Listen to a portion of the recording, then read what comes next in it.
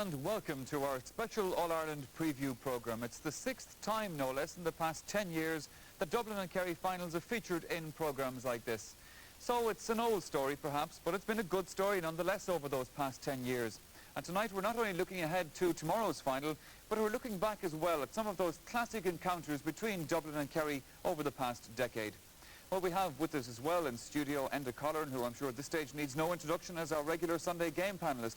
And indeed, Enda no stranger to All-Ireland finals and to playing against Dublin and Kerry in those finals. That's true. I had the honour of playing against both of them with a little more success against Kerry, I may say. But I distinctly remember the 1965 All-Ireland final against Kerry. We beat Kerry that day and I was captain of the team. And I went up to receive the cup and said the usual few words and thanked everybody, and everybody cheered and agreed with me until I came to asking for 3 cheers for Kerry. And some of the Galway supporters thought that Kerry were a little bit physical in that day, and in fact Matty McDonough, who was the doyen of our team at that stage and father figure and almost treated with the same reverence as the moving statues nowadays, he had received a heavy knock early in the game, and I talked about how Kerry played, and it's a great honour to play against them, and asked for the 3 cheers. Nothing forthcoming, only a few muffled boos from the back of the crowd.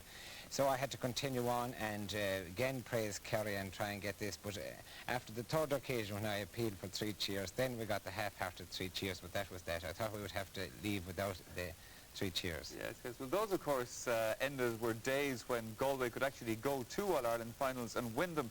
But there have been many finals lost since then, and one of those was that 1974 final.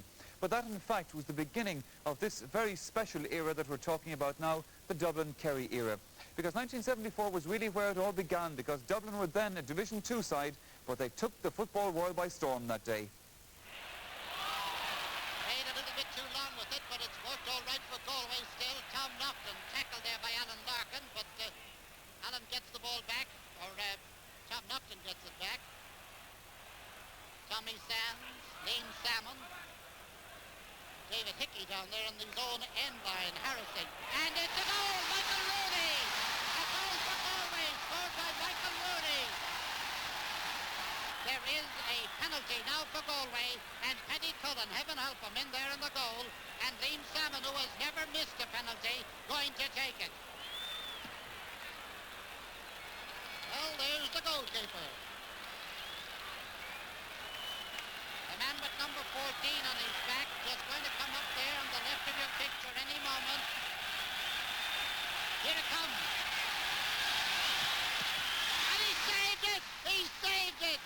Oh, Paddy Cullen. Paddy Cullen has saved it. 18 minutes gone in the second half, and this is Brian Mullen. This is Stephen Rooney. And this is John McCarthy. Still John McCarthy. And John McCarthy sends it over. Alan Larkin is being attended throughout the field. A shortish kick by Jimmy Keaveney to David Hickey, and David fisted over the bar for another point for Dublin. David Hickey, the scorer. And now it is 11 points to 9. Dublin leading, David Hickey again. Jack Cosgrove doesn't hold this one. Jimmy Keaveney does. And Jimmy makes it 3 points.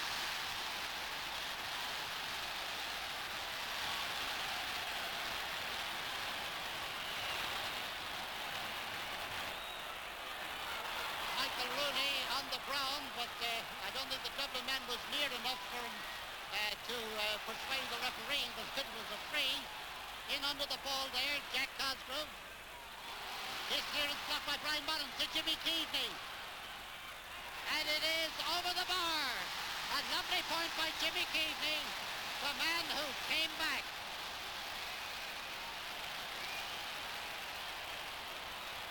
Points to 9, Dublin leading by these 4 points.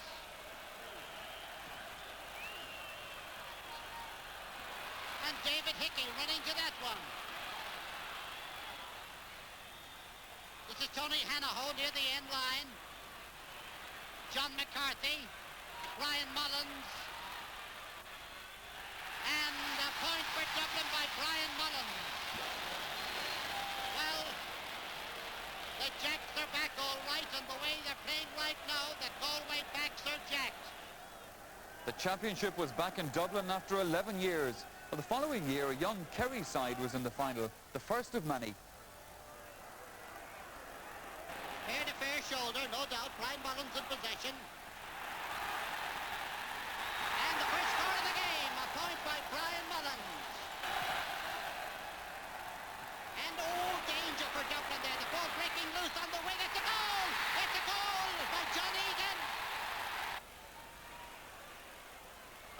towards Pat Gogarty.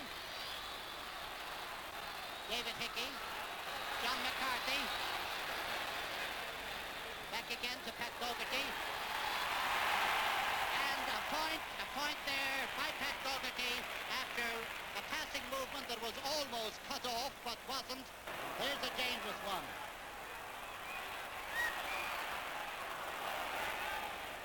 Nicely chipped up there by Mikey Sheehy and over the bar.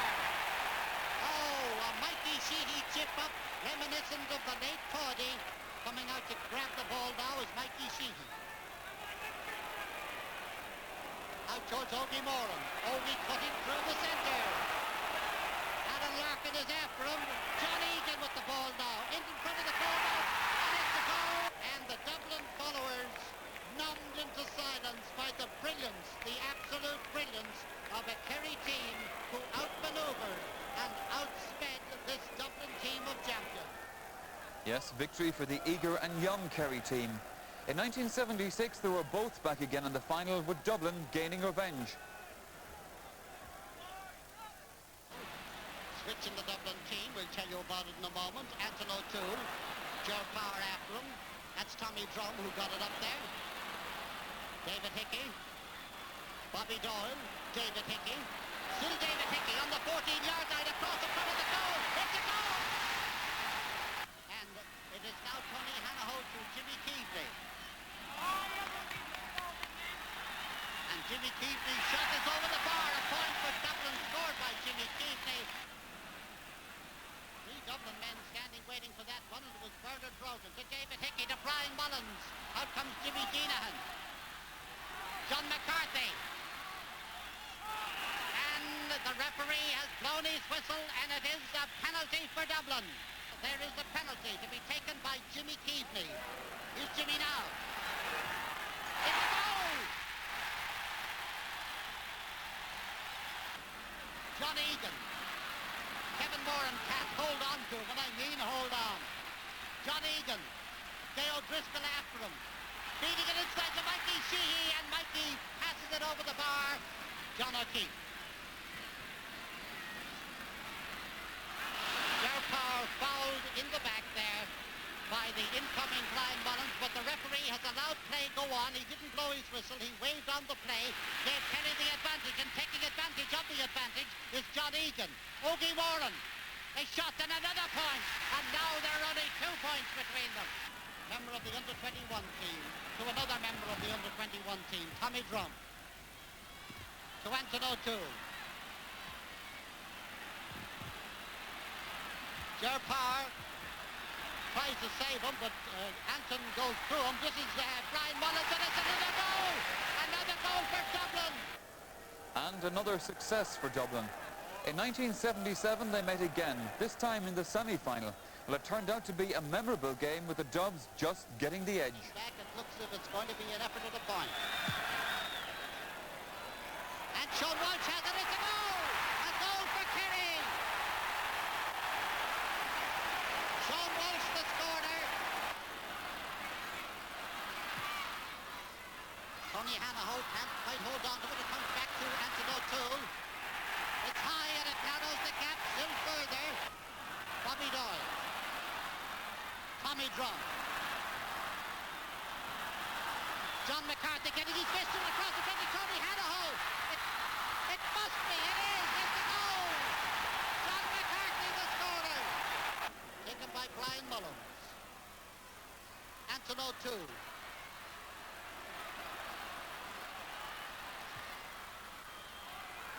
And Tony Hanaho has it now. In front of the goal. It's a goal. Bobby Doyle, the tension and anxiety of the whole lot of them. This is David Hickey coming away now. This is Tony Hanaho.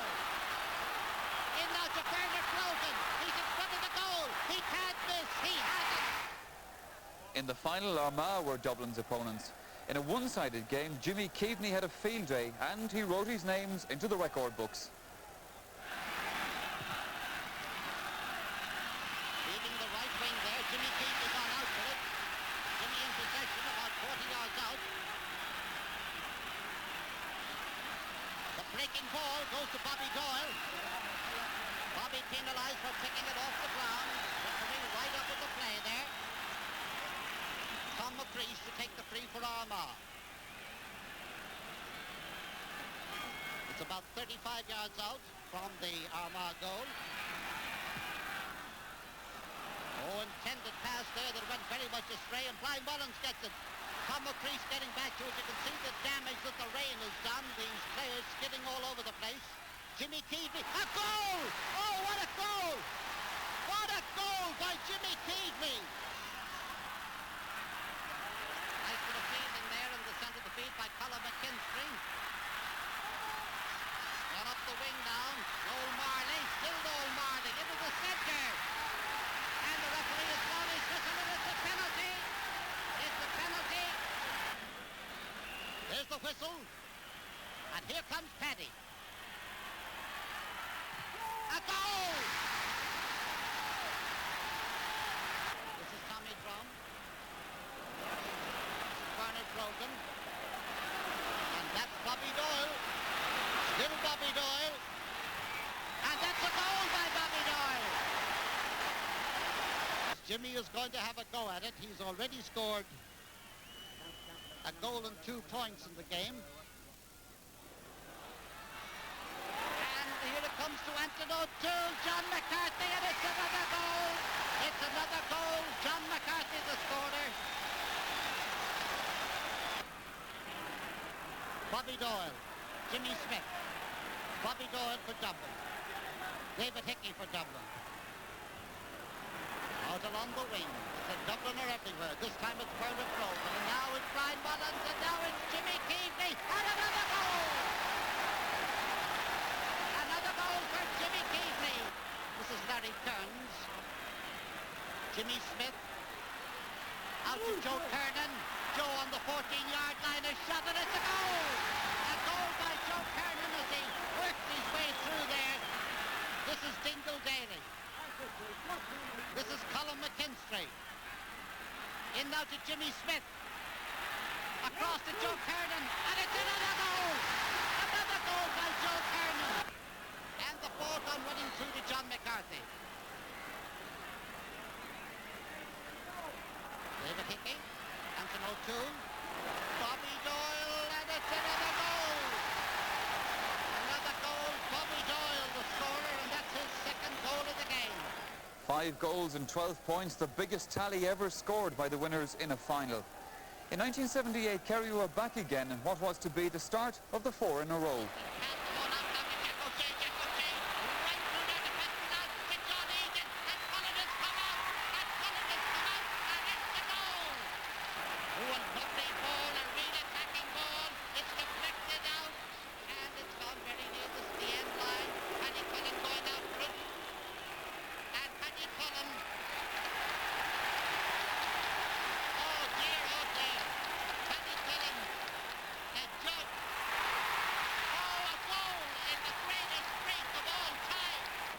The centre of the field again.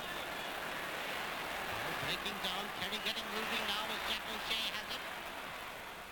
A dangerous ball, Owen Liston, and it's another goal! Another goal for Kerry, Owen Liston the scorer. And Owen Liston outfielding everybody, the ball back into Liston, and it's another goal! Another goal for Owen Liston. And Ger Powell racing up the wing. He's gone up to the right corner. Robbie Kelleher is after him. That's John Egan. And Owen Liston is in there. In 1979, 72,000 people packed in to see the final. Kerry were again the winners, with Mikey Sheehy scoring 2 goals and 5 points. Bobby Doyle is doing his usual wandering in centre field, and John O'Keefe is wandering after him. And up they go for that, and it is Ogie Morton going to Mikey Sheehy. Oh, it's a goal by Mikey Sheehy. Dublin moving up now. Bobby Doyle running onto it. Very near the end line, being chased by Mick Spillane. Bobby cutting inside. Still Bobby. Across to Renane. It's a goal. It's Jim Renane, the scorer. 13 points to 8. And here's the kick. And it's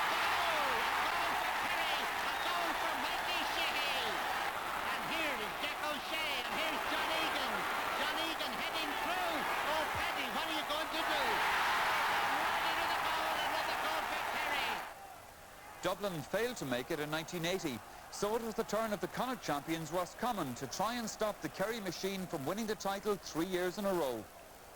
Goal dropped down by Dermot Early. Way up the field now. This is Tony McManus. Nice sail of a dummy there, and he's still going on. Has he gone to it? Must be a goal. It's a goal. It's a goal. And it is a wonderful goal by John O'Connor. Tommy Doyle to pass Spillane. Here's Spillane going through now. Egan has gone out to his right. And to his left is Mikey Sheehy. And there it is, the goal. Mikey Sheehy. That's Spillane. Jack O'Shea. And Kerry lead again as Jack O'Shea sends that one over. 1-7 to 1-6 in favour of Kerry. A far cry from 1962 when Kerry gave Roscommon a footballing lesson. But back now come Roscommon. Dermot Early into the goal, not there and goes for it. It goes off Charlie Derrigan and the ball is down in the parallelogram. But then Kerry started thinking of a fourth title in a row. Offaly replaced Dublin as the Leinster champions and they reached the final. But just a fortnight after their hurlers had been successful, Offaly looked for the double. Egan up to own Liston, Liston back to Egan, and now they're really rolling.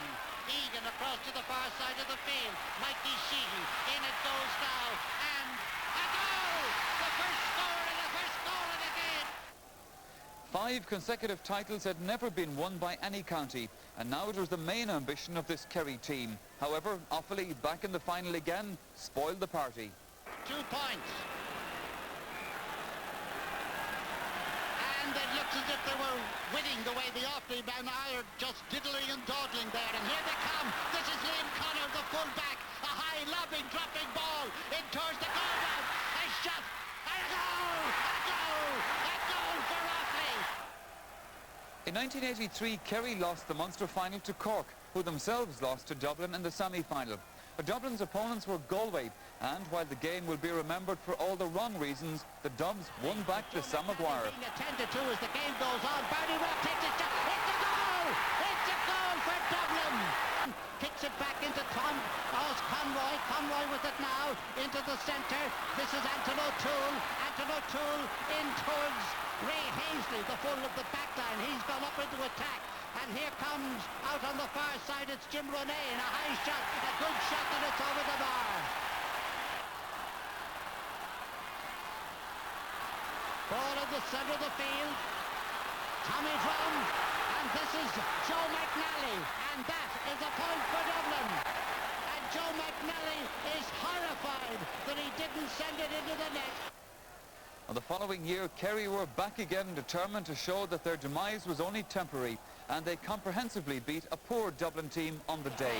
Ball being dropped or what have you. Here comes Kerry, John Egan. In now into the centre. This is John Kennedy. He takes his shot and he sends it over the bar. John Kennedy, a lovely flick there.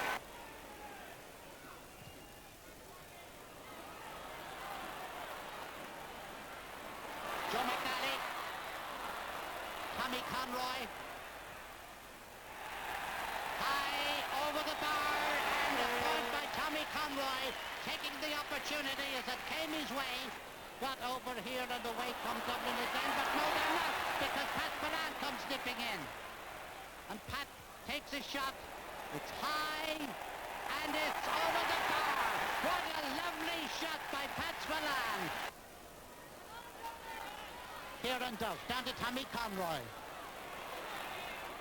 Crossover now towards Barney Rock. In front of the goal. He takes a shot and it's a goal. No, no. Wait, now it is. It is. The referee went in to award a 3, but decided a goal. Barney Rock. This is Ger Power, who's moved out into the half line. This is John Kennedy, who's moved over to the far side. This is Pat Spillane, who's still out there. Still out there in his own wing. Or is it? A lovely kick, a lovely point. Oh, what a beautiful point. Tommy Drum under pressure. Oh, dear, the pass that went so wrong. And the power, this is Ger Power. And this is Jack O'Shea, and it's over the bar.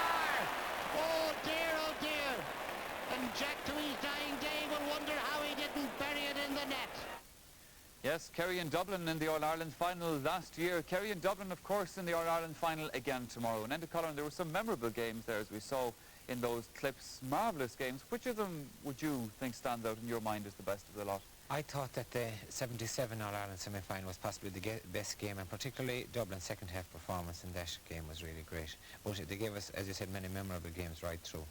But what do you think, Enda, this whole business of the Kerry-Dublin dominance during the 70s and indeed again now in the 80s, simply a good thing or a bad thing for football? Yeah, well, I suppose general opinion would be that new faces are needed, really, every now and again to keep the interest there. But we have to take into account that all the other counties have got their chances in the meantime, and they haven't come up trumps. And also we have to take into account that Kerry and Dublin seem to have more dedication and commitment than the other teams when it comes to the championship. And also they have O'Dwyer and Heffernan as the chief motivators.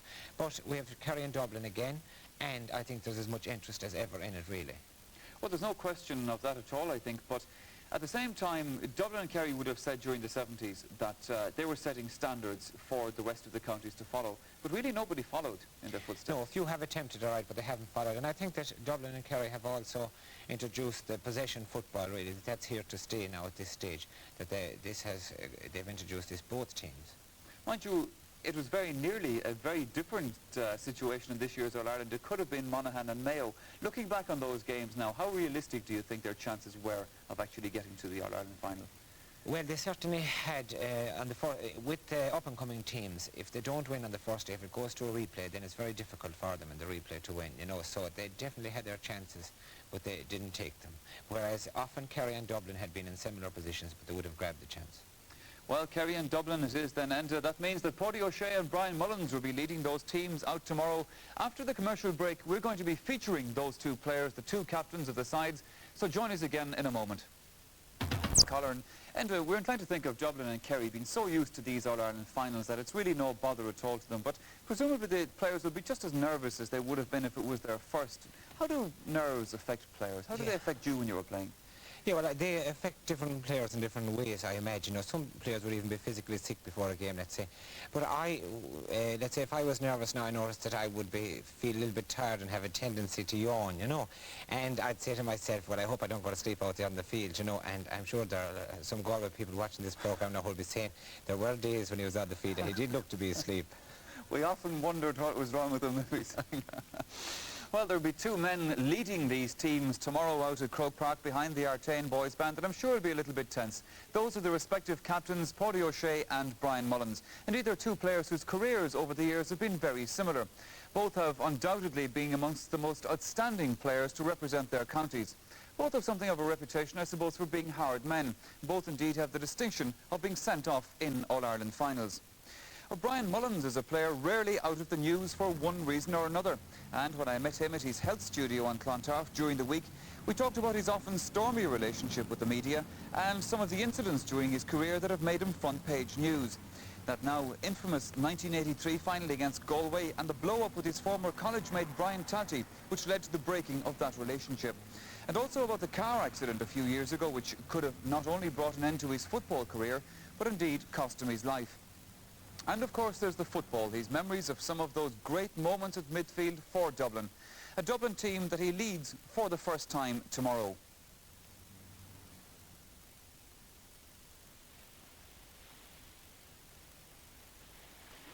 Well, like the Dublin captain, Pádraig O'Shea has also found time away from the game to go into business for himself.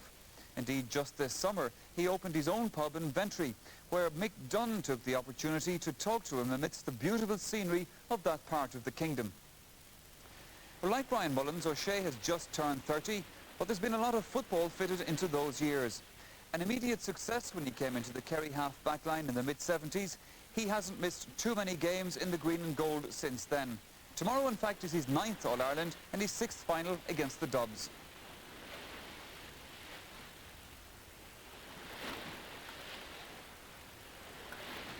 Paddy, let's reflect on the Dublin-Kerry rivalry in modern times. 1975, Dublin were the defending champions, and you were very young, very keen, but very determined to win that All-Ireland.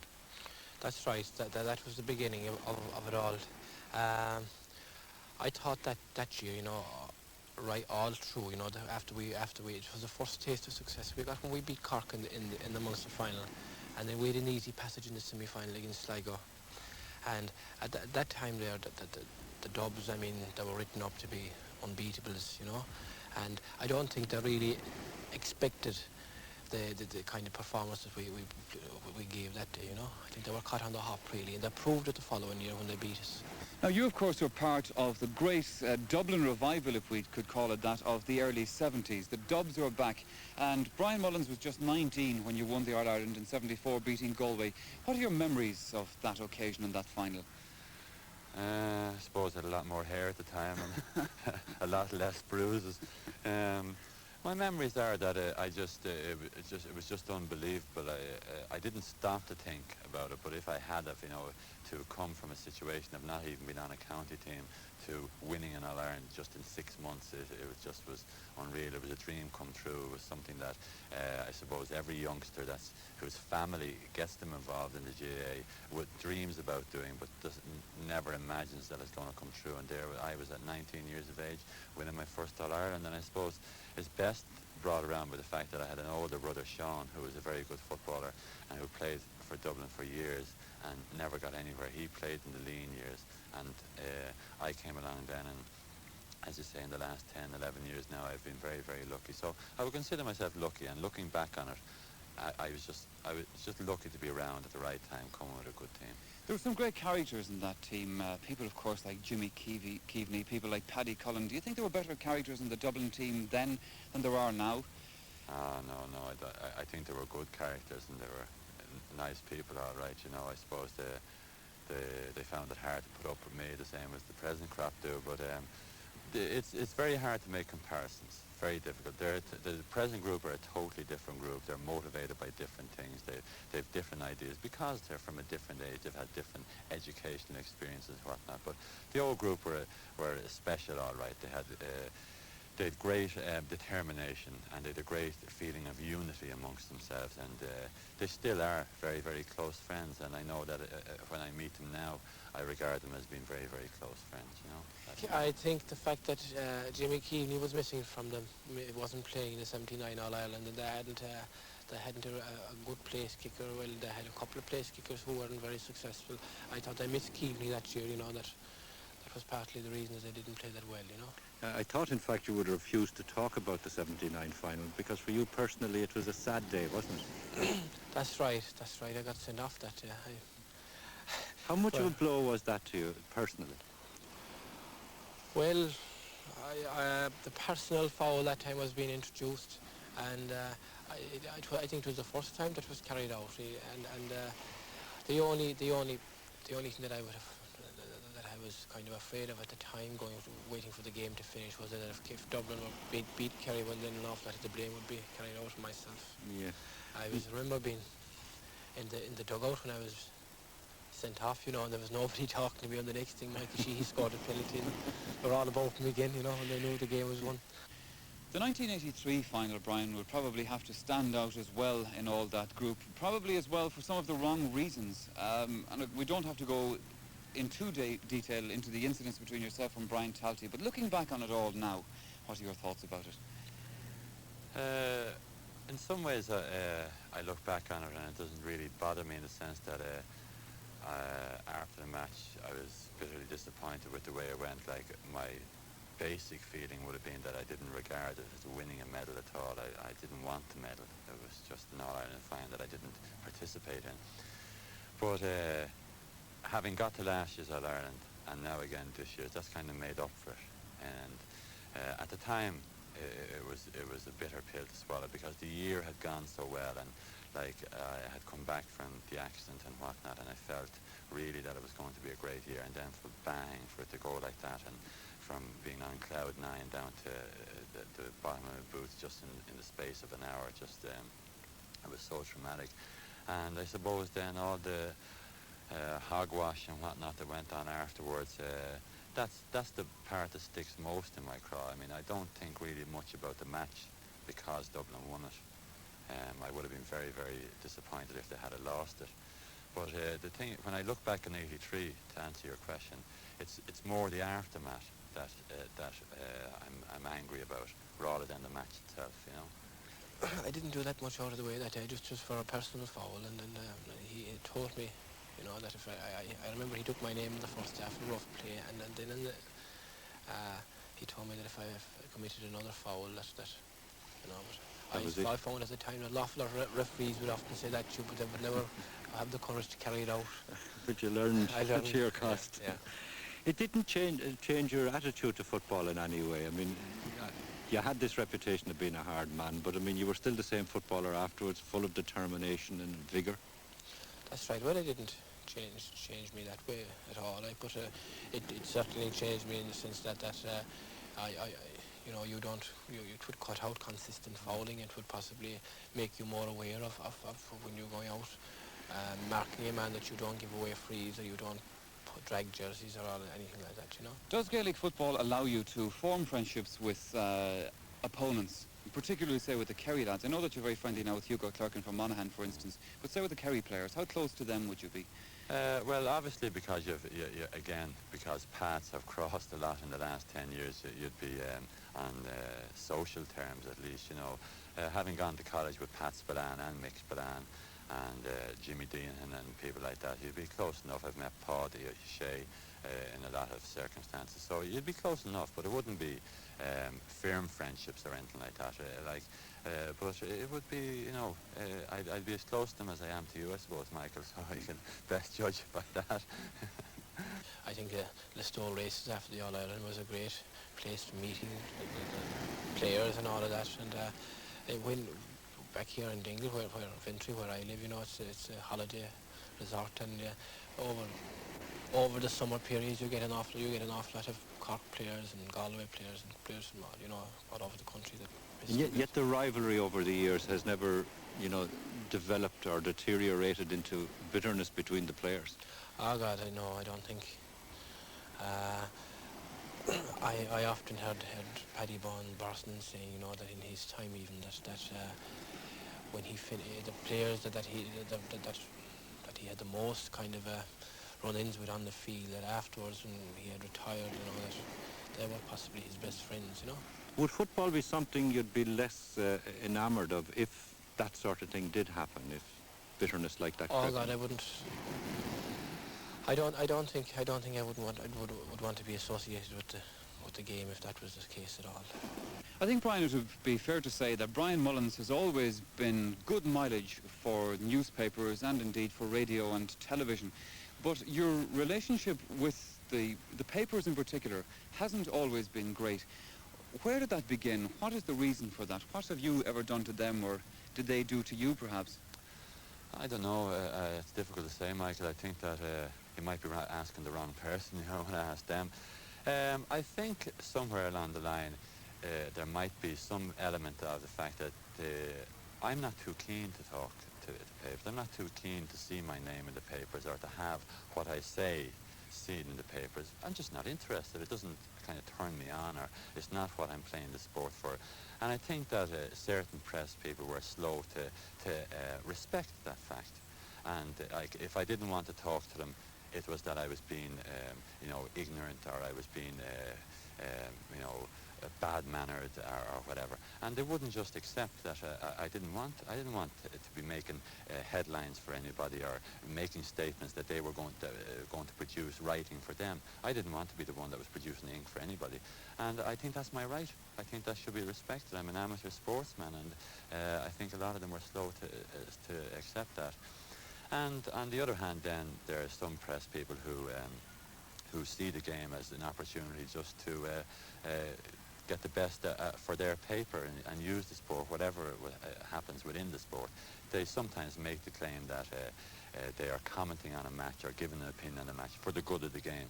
But that doesn't carry with me a lot. I think a lot of them prefer or you know, like to push themselves and push their opinion on a particular game or activity for their own sakes and not for the sake of the game. And here you are in the little village of Ventry, out in the corner of Kerry, and because of football and because of your involvement in it, you've become a national figure, in fact an international figure, recognised in places in Australia, America.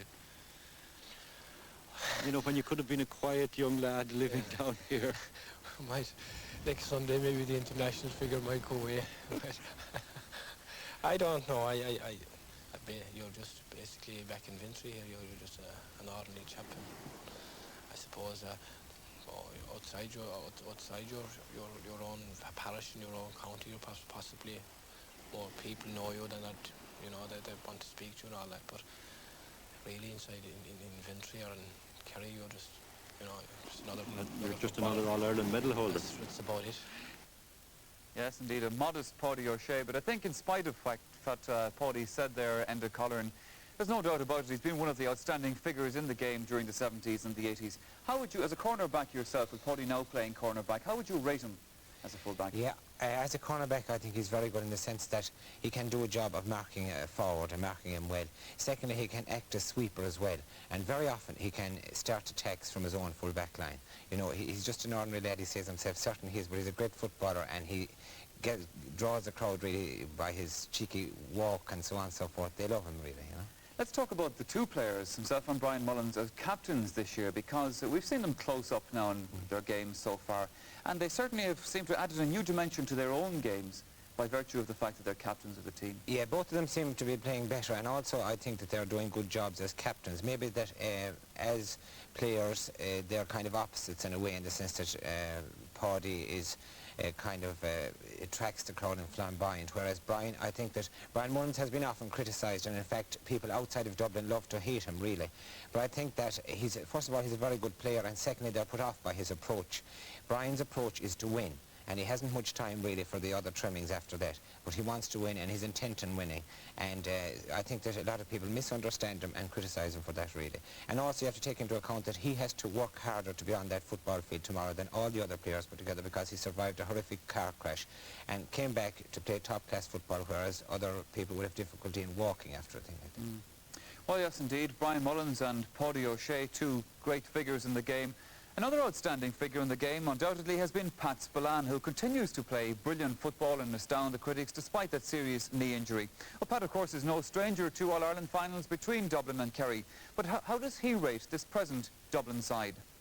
The Dublin team hasn't really struck form yet, and it's winning. It won the semi-final replay by 8 points, playing poorly. I dread the day that they're going to start hitting form, and hopefully it won't be against us. You're hoping it won't. No, it's a sign of a great team that they can win games so convincingly with less than 50% of the possession.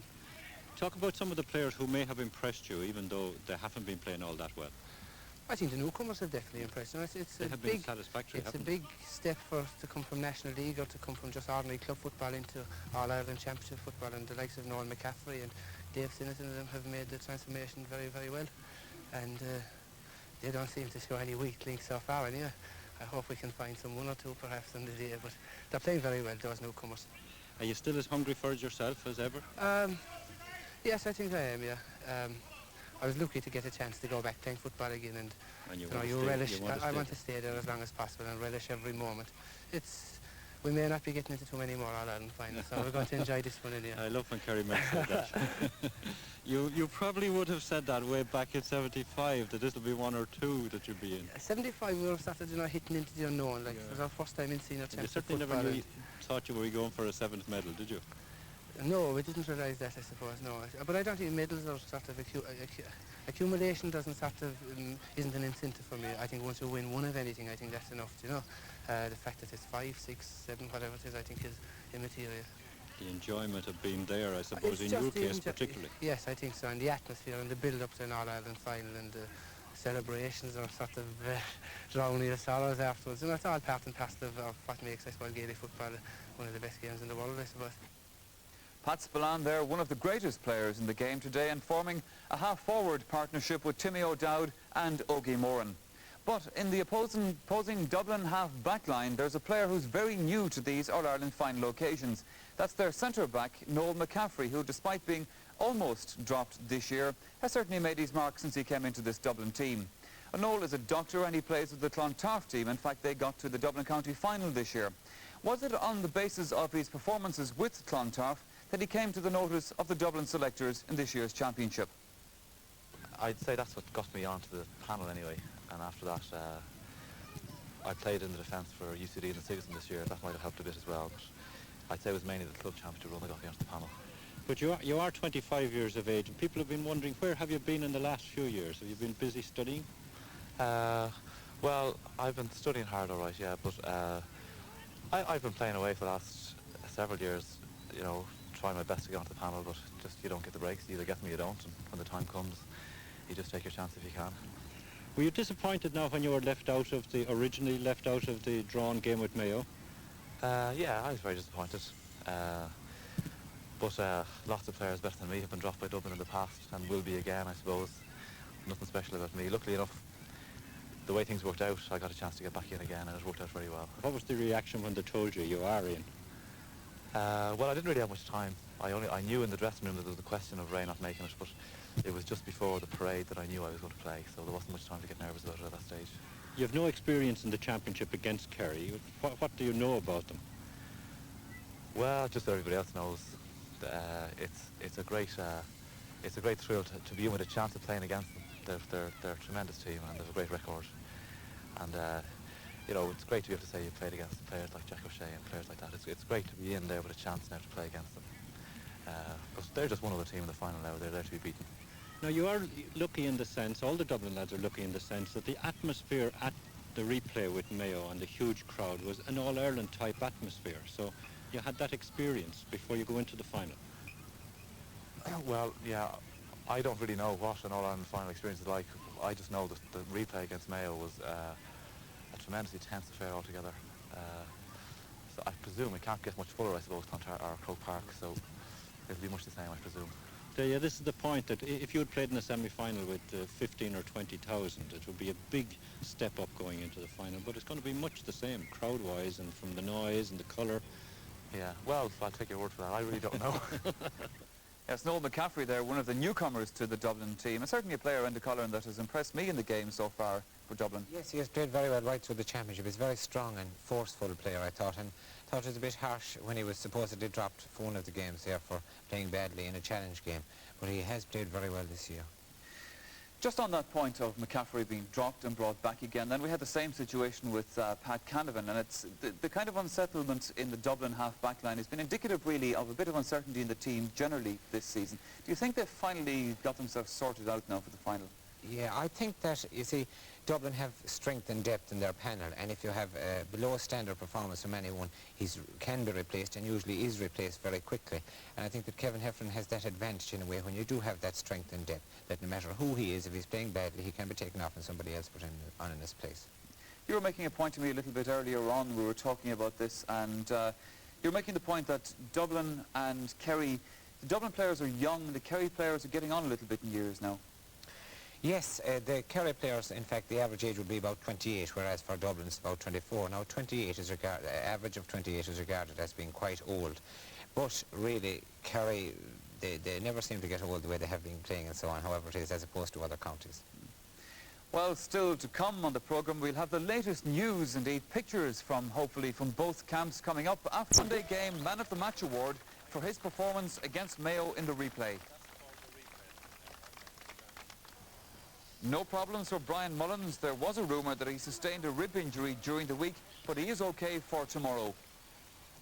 Well, a large group of supporters turned up at the session, and Mick Dunn asked Jim King what was the reaction to Dublin being in the final again. As I say, they've been out here in their hundreds, you know, and they're hoping for a victory this year after last year's defeat. Do you think they've been coming here looking for tickets in the last few nights? I'd say that was, a lot of them came here looking for tickets. Did they get any? Unfortunately, they didn't, but, you know, they went to the clubs and we had associate members which were open to all Dublin supporters, and we gave them tickets. Each one got a Hill ticket. In your experience now as County Secretary, what's been the reaction compared to other years, last year, say, in the search for tickets? People say, oh, we need new faces, we're bored with Kerry and Dublin. When people say that, you know, they believe that people are getting fed up with Kerry and Dublin, but the demand is greater every year, and if we had a stadium that could hold to 100,000 people. How many tickets did Dublin get? We got about 17,000. How many do you think you would have needed? Oh, we could have sold 30 or 40,000, which we did sold 30,000 for the semi-final. What's your prediction for tomorrow? Are there lessons to be learned from last year? Have they learned them? Well, they have, I suppose, having been beaten by Kerry last year, they'd be more confident or more determined to go out and win it tomorrow. Do you think their new faces have made them a stronger, different team? It's hard to know because the games we played, we didn't play to our full potential, and we've won them. And you know, if they all hit form tomorrow, well, who knows? Where did all these tickets come out? I thought there were no tickets in Dublin at all. We're coming here all the time, so we're excited. Brian's hard to get them to us. You're not afraid of You're not afraid of getting those snatched away from you, are you? No, we just snatched them ourselves. We're here every Tuesday and Thursday. You're holding on to them for dear life. There's stand tickets as well. Yeah. So you must be privileged people, are you? Oh, there's no privileged people in the jail. Well, when you're 68, Not unless you're Dublin, not unless you're a millionaire. In 1934, I was until 16. What match did you see then in 34? Dublin and Galway in the final. Michael, I played out here in 35 and 36 for Towers at Dublin. When? And you've been watching them since, have you? I have indeed. Have you been impressed watching them in training? Well, I mean, I never realised what training was like till I came here. Did you do anything like that? Nothing. Under a bush. No throws and hits and kick at it. Well, do you give them much of a chance tomorrow? Well, certainly do. Why not? What do you mean much of a chance? Everybody's making Kerry hot favourites. There's the score now. That's the way we want it. 2-12 to 1-7. 3-12 to 2-9. That's a bit optimistic, isn't it? Oh, no. What about Jack O'Shea and Pat Spillane? What about a washout? Look what they did to you last year. What about the trainee that was playing for Mayo? Revenge is sweet after last year. Do you think so? You're going to get it. Well, the pressure's off Dublin. Tell you one thing, Kerry win tomorrow. Are you worried about the rain? Are you worried about the rain? No, not a bit. Well, a pretty confident bunch of Dublin supporters there. Well, down in Tralee, the Kerry team were having their final workout at Austin Stacks Park. Now, it's a scene that some of these Kerry players have been through many, many times before, and they're well used to these preparations for the big match. Well, Ger Canning was there this morning to see them train, and he was also there to see them off to the station. And the time has finally come for Captain Paddy O'Shea to lead the Kerry team onto Austin Stacks Park for their final training session the day before the big match. Yes, welcome to Tralee, because here the Kerry team undergoing their final moments of preparations. Well, they've been through this, of course, so often down through the years that the whole thing now moves like a well-oiled engine. They're used to it and they love it. There was a suggestion in one of this morning's papers that some of the Kerry team and supporters might be getting just a little tired of All-Ireland final weekend, but don't you believe it. This is one they want to win. They always like beating the Dubs. They want to win their 29th title, in particular for their captain, Paddy O'Shea. Tralee was a change for us this year from the point of view of myself in Dingle. It was nearer to travel, you know, and we got an awful lot of supporters in and all that, and the atmosphere was good here. We were pleased enough with the pitch. Agus tá a lán tá leis na halbhócáin, a bhfuil? Tá mana hásta go chéan dianta pe mar adults ní bhaine is a dhéanamh in law. Well, Gennady and Toilet. Well, Paddy O'Shea is a legend here in Kerry, and the fact of he being captain this year is a very big thing to the players themselves. And Paddy has given tremendous service to the county since 1975 as a senior player. And it would be very fitting if he brought the Sam McClure back to West Kerry this year. Paddy is a tremendous fellow himself. He's a great motivator. He's a wonderful captain. And for the past 2 weeks, I would say, to be fair to him, he has phoned me at least 3 times a day, making various requests. Nothing out of the ordinary, but his main concern was his players, and he certainly wants to look to this year as captain of the team, and I sincerely hope, for Paddy's sake, that it will happen. Well, you've been plagued by injuries, of course. Just tell us about the last 12 months. It must have been a nightmare for you at times. But it has been. I've had 2 serious injuries, 2 bad ankle injuries, and I was unlucky to get a hamstring against Monaghan, but everything is cleared up now, and I'm just delighted to be able to play. Well, Paddy, like 4 others, is going for his 7th medal tomorrow. You're going for your 6th. Is it easy to motivate yourself after all those championship wins? Well, I think playing Dublin will motivate us. I'm glad it's Dublin because they'll bring out the best in Kerry, and likewise, Kerry bring out the best in Dublin. Well, Sean, let's move on to Ogie Moore. And Ogie, you've also had some injuries. They're not terribly well known, but you've had a disc problem in your back. That's right, well, yeah, the disc problem there, it was a little crack in my disc, you know, but it's taken off now and it's grand now. Do you think in retrospect, having been taken off in both Monaghan matches, that you should have declared yourself fit for those games? Well, I suppose one of the reasons I was taken off because Kieran Murray is a fine centre back, you know, I would like to make an excuse or anything, but I probably wasn't that good the first day. I probably shouldn't have done the first, but the second day was fine, you know. I mean, I was well cleared up the second day, you know, so it's probably Kieran Murray more than the distance I've been taken off, you know. Well, you've been through it all before. Let's talk about the build-up for just a change. Do you mind all these interviews being played by reporters and journalists? Not really. I suppose it's part and parcel of it, really, you know. I mean, they have a job to do as well, I suppose. You know, it goes both ways. They got to try to fill some stuff, and it isn't too bad, you know. But on the last day, the last 24 hours before the big match, everybody seems to be psyching one another up. I can see that out there in the field at the moment. Yeah, it's always tense at the end, you know. I think that usually if you're working during the week, it goes fairly fast. Towards the end now, you're kind of at a loose end, and it generally goes a little slow from now. The train journey is long now, you know. And tomorrow morning's a bit long as well before the game, you know. But we're all together now, so we'll help each other out. So, after 4 weeks of waiting, it's time to depart for Dublin. 4.5 hours travelling ahead of us. Well, ladies, I know you want to wish the lads well. And of course... Hello, bro. You're Paul's nephew, are you? Yeah. Do you think they'll win tomorrow? Yeah. By how much? About 4 points. Oh my, some game. Are you confident in tomorrow's outcome? I am cautiously optimistic. I think that would be the best way to put it.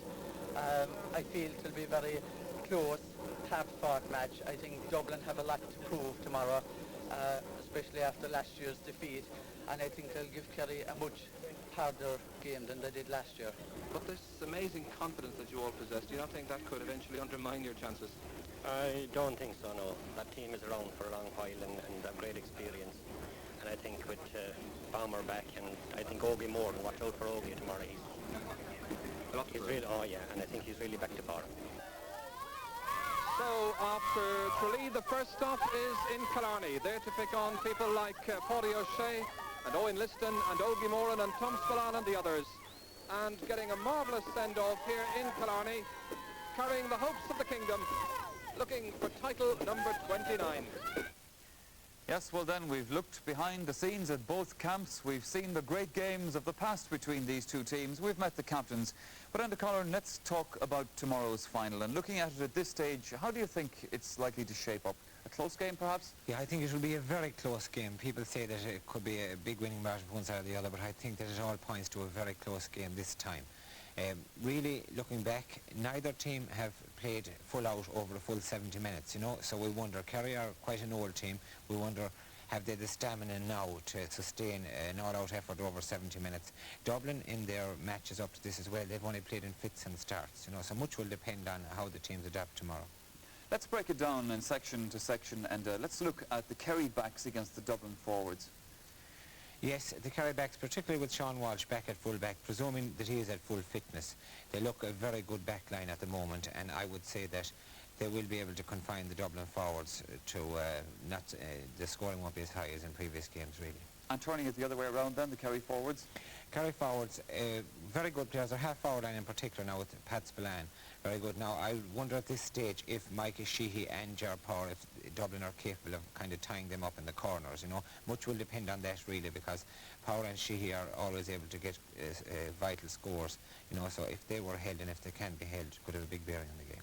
And briefly, midfield obviously is going to have a big bearing on it as well. It is, yeah. Difficult to say about midfield because it's difficult to figure out what pairing Dublin will have when the game starts there. But Jim, I thought that Kearns played very well last year when he came on, Jack O'Shea at midfield. Perhaps we could see him there tomorrow. So it's difficult to say about midfield. And just one last one, Enda, I know you're wearing a little bit of blue tonight, but are you going for the Dubs tomorrow? No, I might have a little bit of green and gold tomorrow. I think that Kerry might just shade it by a point or two.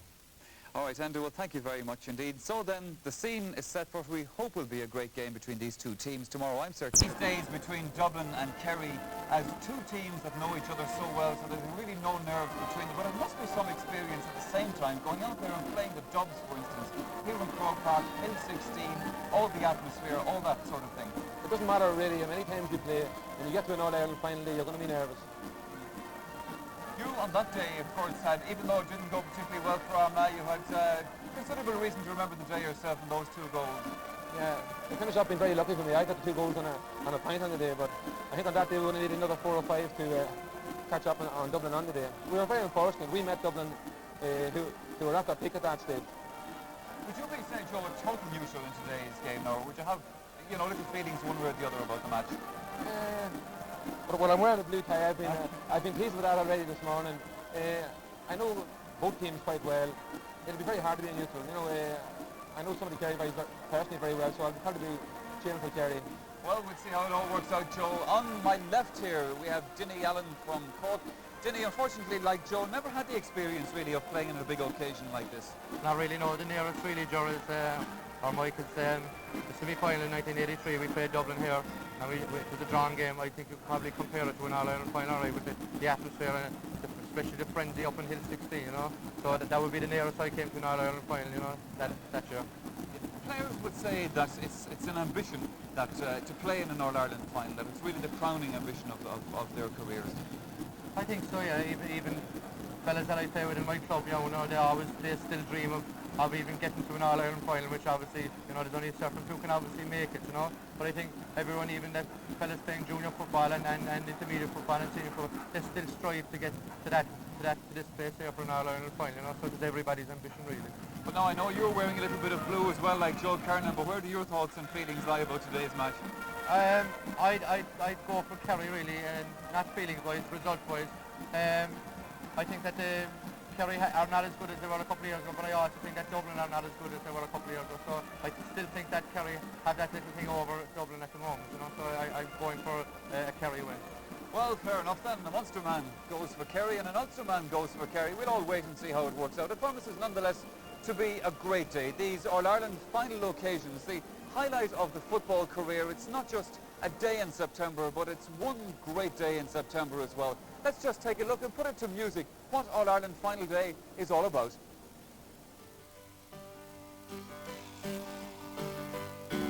Well, you put a lot in and you worked real hard. There were days when you tried, there were days when you started trying to please the crowd when they're unforgiving. There are easier ways to make a living. Well, we've come a long way since the start of things, when we've seen the joy that hard work brings. You made us cry, you made us smile. You hit the front, now it's all worthwhile.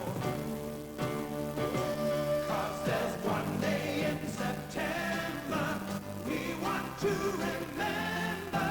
There isn't any doubting we'll be in there shouting.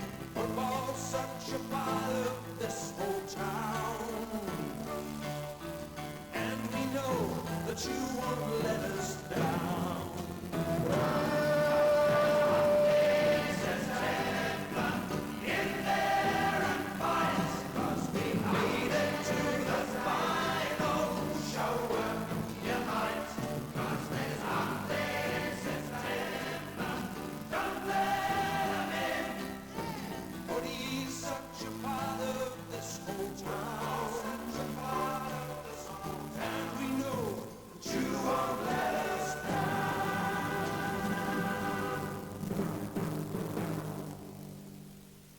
Yes, indeed. One day in September was the music, and it's a day in September that we're all looking forward to. In fact, it's interesting. It's a little bit blustery here today. The weather in Dublin was quite beautiful this morning, but it's beginning to change a little bit. We hope that it stays well for this match, and nonetheless, after all those wet Sundays that we had during the summer, it's, I think, ironic that we have a fine day here in September for this big match. Well, now, we saw the Kerry team there in our little music piece, but we saw as well this morning the Kerry team as they prepared in these final hours before the big match. They travelled up yesterday to Dublin. Their stay is in Malahide, and that's where the team are usually sited. So let's join the team there then.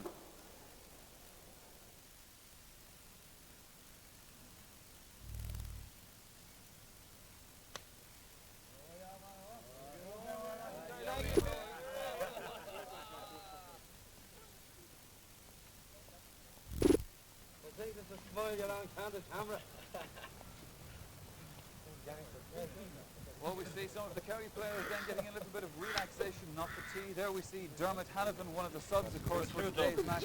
Jack O'Shea marking the card there. And a little bit of relaxation for the players before the game.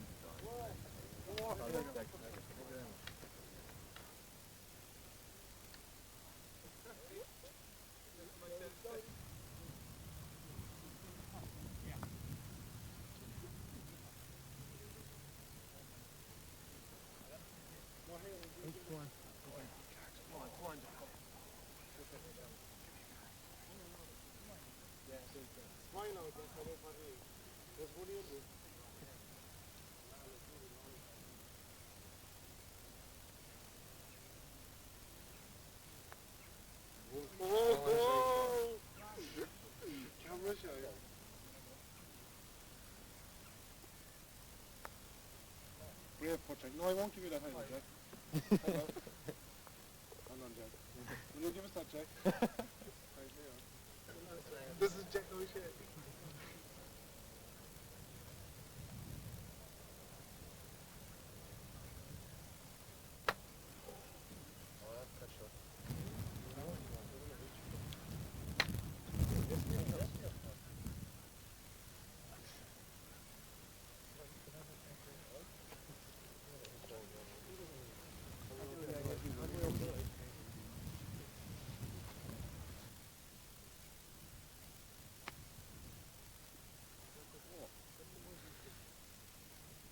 Jack, that brought the acclamation of the teammates there. That could have been a little shorter, though. Could have been a little short in my eyes, yet. George, it takes me a while to have to focus in after getting up in the morning. It's a tremendous way to spend the morning of an All-Ireland final. Yeah, it's regular here with us. We come up here every year. I think the people here, the same people here every year when we come up, and we just come up here for the crack as well as playing, you know, and they enjoy us coming here in the morning, the All-Ireland. I think it's a part of their All-Ireland Sunday as well. Despite the fact they're Dubs. Well, despite the fact they're Dubs, someone has to support Dublin, someone has to support Kerry, so that's the way it goes, you know. What about the boys you're playing against here? Should we go up to the green and just see how they're getting on?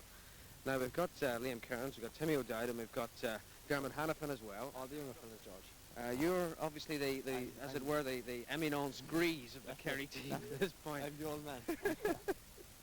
But they're teaching me, you know. How is the, oh dear, it's just as well we didn't see that one. That Timmy O'Dowd has just made something of a mess, should I say, of a little chip there. It's just as well we're not looking at that, would you say so? Oh, well, Timmy is not very good in front of the camera. He's saving all for Croke, you know. I was just thinking that if you get all the bad shots out this afternoon might go a bit This better. afternoon goes better. Who's winning the golf at the moment? Well, Dermot. Dermot is he thinks he's next Munster champion, so I see. we have to listen to what he says, you know. Shall we have a word with Dermot? Okay. Dermot Hannafin, we might as well put the pressure on him. He's one of the subs this afternoon, and according to Jack, as you've just heard, he is a future Munster golf champion.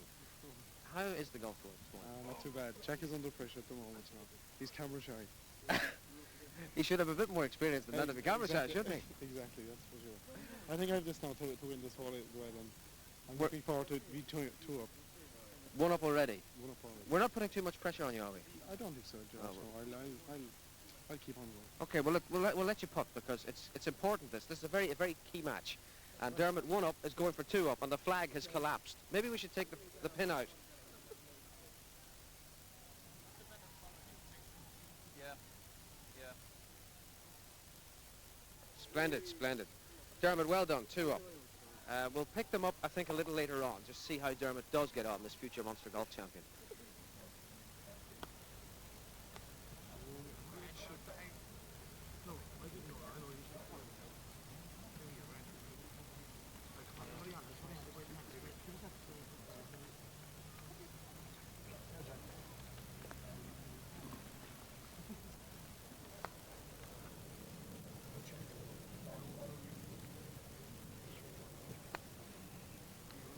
Nearly walked.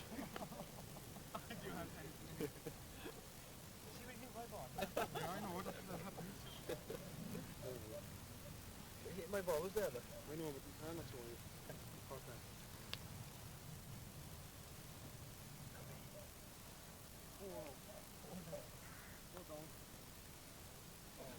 I chipped this on below. This is for a hand.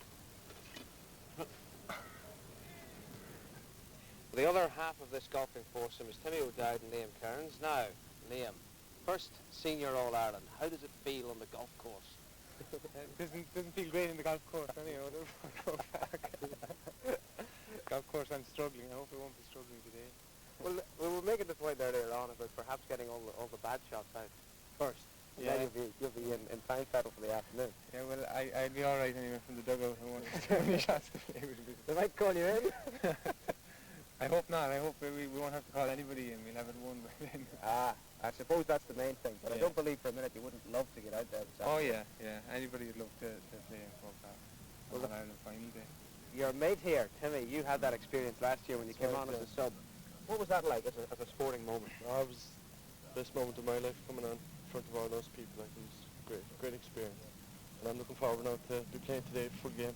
I'm sure you are. And how do you approach it? I mean, given that you're out here on the golf course. Well, coming out here on the golf course is taking your mind off the game for a while, you know. But come 12 o'clock, back on your mind to be back on the game. Like, the butterflies will be starting to fly around. And Jack, you were talking about the characters a while ago and the people who follow the Kerry team and the people involved in the Kerry team. And you up in Dublin, you told Micheál Marhurt he trains you, didn't he? That's right, Micheál trains us, and as Micheál might say himself, we have a great chance today. Yeah, Micheál has been one of the great characters, and I actually owe probably most of my achievements that I've won in my career to Micheál, because he has been training me for the last eight years. Actually, when I was at Kerry Minor as well, I was in Dublin working at the time, and Micheál looked after me then.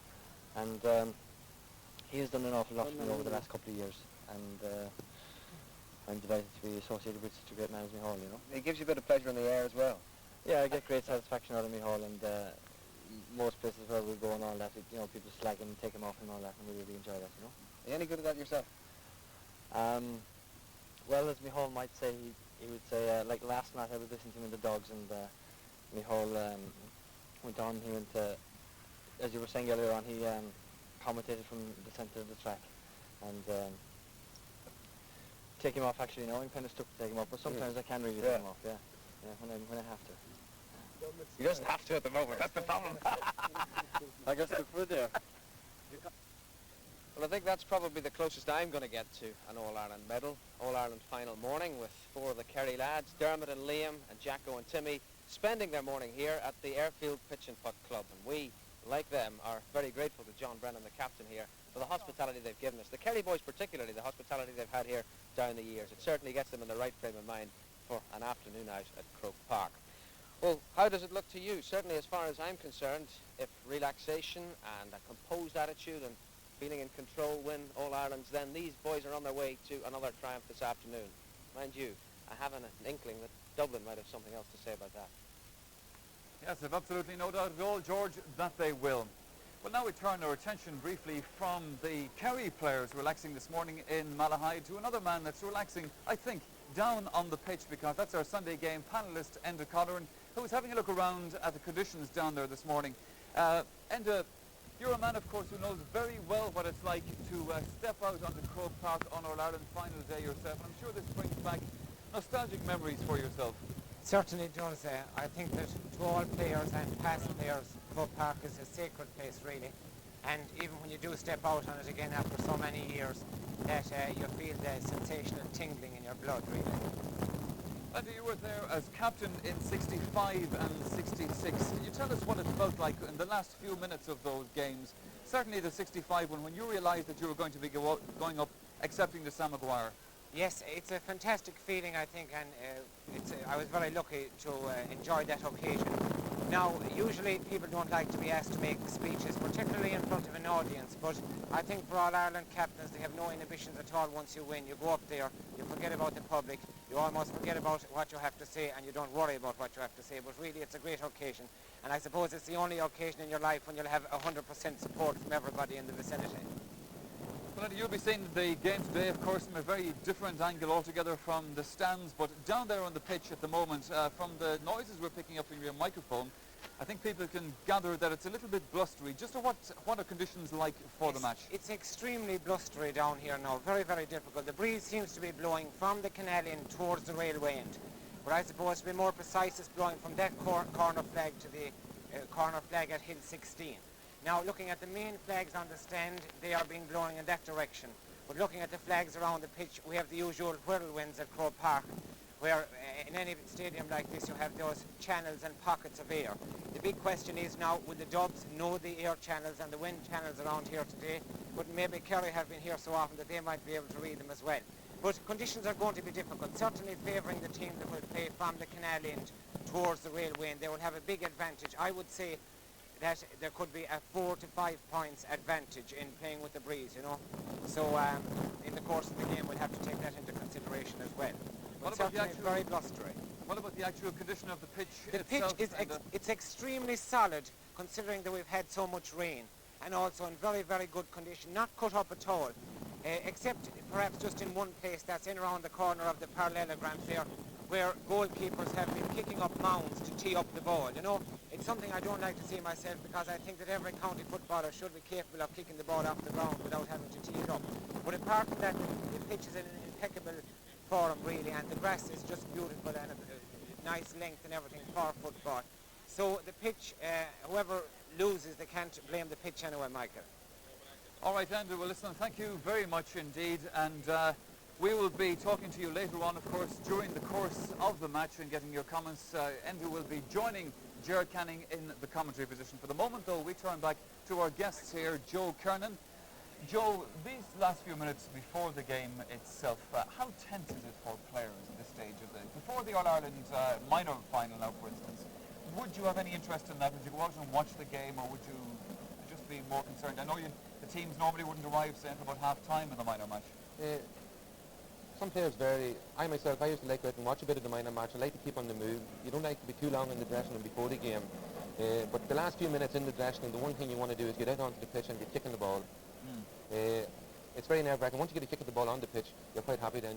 All your worries are gone. You want to get the game started. Yeah. Do you rely on maybe a character or two in the dressing room to sort of get the atmosphere going and things like that? Yes, I think every team has their characters. Some people are very, very tense. And even in Armagh, we had a boy one day was sitting reading before an All-Ireland semi-final, reading the Sunday papers. Yeah. It's hard to believe that's what happened. I won't mention them. Were they going for you that day? Was what going for me? Were the papers? Oh, the papers, no. Our record in Croke Park has been very, very bad.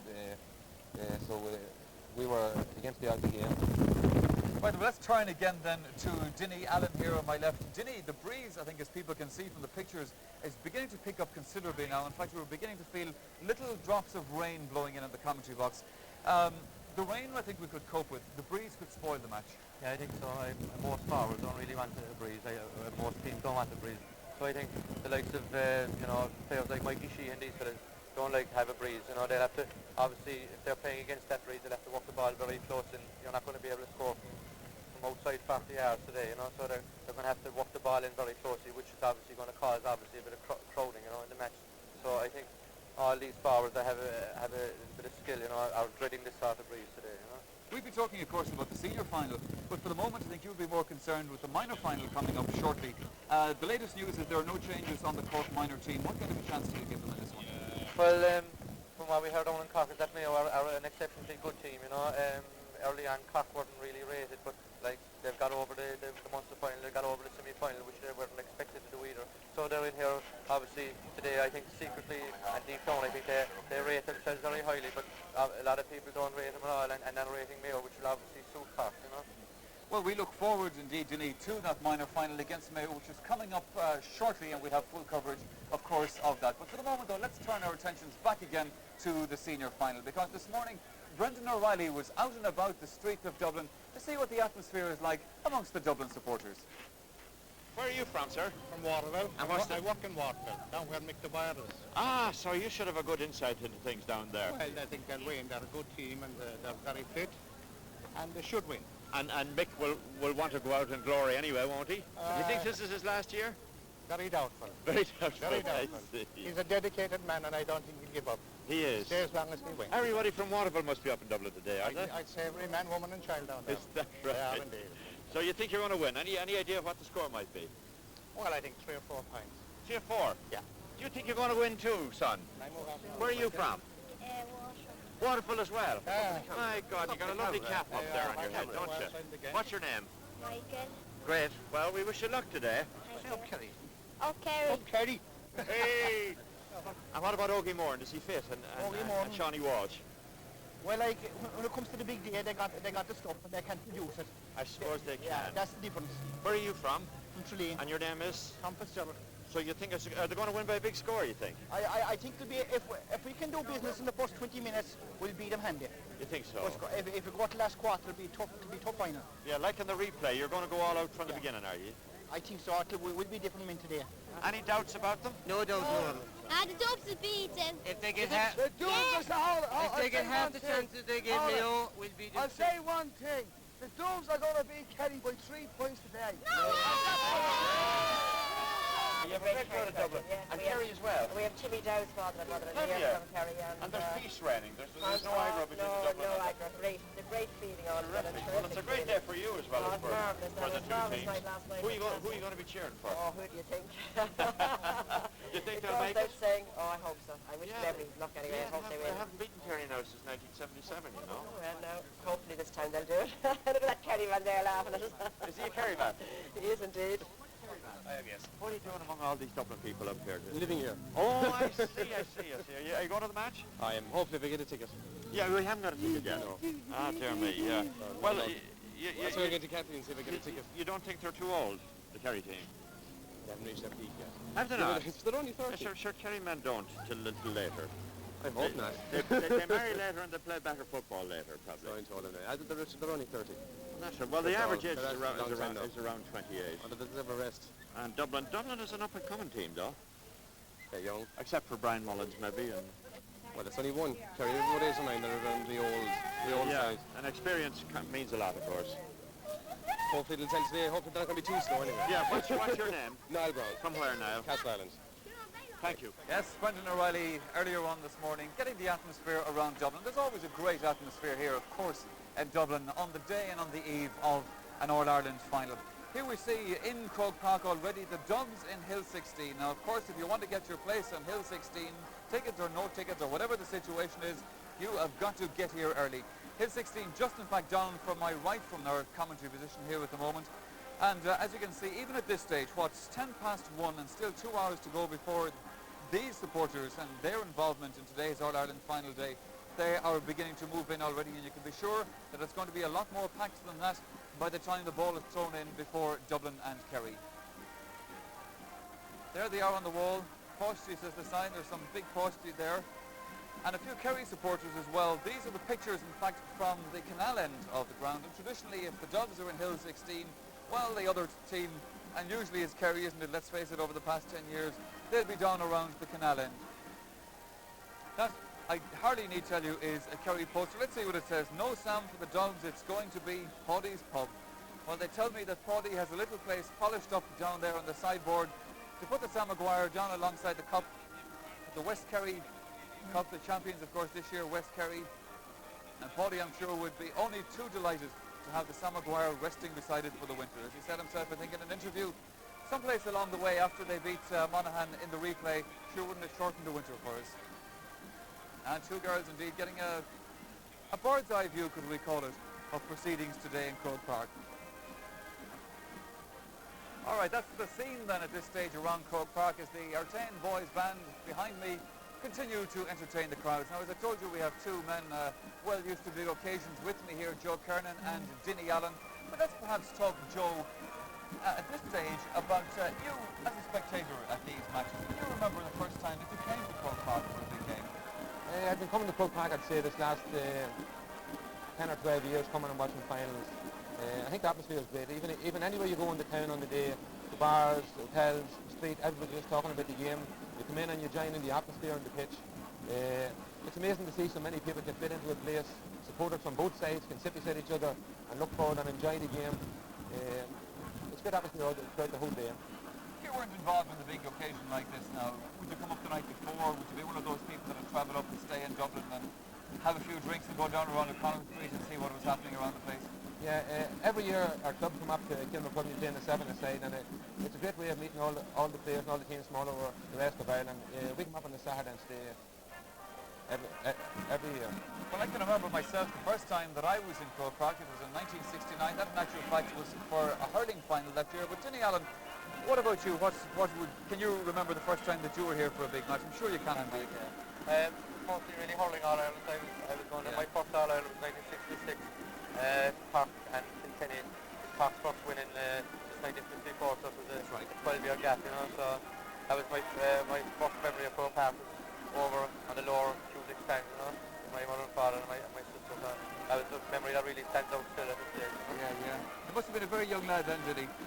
Oh, well, that must have been, I'd say, it was about 5 or 6. What about the first football final that you remember then? My first football final that I can stand out with me really is because I think it was around 70-71. Seamus Sladen was playing with Galway, but he actually came to Nemo Rangers, my club at the time, you know, so he actually scored 2 goals and 3 points. They played against Offaly, and Offaly beat him, but Seamus Sladen scored 2 goals and 6 points to play, you know.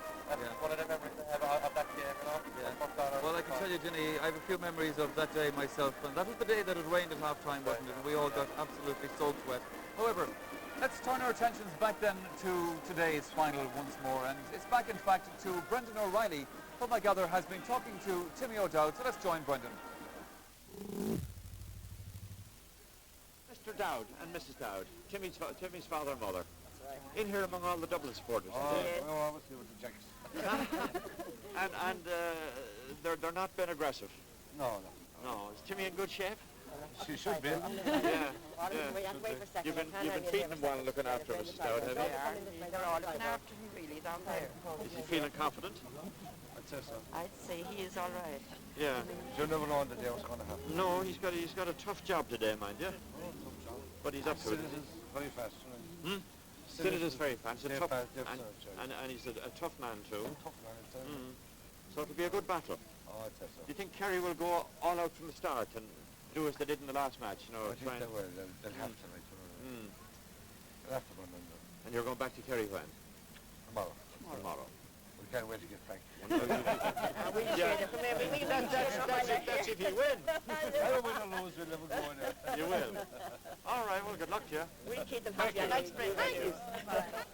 Gentlemen, can I join you for a minute? Certainly can, Great. You're enjoying yourselves even before the game, what? Well, hopefully a bit more after. It's going to be a tough one. I would say so, yes. Yeah. You think it'll be close? We'll win. You think you'll win? We reckon very confident. We hope so.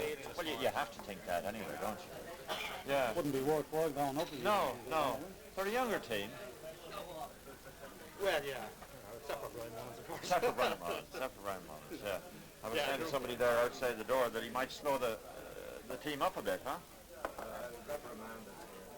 Well, he slowed the game down maybe, but to our advantage. You think so?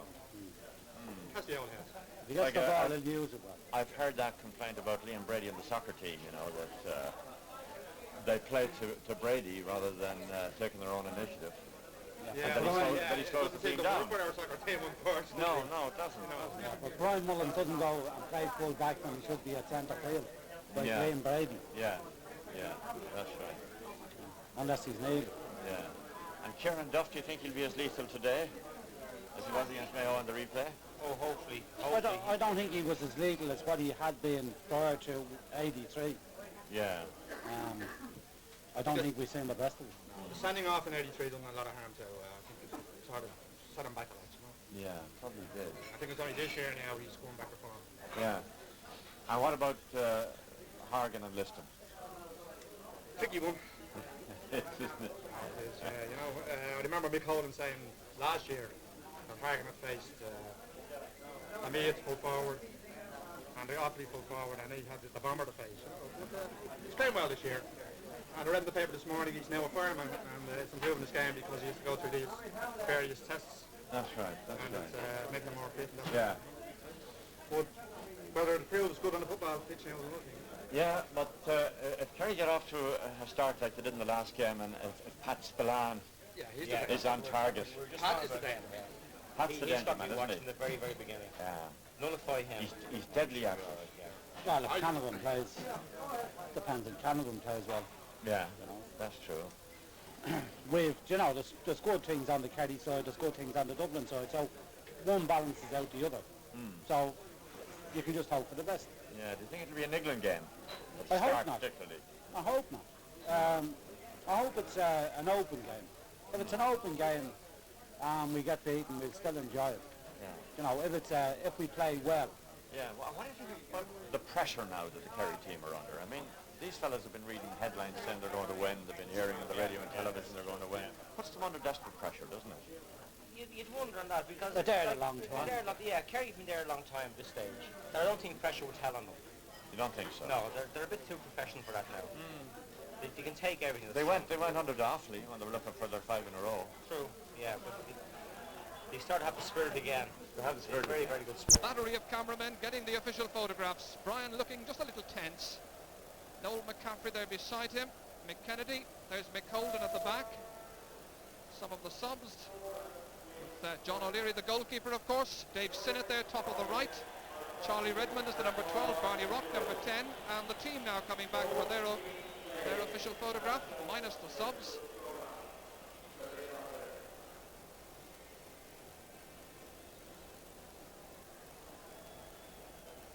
Deep intake of breath there by Joe McNally, and so they head away towards the goal away to our left. And now just listen to the welcome that greets the champions from Kerry. Their 9th appearance on All-Ireland final day in 11 years. Mikey Sheehan, the number 13. What a great player he is, such a skillful performer. There with the subs as well. It's a very big day for them also. Here's the Kerry captain, of course, Paddy O'Shea. Paddy today playing in his 9th All-Ireland final. His record so far, of course, 6 wins out of 8 appearances.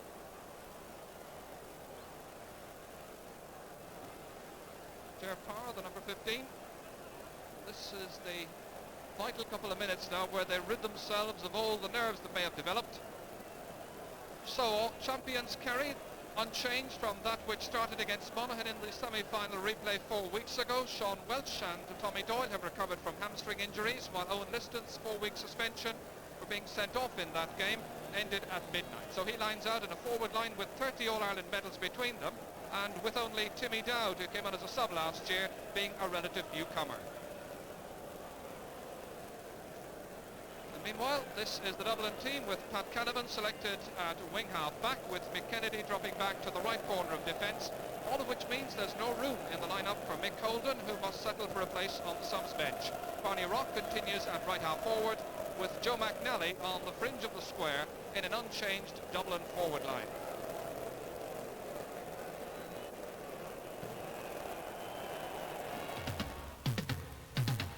So, for the 6th time since 1975, it's the big two of Gaelic football who take centre stage.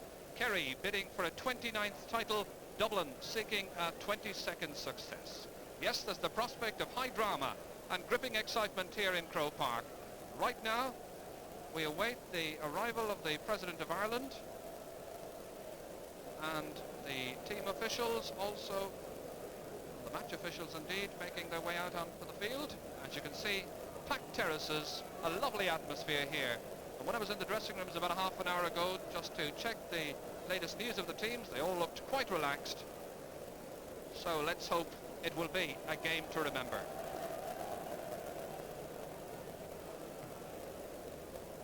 Owen Liston and Tommy Doyle just beside him. They've both got so much to prove today, of course, in this game. Kerry to show that they're as impressive and as consistent as ever. Dublin, of course, to redress the balance after last year's poor showing. So the players wait. And it's a very good afternoon now to viewers of Channel 4 in Britain. Welcome to Croke Park for the All-Ireland football final. Kerry against Dublin, renewing old rivalries. Agus Shohanish Oaktaron Naheran on Dr. O'Hillera, President Hillary, the President of Ireland, accompanied by Liam Mulvihill.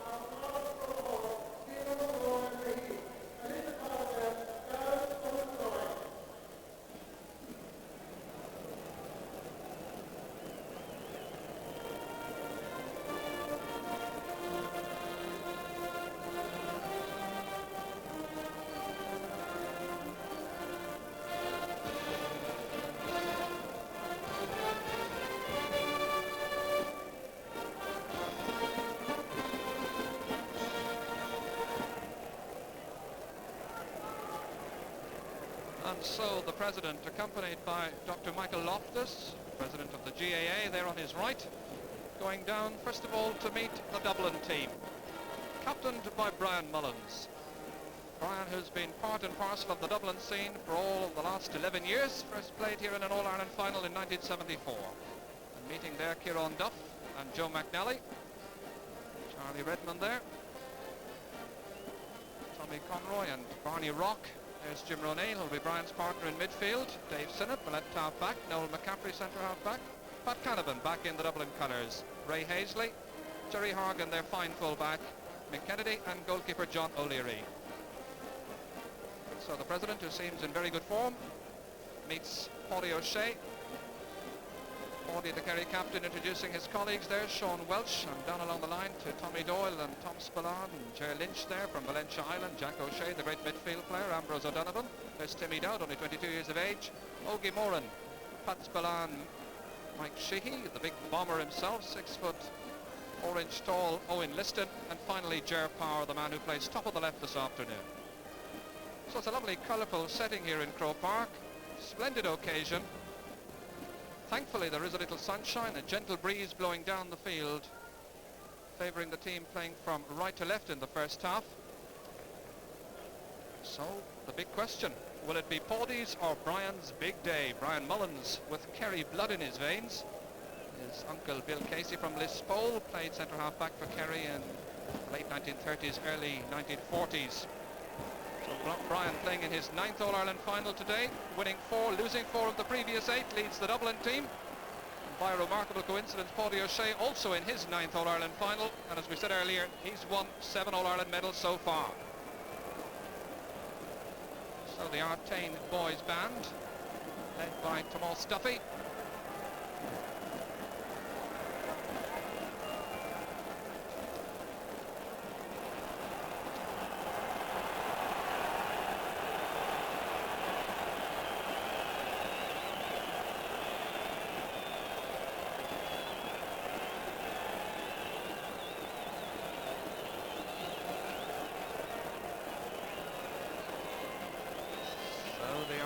Boys band then leading the teams, but a big occasion also, as we said earlier, for the subs. They've done all the hard training, they see so little of the glory. So let's take a check first of all on Kerry's substitutes list, headed by John Kennedy, who started in last year's final, and there's wing-back John Higgins there, and the emerging young star Dermot Hannafin included, not forgetting Johnny Mulvihill, who took on a new responsibility in midweek when he was selected as a Tipperary senior football selector for next year.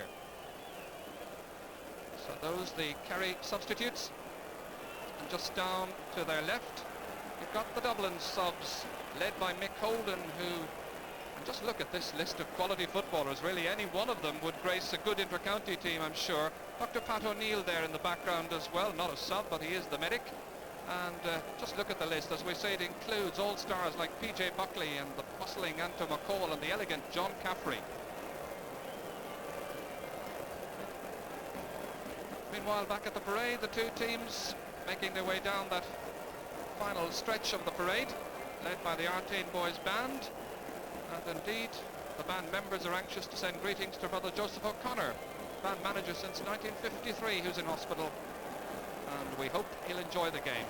And a welcome now also to viewers in America who are watching this game in New York, Chicago, San Francisco, Hartford, Cleveland, Boston and Toronto. And in Boston, by the way, over there yesterday came the Army football team, and they're watching this match. I'm sure 2 of them wishing they were here, John Mohan and Kevin McStay of Mayo. And on Tuesday they'll be joined by Dubliner Tommy Carr, with or without his All-Ireland medal. The best wishes, lads, coming of course from Dermot Early. And with me to watch this game and to participate in the commentary, the former Galway cornerback, that who needs no introduction, Enda Colleran. And what are these players just feeling right now? It's very tense for them. This is the tensest of all now for them, I think. And Dublin, obviously being the younger team, will try to knock Kerry off their stride early on. And I feel really that we will have a very hectic first 10 minutes.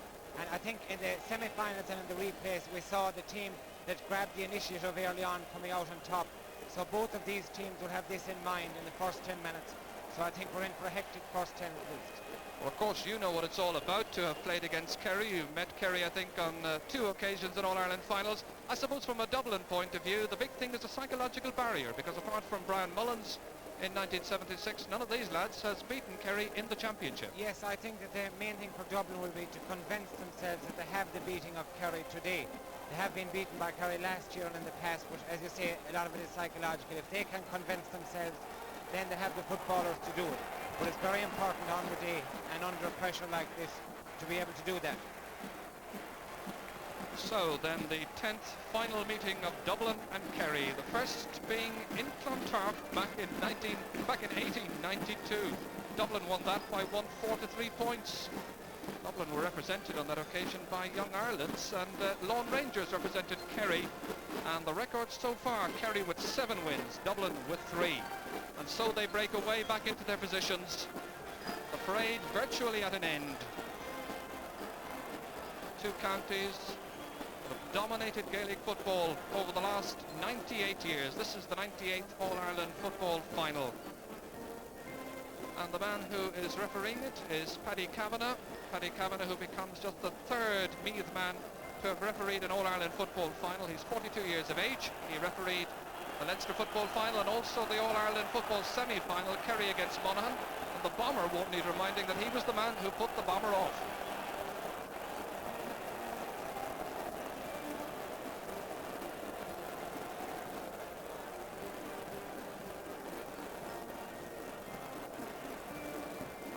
Noel McCaffrey, the doctor from Clontarf, had a very good run with Clontarf on the Dublin County Football Championship. Because of that, he attracted the attention of the selectors and has become more or less a fixture after the emigration of Tommy Drum last year. And he's marking the number 11 there, Ogie Moran. Ogie is one of 5 Kerry players seeking a 7th All-Ireland medal this afternoon. Ger Parr, the oldest in the game, but he's only 33, flying fit, as you'll see. Agus Anish, out on the Vian.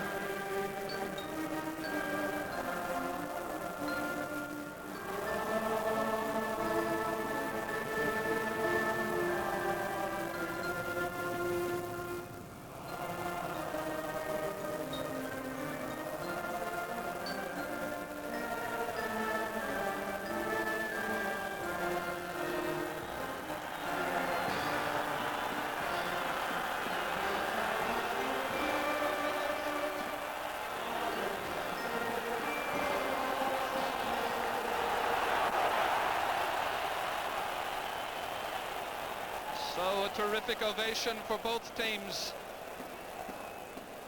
The Artane Boys Band, led by Thomas Duffy, his last occasion to lead the Artane Boys Band as drum major. He's reached the ripe old age of 16, so he retires as of the end of this game. There he is. And let's also send greetings today to Michael O'Hare. Michael, who's watching this match and who had a meeting recently with An Taoiseach just before the hurling All-Ireland final, just to send him his good wishes. We do likewise. And we noticed that Dave Sinnott has gone across and switched wings to mark Pat Spillane, as Brian Mullins has a little word there.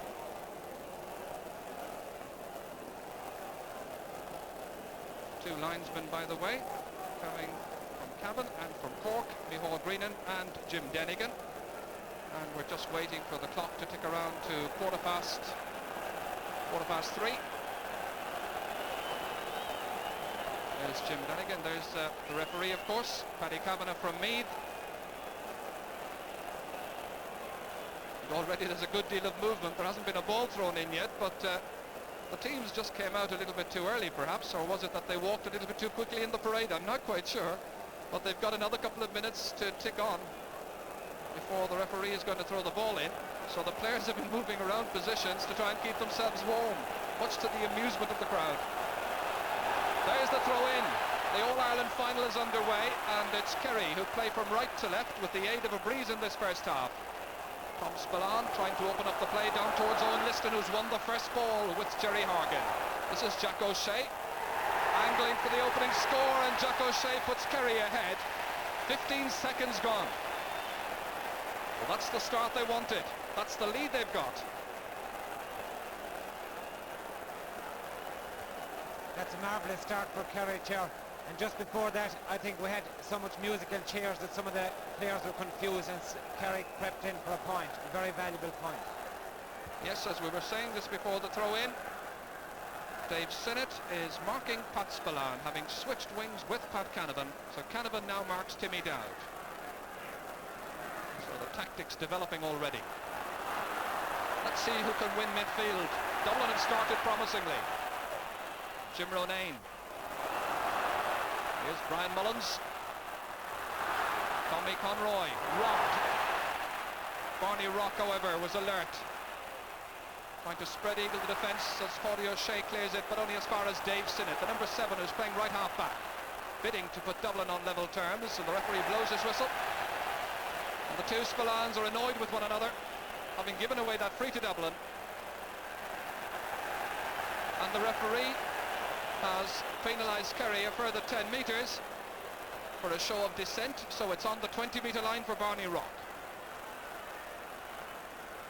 Barney Rock, who contributed all bar a point in last year's All-Ireland final of Dublin's total.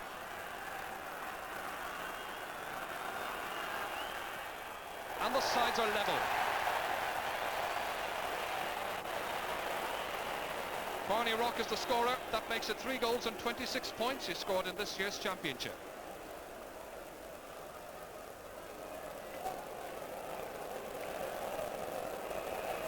With replays and everything, this is Dublin's 6th match this afternoon. It's Kerry's 5th. Charlie Nelligan, who was an All-Star in 1980, towards Pat Spillane's wing. So a line ball to Dublin. Certainly a terrific all-round performer, Pat Spillane, bidding to recapture the style and the flair he showed last year.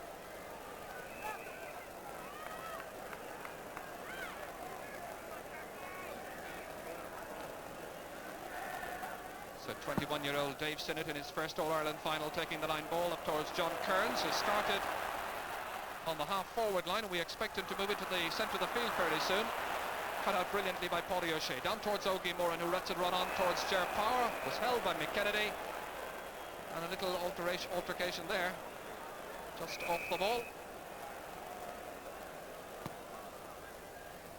Ger Power being marked by McKennedy, and of course they were on one another last year as well.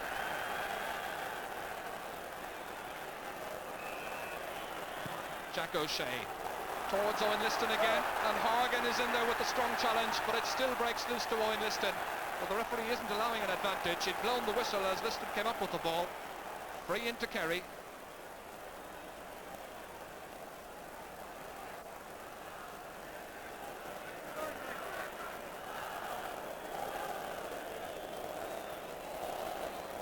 So Mikey Sheehy, a man of terrific skill and class. Sides are level, and he's put it wide. Well, we saw some examples of that in the first match against Monaghan.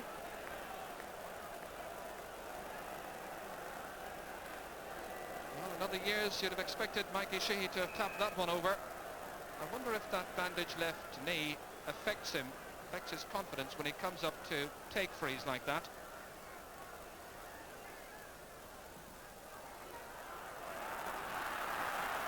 Brian Mullins letting it drop down towards Ogie Moran. Ambrose O'Donovan was in quickly, fisting it forward to Liston, using his height to very telling effect so far. Noel McCaffrey breaking it up, however. Grounded thanks to the foul by Ogie Moran. Jim Ronayne. Joel McNally. He'll be bidding to take Sean Welch out of position. He gives it to John Kearns. Can Dublin take the lead? No. Blocked down by Mick Spillane. Bad clearance, however, by Ger Lynch. Pat Spillane in with a very telling punch to rob Brian Mullins. Timmy down with the outside of the boot, intended for the left half forward Pat Spillane, but he was out of position. 9 ball to Dublin.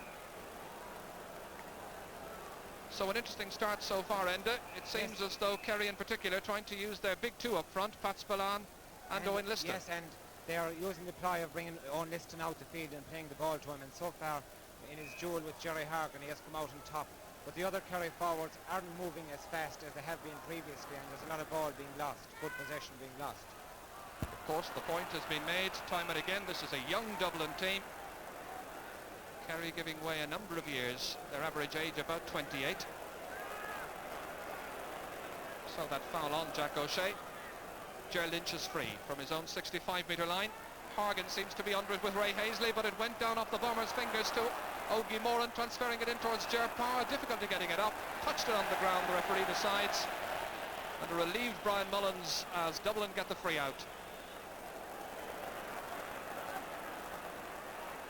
Kennedy and Noel McCaffrey wondering who will take it. Kennedy across towards Charlie Redmond's wing. He's going to have quite a tussle, I'd imagine, with Tommy Doyle.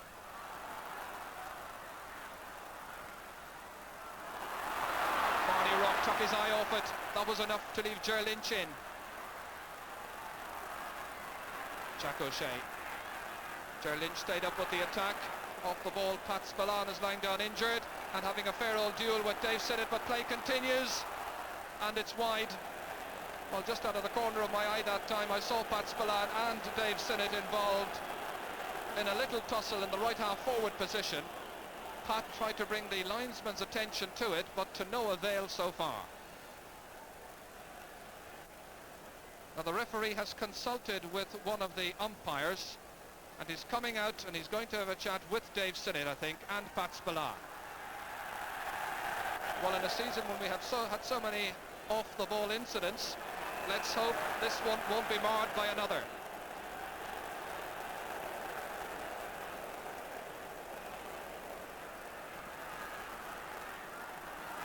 So 7 minutes gone. Side still level. Point apiece. A push surely. So Pat Canavan pushed by Timmy Dowd, free to Dublin.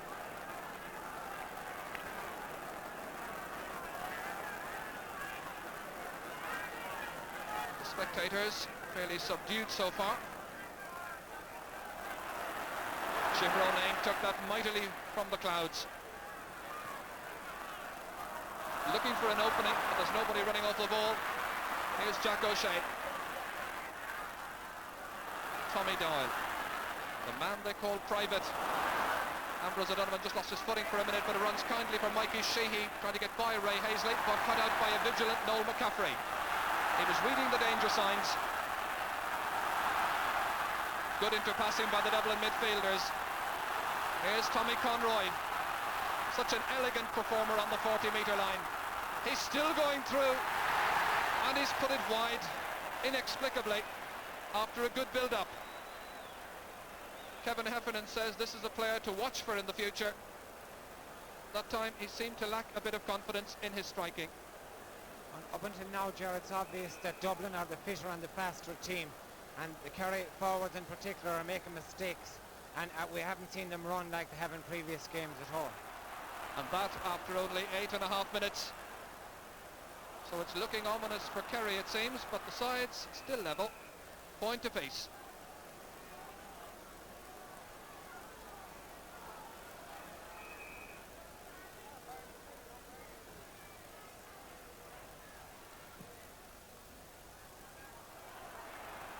Liston having time, waiting for support. Jack O'Shea was lying all unmarked, getting that pass from Ambrose O'Donovan. Chance of another Kerry point. Jack O'Shea's got it, his second score. So Jacko from midfield, Kerry's scorer to date. Jacko, as usual, covering and creating and grafting. Man who seems to have endless stamina. John O'Leary here, who's conceded only 2 goals in the 5 championship matches he's played this season. Both of those for the goals by Mayo. Kennedy committed himself. He was rather fortunate to see it coming back as well. Good searching ball up towards John Kearns' wing. Sean Welch was out quickly. Good full-back play. Ambrose O'Donovan transferring it into Ogie Moran. The Kerry machine trying to click into top gear, but the legs not somehow as fast as before. Timmy Dowd, the youngest of the forwards, for Owen Liston. In for Ger Power. Can he get a goal? Surely held, and the referee has ordered a penalty. Ger Power engineers a penalty. The Kerry forward line spread-eagling the Dublin defence, and the best chance of the match so far. We'll see the incident again very shortly, but just watch this. The penalty is entrusted to Jack O'Shea. Penalties have played an important part in All-Ireland finals. John O'Leary waits, Jack O'Shea scores! It's Kerry who take a tight grip on this match and lead by a goal and 2 points to Dublin's point. The build-up to that was interesting. There were a number of Kerry players involved.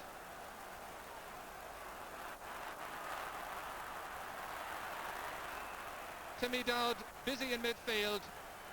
Kerry enjoying supremacy just at the moment. But if we go back a couple of minutes, this was the movement. Owen Liston in for Ger Power. Got through two defenders. Ray Hazley was there too. He was arrested inside the penalty area by Pat Canavan, it seemed. Penalty. So back live with the action. We haven't missed anything. Good decision by the referee there, Ger, I thought, because he definitely was fouled. And it seems that Jack O'Shea is the man that's going to do the scoring for Kerry today. Pat Spillane is being closed down, but Jacko's getting loose for those vital scores. So from the 45 metres for Kerry, Tommy Doyle way up, joining the attack. Tommy Doyle shooting and Tommy Doyle scoring. He's delighted with himself. He's only scored one other point in the championship so far, but that now gives Kerry a very nice little lead after just 13 minutes play.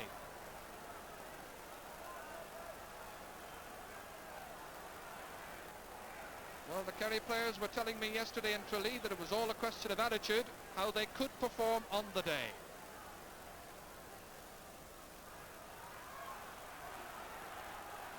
Ambrose O'Donovan fisting it down.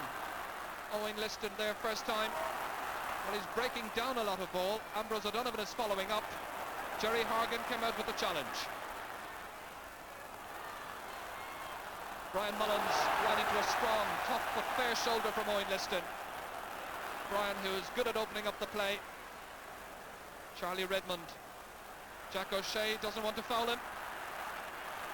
Old McCaffrey was going backwards, was fouled in the process. That'll be a free to Dublin.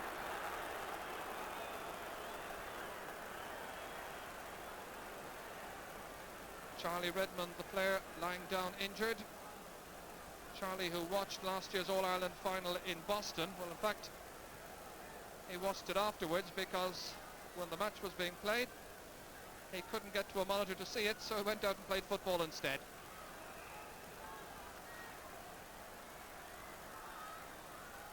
Pat Canavan taking the free. Beautifully taken, lovely fielding by Pat Spillane.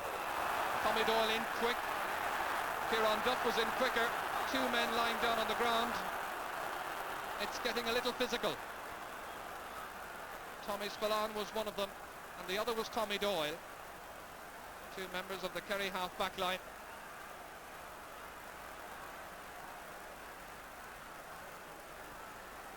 Tom Spillane is on his feet, fit to take that free. Good deep free. Again they aim it for Owen Liston. Again he finds a loose man. Again it's Jack O'Shea. And again it's a point. So a goal and 3 points. This man has contributed to Dublin's total. He's having a marvellous afternoon, encouraging his defenders. Yeah, once again Jack O'Shea was left free. I can't understand how the Dublin midfielders are leaving Jack free, because he's going in on the wing on his own and he's picking off very valuable points.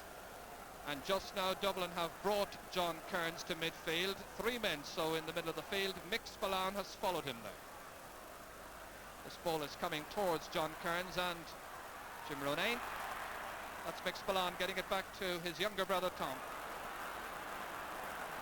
Short but loose passing. Jim Ronayne trying to open up the play towards the man who's playing full forward, Joe McNally. So far Sean Welch has had the beating of him. Good to see Sean Welch back in action after some injuries that sidelined him for most of this year. Now here's Kieran Duff. Dublin with only 1 point to show for the opening 15 minutes. Into Charlie Redmond. Well, Dublin must get motoring fairly soon. Referee's whistle has gone. He wasn't giving Kerry an advantage. And that's the second time in this match when Kerry have had possession and the referee did not give them the advantage. They're playing away down at the other end, but referee Paddy Kavanagh from Meath is the first Meath man to referee an All-Ireland final since 1953 when Peter McDermott refereed the Kerry Armagh match.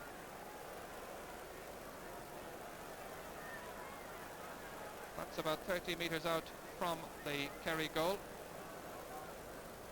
And Charlie Redmond, who got that injury a little while ago, Lorcan Redmond is in there to give him attention, and he seems to be in real trouble with the right shoulder, and they seem to be signalling towards the bench that they'll have to bring on a substitute. Dr. Pat O'Neill is coming now into picture, and he'll be checking out Charlie Redmond's shoulder.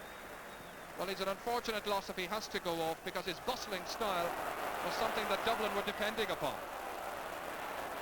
Noel McCaffrey, who's also a doctor, getting it up for Tommy Conroy. Charlie Redmond still on the field of play, by the way, still receiving attention as Tommy Spillane concedes the free. And Charlie Redmond seems as if he's going to continue in the match. Indeed he is. Meanwhile, Joe McNally robbed by a very, very vigilant and very sharp-looking Sean Welch. Paddy O'Shea. Jack O'Shea. Tommy Doyle is running with him. Here's Tommy Doyle. That's brilliant half-back play. Can he finish? No. The referee's whistle has gone, however. It was a late tackle. Mick Kennedy, I think, was the Dublin player involved as Tommy Doyle was hitting that one, and it'll be a free in to Kerry.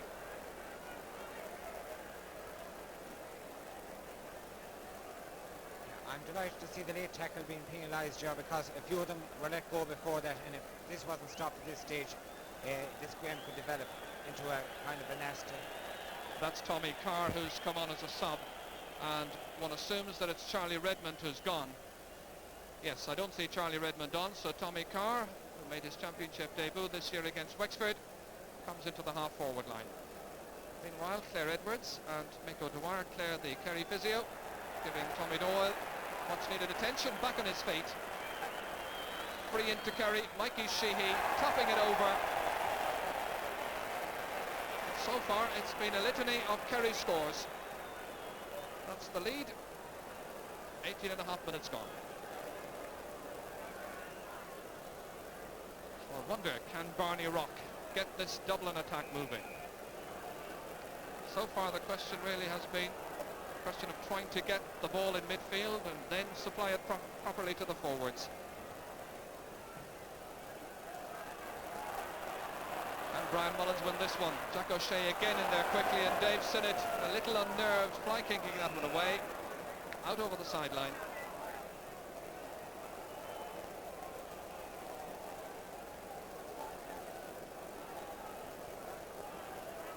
Well, and despite what we said earlier about Kerry giving away about 4 years to this Dublin team, they've got the scores, and that's what it's all about. They're picking off the scores, and that's what it's all about, is correct.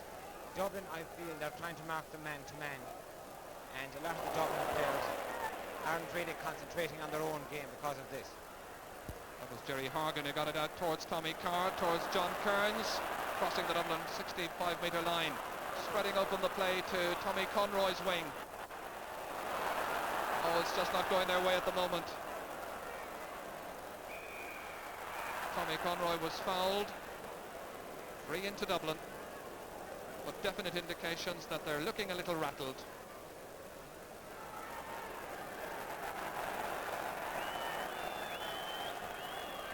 Barney Rock here has scored a goal in each of the last 2 All-Ireland finals. Dublin with only 1 point. 20 minutes gone in the match. That's a mighty kick. Stopped, however, by Charlie Nelligan. Jack O'Shea back there helping his defence. Jim Ronayne is left on his own in midfield, however. Here's Dave Sinnott. Tommy Carr. Can he get motoring down that left flank? John Kearns. Ball's gone out over the sideline. Line ball to Kerry. Linesman Jim Denigan decides.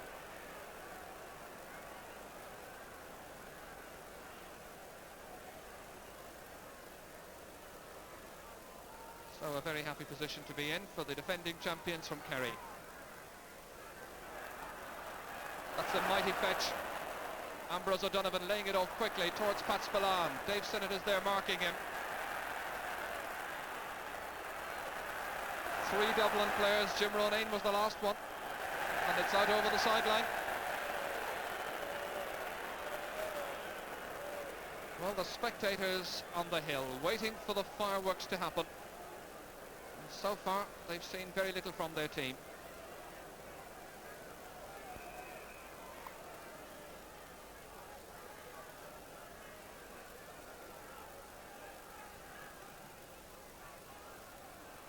Noel McCaffrey, despite the attentions of Ogie Moran, getting that ball fouled by Ogie Moran. Noel, who watched the All-Ireland final of 2 years ago from Hill 16. Joe McNally was in for just a moment, but the Kerry defenders have got back goal side, unsettling Joe McNally, and he's put it wide, so Dublin still with only a point to their credit after 22 minutes play.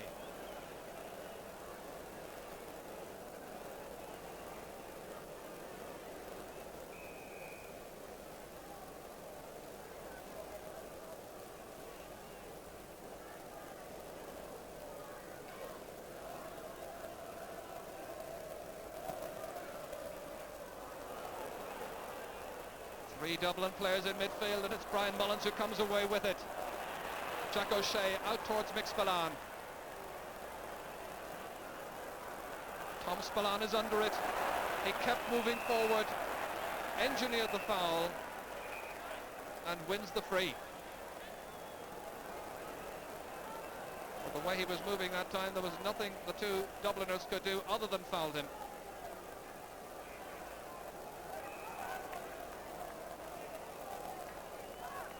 So Jack O'Shea with the breeze behind him. This wind-assisted free. Owen Liston reaches up, but was pushing Jerry Hargan, and that will be a free out to Dublin.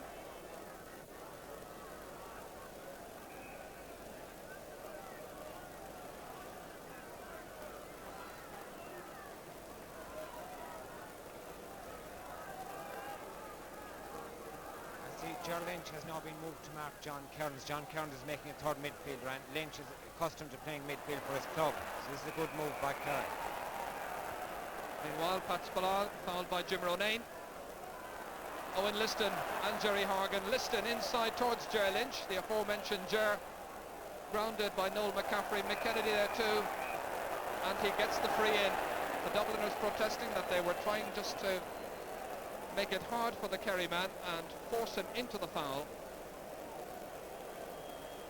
So Mikey Sheehy with 1 point to his credit so far, and he's got the scoring range, rediscovering the old Mike Sheehy confidence. And that's the position. 24 minutes gone. Mike Sheehy, of course, has scored that marvellous 65-metre free for Kerry against Monaghan the first day, and I suppose didn't receive due recognition for that fine kick, because you may remember a few minutes later Eamon McEnany fired over a beautiful one that tied up the scores for Monaghan.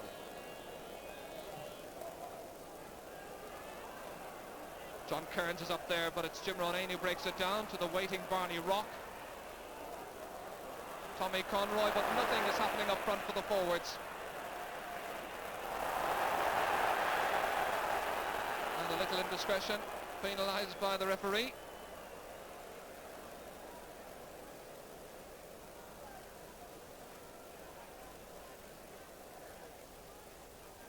Tommy Doyle, and a quick check on the number of frees so far. 21 frees we've had in this game. Owen Liston, he's playing a great game. Ger Parr to pick up the pieces. Mick Kennedy battling, and Mick Kennedy winning.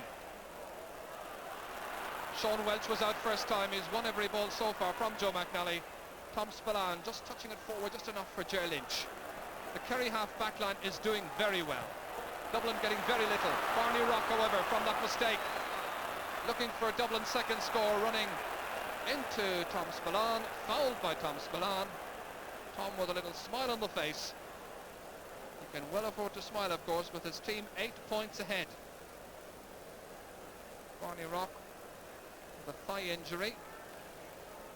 Of course, that most modern of injury, the hamstring, has now become very much part of the vocabulary of Gaelic football. Just looked a knock on the thigh.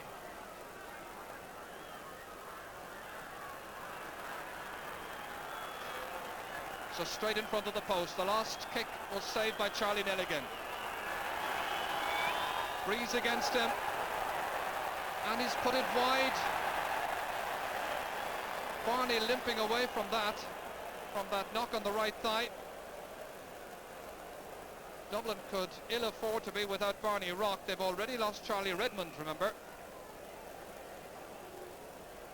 So nothing going right for the Dublin forward line. No, nothing at all, and they're missing any chance, any hard-earned chance that they're able to set up, whereas Kerry can let the ball in, and Owen Liston is nearly assured of getting possession inside. This is Tommy Carr, number 20 on his back. Trying to open up something inside. It's patently clear that Dublin really are in need of a tall full forward in there. Kerry meanwhile have got Owen Liston, giving Jerry Hargan a very testing afternoon. The loose man, unmarked, Ogie Moran. He scored a good point last year. He scored a very good point this year. Ogie, who usually rows in with a point or two, giving Dublin that very, very commanding lead. Well, he was disappointed, that Kerry lead rather. Ogie, of course, disappointed to have been taken off in the two semi-final matches against Monaghan. Wanted to prove himself in this one.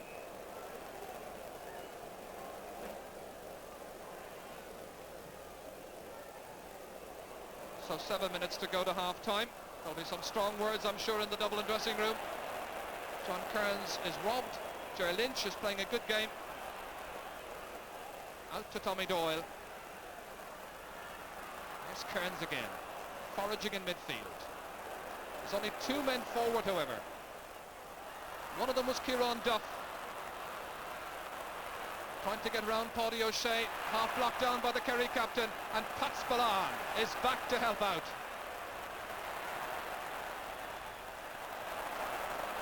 The ball is dangerously across the face of his own goal. Tommy Carr looking for the next score, and another score, and he's got a second point for Dublin. So 12 minutes after coming into the action, Dublin getting their second point thanks to Tommy Carr. Well, now they need a lot more where that came from. That was an uncharacteristic lapse by Pat Spillane. His knee seems to be giving him a lot of trouble, as he seems to be slipping today when in possession at vital stages. Sean Welch there telling Pat Spillane to get out of the left corner back position. Pat who took a knock that time.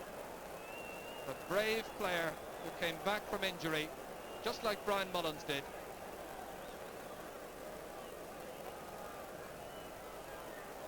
Charlie Nelligan with that mighty kick out down towards Timmy Dowd's wing, but overhitting.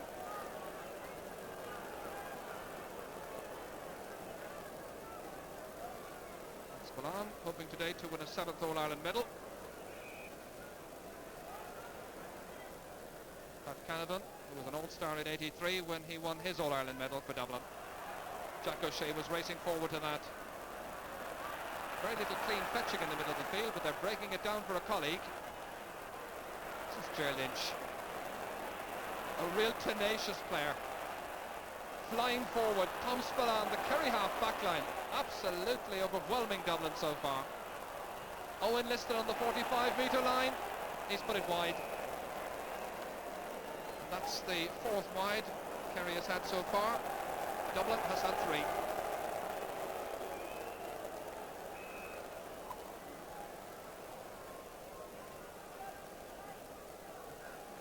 So 5 minutes before half-time, and these spectators on Hill 16, which has become a Dublin encampment, of course, in the last 11 years, waiting for something to happen from their team. Ambrose O'Donovan on for his partner, Jack O'Shea. There's a loose man to his left, that's Pat Spillane. And Pat Spillane puts it over. His first point in the game, an important contribution to Kerry's score of 1-8 to Dublin's 2 points. So just over 4 minutes to go to the break. And the familiar pattern that one has seen over many years in championship football between these teams. Kerry just always seem, certainly since 78 onwards, to have the measure of Dublin. Very often, of course, win by huge totals. Jim Ronayne. There's fire and determination in his play. He was expecting John Caffrey to have made a run forward, or John Kearns rather, but Jack O'Shea was back there. Mikey Sheehy beating Ray Hazley. Spotted that Ambrose O'Donovan was all alone. Tommy Doyle, however, picking up that misdirected pass. Now here's Ambrose, the man who captained the Kerry team last year. No trouble for John O'Leary. Kieran Duff back in the right half back position. They've had to come back, the Dublin forwards, to get the kind of possession they need, grounded by Owen Liston. And Paddy Kavanagh going across to have a word with Owen Liston, and shall we say they've had words before.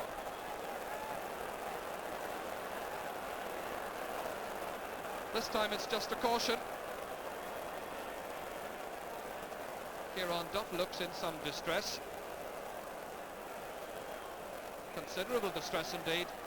Brian Mullins, as Duff makes his way just out of Brian Mullins' range so that he can take the free. John Kearns has got it. They need a point. It's wide.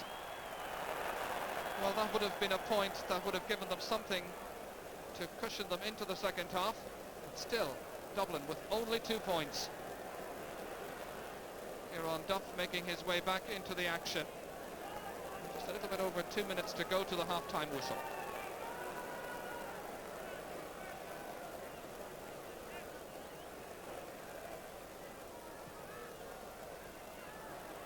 Jack O'Shea down towards Tommy Doyle. Tom Spillane was making himself available. Tommy Doyle was looking for Jack O'Shea, and he found him. Kerry pushing forward. Dave Sinnott with Mick Kennedy back there. Here's Ger Lynch, who's having a marvellous match. Kieran Duff is the Dublin player with his boot in close contact with, was it the ball or Ger Lynch's shoulder? Owen Liston. Mick Kennedy got it away. Jerry Hargan, but only to Kerry's Paddy O'Shea. Ger Lynch, the way he's playing, you can see that he's thoroughly enjoying himself.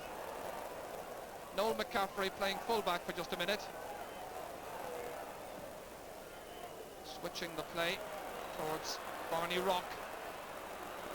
Tommy Conroy's got it. One man to aim at, that's Joe McNally. And it's patently obvious that he hasn't got the pace so far to round Sean Welch. And I wonder when Dublin will start making a change in that place. I wonder, would Dublin at all consider putting somebody like Brian Mullins in full forward?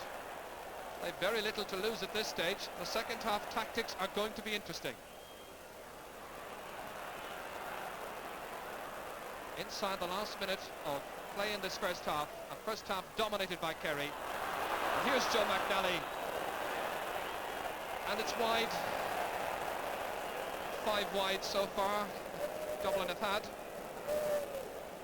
The most unhappy afternoon for Joe McNally. He faced Kerry in the minor final of '82 as a goalkeeper, was back a year later facing Galway, but as a goal-scoring corner forward. And how he'd wish, of course, to rediscover some of those touches, some of those marvellous goals that he contributed to the success of '83. The half-time whistle. A most satisfactory first half from a Kerry point of view. Thoroughly disappointing if you're a Dublin supporter, as Brian Mullins leads his team in. Pat Spillane and Tommy Doyle there. They must be happy with themselves. They've won a lot of possession in midfield. Their half-backs have been dominant. They've taken their scores. And for Kevin Heffernan, the look says everything, I think. So the half-time score. It's Dublin, 2 points. Kerry the champions, 1 goal and 8.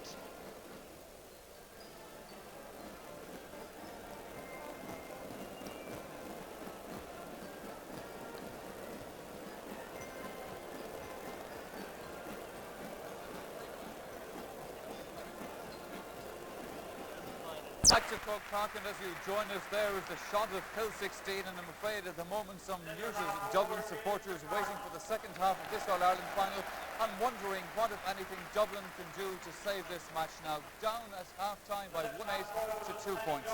Well, as you rejoin us, going on behind me on the pitch at the moment, the down team of 1960 are being feted here because this is Jubilee year. Here we see some of the players. Jubilee year for the All-Ireland winners of 1960, and they're being presented today with their Irish Nationwide Jubilee Awards. Remember, in that final they played Kerry 2-8s, 2-10 to 8 points was the final score in favour of Down on a day when there was a record attendance set of 87,768. Men down there that you can see like Joe Lennon, Dan McCartan down there as well, Paddy Doherty, Sean O'Neill is down there, and they are being introduced to the crowd at this stage by our own Mick Dunn. So then, as the presentation of the players to the crowd continues, we consider again the half-time situation here in this match, and from one northern team to another northern man, Joe Kernan. We can only describe it, I suppose, Joe, at half-time as a Dublin disaster. It is definitely. Before the game, everybody knew that Dublin might have problems in their midfield. That's definitely the foundation for their downfall in the first half. Jack O'Shea, as we know, roamed the pitch from one end to the other, and in the first 15 minutes he was the extra man the whole time, and Dublin never covered back, and he caused all the problems along with the bomber lifting. He's given Jerry Harden a very, very hard time in the first half. That is two places where something would have to be done. Also, the supply of ball going to the Dublin forward line is bad. Joe McNally is left in on his own, and the ball's been in, have been overhit all the time, so they're not helping their own forward. Along with that, if you have the chance at the Argyle, you kick 5 or 6 wide. So even with playing bad in the first half, they still kick 5 or 6 wide. Well, also here with me in the presentation box at half-time is Dinny Allen of Cork. Dinny, it seemed that the game was settling into a close battle between the two until that goal incident, the penalty incident, and Dublin seemed completely rattled since that. Yeah, I think Dublin had a fair first 10 minutes. They played well enough. They stuck into Kerry, and they played a fair first 10 minutes. But then Kerry got, as you say, got the penalty, and they seemed to leave their heads drop, and Jack O'Shea started ghosting into positions, and Bomber obviously is causing an awful lot of problems. Kerry are obviously able to hit him from about 70 or 80 yards away. Tom Spillane kicked one free from his own position and was able to reach Liston, which, like, the wind has a bit of a bearing on it, I think, alright, even though Kerry are playing exceptionally well. So maybe if in the second half, I think maybe Dublin will be able to kick longer balls from their half-back line as well, and maybe if they could get 3 or 4 points in the first 5 or 6 minutes, you know, they might come back and give us a game for the second. We've had a good look at this battle between Jerry Horgan and Owen Liston, and Horgan has had his problems, I'm afraid. He has, yeah. Liston is definitely winning the tussle at the moment, alright, you know. Indeed, the Kerry forwards generally are just that much sharper for the Dublin backs. The Dublin backs don't quite seem to be able to get with it. No, I think they all their forwards, all the Kerry forwards are getting in front of the Dublin backs, and I think also that Tom Spillane and Joe Lynch are coming up as extra men and causing this problem for the Dublin backs. They don't know whether to go to Joe Lynch and Tom Spillane or take their own men, so they're causing extra men, which is an extra bit of pressure for them. All right then, Dinny, well, there's still an awful lot to consider, of course, here before the teams come out for the second half. We'll be back with you in a few moments, so join us again. At the end of last year's final, there were just 5 points between them. But in case you've joined us late for this one, there are 9 points between them at the moment. The half-time score, Kerry 1-8, Dublin 2 points. The news we have for you from the dressing rooms, from the Kerry dressing room, is that there was no change at half-time, not surprisingly. And we're awaiting news and developments from the Dublin dressing room. They've already made one switch in that first half, having brought on Tommy Carr in place of Charlie Redmond. So at the moment, it's Kerry looking good for their 29th title. Kerry team with some very impressive performers so far. Sean Welsh coming out here, who's been winning almost every duel so far. Ambrose O'Donovan there seemed to take a knock in the first half. Ger Lynch, who had a fabulous first half. So Paddy O'Shea bidding to take the Sam Maguire Cup back to Ventry, where he's got a special place in a special public house for it. And Dublin come back out for the second half. And we'll do a very quick check now just to see if there are any fresh faces out there. So far I don't see any changes. Indeed, Dublin unchanged for the second half.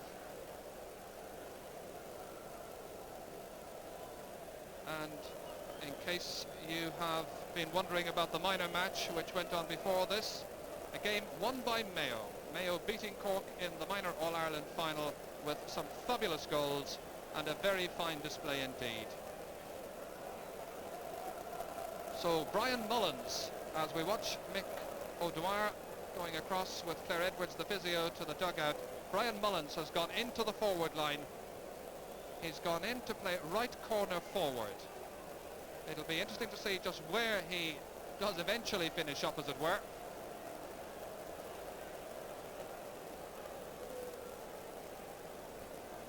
John Kearns is in midfield with Jim Ronayne. Maybe Brian Mullins will join them very shortly, but right now he's gone up into the forwards. Referee Paddy Kavanagh. The blood-stained face of Ambrose O'Donovan there.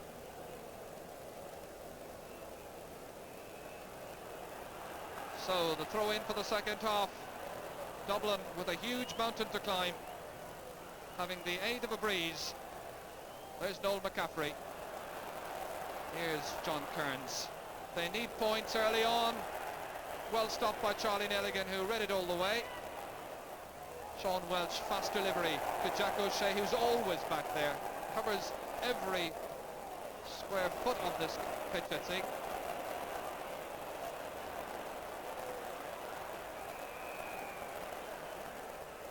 So the second half is underway. Dublin attacking the goal to our left. Charlie Nelligan was fast into that one. 9 points between the teams, remember, after that fabulous first half performance by Kerry. But Dublin coming strongly in the opening minutes of the second half. Tommy Conroy kicking over a point from 23 metres. A minute gone. It's Dublin's third point, Tommy Conroy's first. So 8 points between them. And the supporters in Hill 16 singing and swaying. For once this afternoon, the flags get a chance to show the real colour and the real flavour that Hill 16 has become part and parcel of the spectacle of All-Ireland final day when Dublin's involved. Dave Sinnott, Ogie Moran. And that'll be a free to Dublin as Ogie touched the ball on the ground. Well, now there's a fresh eagerness in the Dublin team. Joe McNally. John Kearns. Brian Mullen has stayed on the 45-metre line. Barney rocks in there, but unable to keep it in play. Barney, the architect of so much of Dublin's forward play.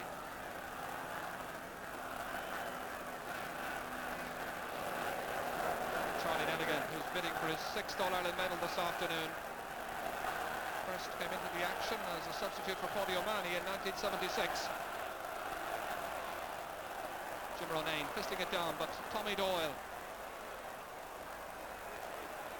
Tommy Carr forcing Tommy Doyle into holding onto the ball too long, and it's a free into Dublin.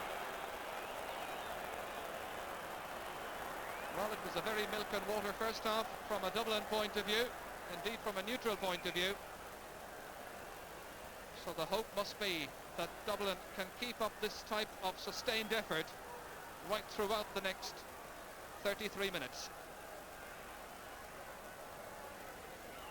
Barney composing himself. Kicking truly. Stopped again. That's the third time it's happened in this game by Charlie Nelligan. Jack O'Shea. A makeshift left corner back. Straight to the midfielder, Jim Ronayne of Dublin. Jim is in quickly towards Kieran Duff, down towards Joe McNally. Still Kieran Duff, 2 goals, of course, the last day. Stopped by Charlie Nelligan, and Jack O'Shea is there to take away the ball from danger. So near to being Dublin's first goal. Well, that's a goal they could certainly have done with. Kerry get the free. That will relieve some of the pressure on their defence. It's taken a bit of a pounding in the opening 3.5 minutes of the second half. The Dublin supporters now trying to lift their team. You can see them in the background. Mick Spillane's kick. Pat Canavan's got it. Pat, who seems to have switched across to the right half-back position. Noel McCaffrey for Dave Sinnott, who stayed over that side. John Kearns in there, Paddy O'Shea stopping it. Challenged by Kieran Duff. The challenge was a little too high. Free out to Kerry. So a blistering start to that second half from a Dublin point of view, but just 1 point to show for it. Yes, Dublin are now creating the chances, but they're not taking their scores, and if they don't score quickly, the confidence of the forwards will be gone again. So they must score now fairly quickly. So the next couple of minutes are going to be interesting. Owen Liston. Ger Parr. Jerry Hargan's having a miserable afternoon at fullback. Owen Liston again. Here's Pat Spillane. It's a very difficult angle. John O'Leary's under it. That ball seemed to sway in the breeze. It was a difficult one for a goalkeeper. Tommy Doyle pushing up quickly on Tommy Carr, but Noel McCaffrey is there for Dublin. John Kearns transferring it back to Tommy Carr, going by Jack O'Shea, and a free for Dublin. Yes, the tempo has picked up. As Enda Colleran was saying, Dublin will have to avail of their chances now to eat back into that Kerry lead. Lead of 8 points at the moment. Joe McNally trying to get some change out of Paddy O'Shea. It's a wild charge that time. The boot went in very high by Paddy O'Shea. The referee is taking his name. He becomes the first player to be booked in this game.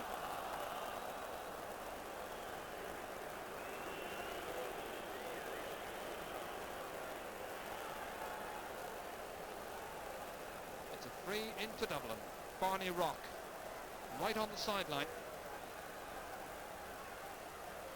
Dublin with just 3 points so far. Barney Rock has scored just one of those from a free in the first half. In towards Brian Mullins, got the fingers to it.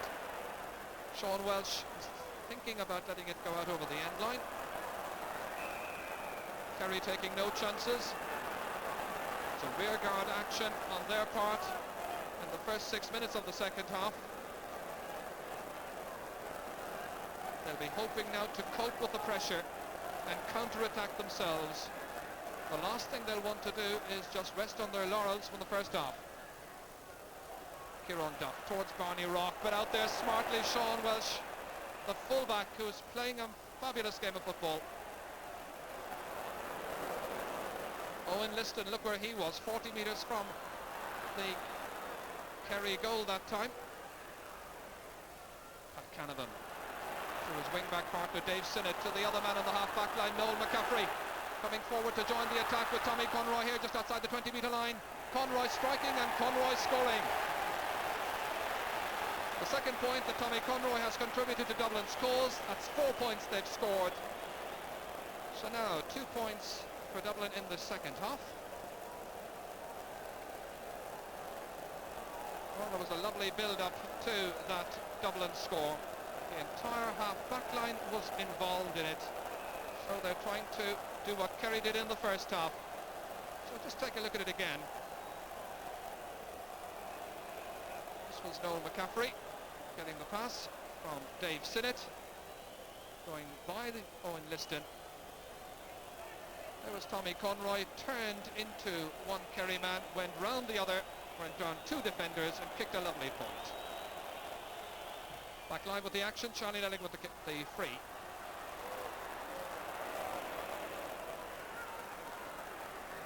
Tom Spillane, again there's an unmarked man, again it's Tommy Doyle. Ambrose O'Donovan, who's pushed forward. Jim Ronayne has gone back to cover him. Mike Sheehy unable to get his fingers to it. Here's Ray Hazley. But the referee's blown the whistle. And it's gone out over the end line. And that'll be a kick out for Dublin.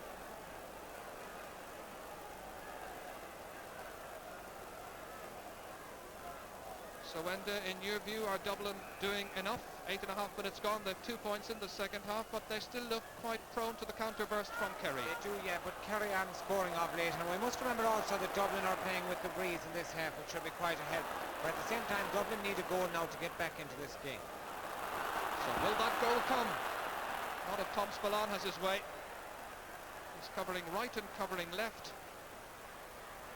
Here's Pat Spillane, the older of the three Spillane brothers. But he overheld it. The Dublin eagerness in the second half has forced two Kerry men now into that kind of overholding foul.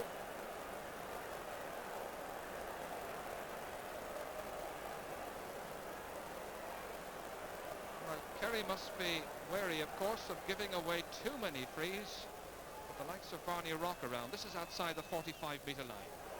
Rees behind him, in towards Brian Mullins. Sean Welsh lets it drop down to Brian Mullins. And the referee says that's a free out. But Brian touched it on the ground. Brian doesn't agree at all, as you can see. Indeed, that ball did seem to drop down that time. It's rather hard to see how he could have touched it on the ground. Perhaps there was a charge involved, but the referee did seem to indicate that he was giving the free to Kerry for touching the ball on the ground. Owen Liston fetching, but the referee again not allowing an advantage, and that by my count is the third time that Kerry in an attack have been whistled back by the referee Paddy Kavanagh from Meath.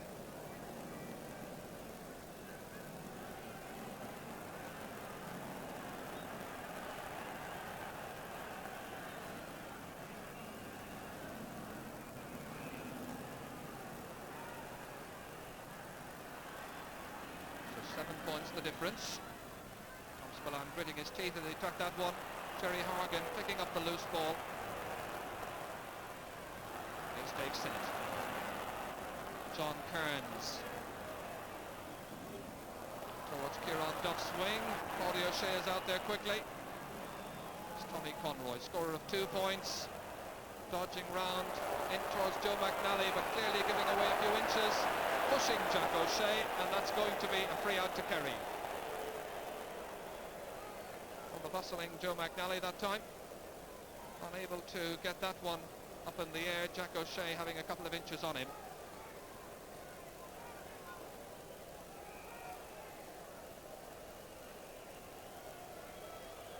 You get the feeling, and that really Dublin in a way are playing into Kerry's hands, playing that kind of ball into someone of Joe McNally's stature. Yes, because Sean Welsh is fielding very well today, and if he doesn't field it clean, he breaks it down to one of his colleagues. So it's the wrong ball for Joe. This is more interesting. Joe McNally. Sean Welsh with a smashing block down. It comes out, however, to Noel McCaffrey. On the 45-metre line, Barney Rock's in there. Charlie Nelligan was coming out, and it's gone wide. Charlie with a word with some of his defenders as Noel McCaffrey was going through that time. Charlie was a little unhappy that there were some Dublin players not picked up.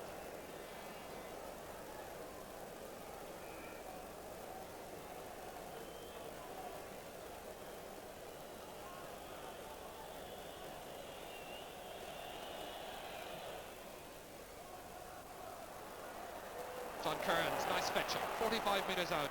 They need scores quickly. John Kearns kicks a beautiful point. That's the first point he's scored so far. He scored 4 lovely points against Monaghan, against Mayo the last day. So now 6 points between them.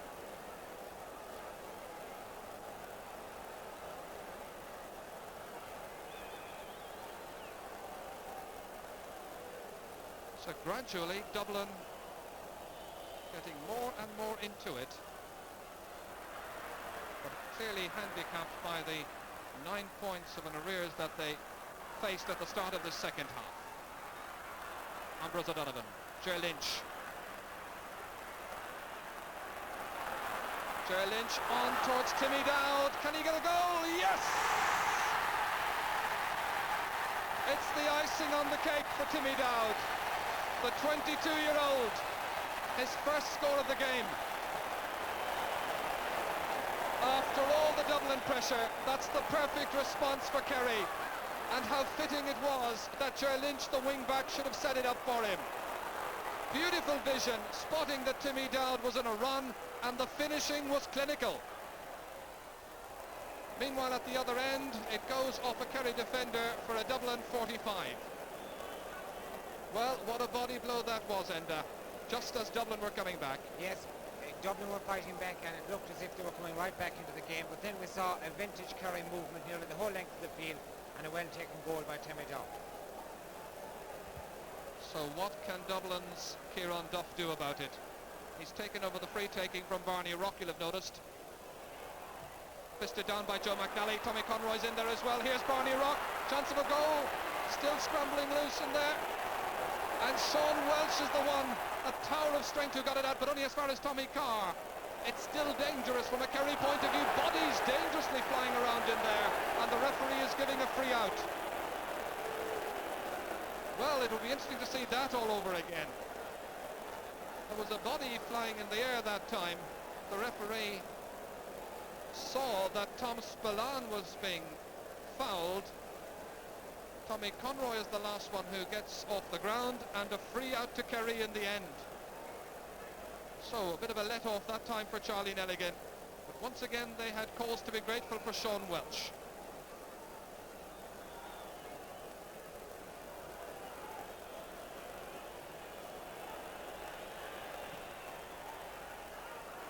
Well, they've had a couple of heart-stopping moments, the Kerry defenders, in the second half, but they're weathering the storm well. And that goal in the controversy by Timmy Dowd certainly has done a lot for them, but now it's getting decidedly ugly. That's Tommy Doyle. Tommy Conroy is having his name taken, the second to be booked in this game, for that charge into the back of the number 5 Tommy Doyle. So 2 players booked. But back just a minute or so, this was the movement. Joe McNally was in there, and just watch as Sean Welsh, as the last line of defence, got it up in the hands and got it clear. Tommy Conroy was there to put it back in, and there were all kinds of dramatics as Tom Spillane went flying over a Kerry man, and the referee decided it was a free out. So back live, Ger Lynch, one of the stars on a star half back line. A man following in the footsteps, of course, the great Mick O'Connell, Ger from Valentia Island. Ray Hazley was fouled that time. Ray, who's missed most of Dublin's official training in Parnell Park because of business commitments, but of course he has done his own private training.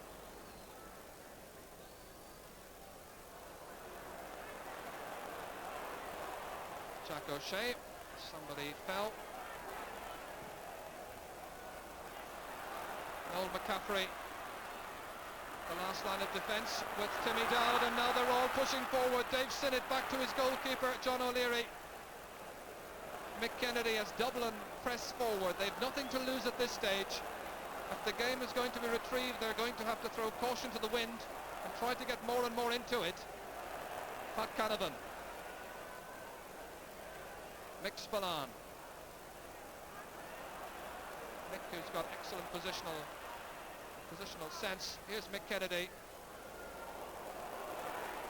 And it runs kindly for Joe McNally, and it's a goal for Dublin, just what they needed. A goal that rekindles hope for Dublin. McNally is delighted. The first bit of leeway that he's got out of Sean Welsh so far. 6 points between them. So the McNally goal cancelling out the Timmy O'Dowd one, and that was Brian Mullins who fisted it on for Joe McNally to put it in off the crossbar.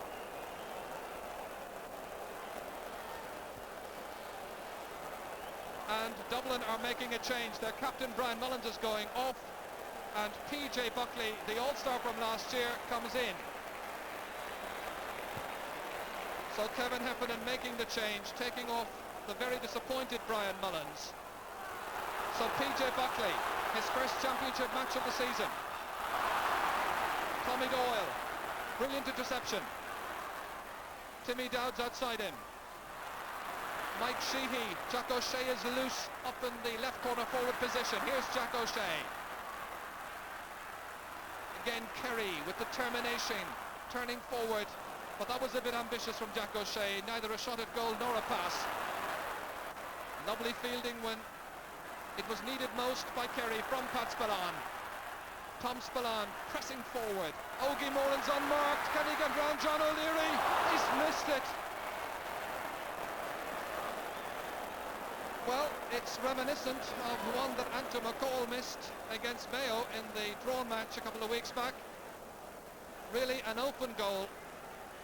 Pat Spillane playing the pass wide for his brother Tom. He'd spotted that there were gaps inside which Ogie Moran was there to exploit. John O'Leary came out, but Ogie couldn't keep it on target. Meanwhile, it's Pat Spillane back in the middle of the field, coming more and more into it, giving them the kind of inspiration that they need. They've got it from Bomber Liston time and again, but this time robbed by Ray Hazley. Here's McKennedy. Relieving kick down towards Tommy Conroy. Kieran Duff. They look for another goal. They need another goal. Kieran Duff with Barney Rock on mark to his left. The referee's whistle has gone and it will be a free into Dublin. That's PJ Buckley, who's playing up in attack. Strange considering that he's played all his football at left half back in the Dublin colours. 15 minutes remaining. 6 points between the teams. Now, can Dublin maintain their comeback, which was looking so strong up to the Timmy Dowd goal? It's been cancelled out by the other goal for Dublin as Barney Rock kicks, and Barney Rock scores, and now there are 5 points in it. So, what chances now a Dublin comeback? Can they come back to parity? That's the big question, Enda, at this stage with just 40 minutes left. Dublin seem to be fighting back, but Kerry are always able to come back for the vital score nearly immediately afterwards. I feel at this stage that Kerry will be able to hold on, even though Dublin are fighting back.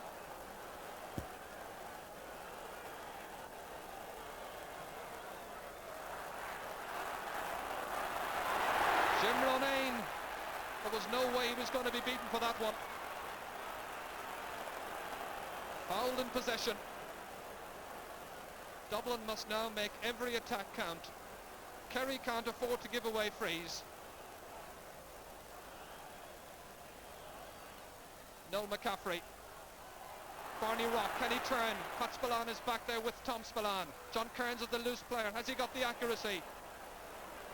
Here's Charlie Nelligan. Giving Ger Lynch a bit of work to do. That's right on the end line. PJ Buckley was in there foraging, and this is PJ Buckley. The referee's whistle had gone. And he was unhappy with the pass that time. So a free out to Kerry.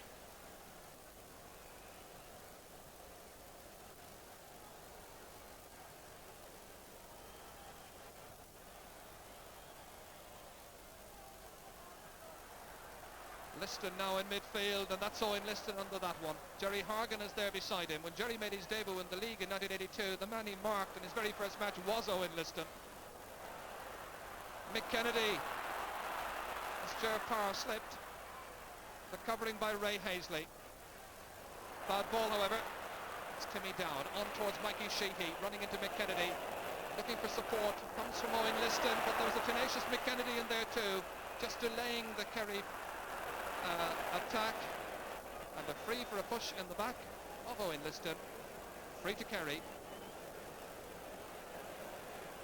Well, a game that has been littered by frees. True, we've had 3 good goals, but little fluency in the play.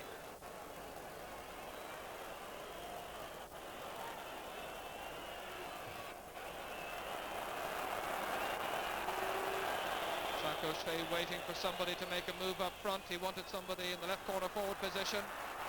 Liston's gone there, back towards Jacko. They've got a marvellous telepathic understanding. This is Mikey Sheehy. Sean O'Leary saw that one coming late and it bounced awkwardly and unkindly in front of him. Pat Canavan out towards Jim Ronayne.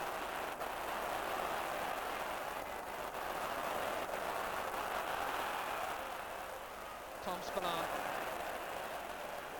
Timmy Dowd, nice transfer back to Tom Spillane, to Ambrose O'Donovan. The old Kerry machine is moving now, right into top gear, but a marvellous block down by Noel McCaffrey as Ambrose O'Donovan was looking for a point. And so it's Tommy Conroy who will start from the back again. Tommy Carr. Dublin with only 4 men forward at the moment, struggling to get it out of their own defence. Now they've got it. John Kearns. A badly directed pass by John Kearns. Tommy Conroy turned to him and said something like, well, what did you do that for?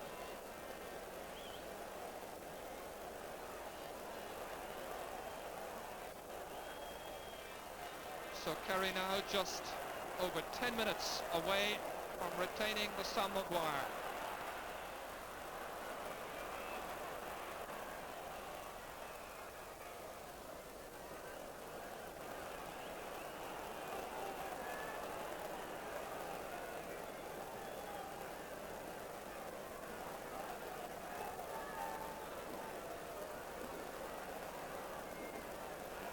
Interesting that Jerry Hargan's man Owen Liston hasn't scored himself so far, but he's contributed an awful lot to the movement up front for Kerry. He's been the target man that Dublin have sadly lacked. Ogie Moran, bad ball. Here's Jerry Hargan. Only 5 points in it, remember. A goal for Dublin could mean an awful lot now. 10 minutes to go. John Kearns. He's had some good moments in the second half, John Kearns. That's a lovely point from John Kearns. The man many believed should have played in midfield in the first place. Now, the gap, just 4 points. Well, anything but anything is possible. A match that Kerry looked to have won, indeed to be home and dry. But that Joe McNally goal has given these supporters some hope.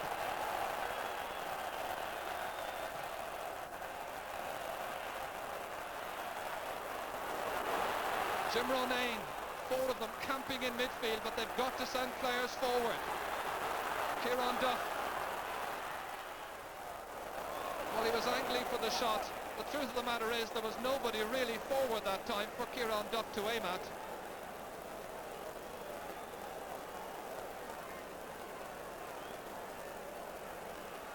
Jim Ronayne enjoying plenty of possession in the last few minutes.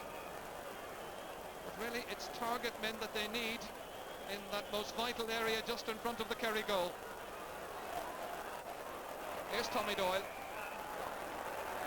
Fouled by Tommy Carr.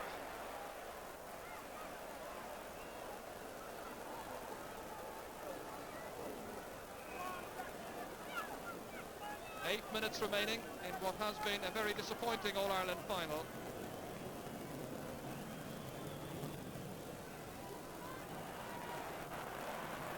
Ambrose O'Donovan fetching, despite the attentions of Jerry Hargan, who fouled him right on the 45-metre line.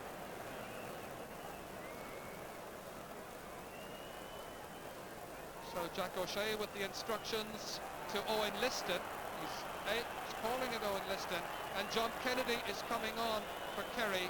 We'll wait to see just who's gone off. They've 16 men on the field at the moment. That's number 17, John Kennedy, the free taker last year, and Ogie, it seems to be, or is Ogie going off? No, it's Ger Power who's going off.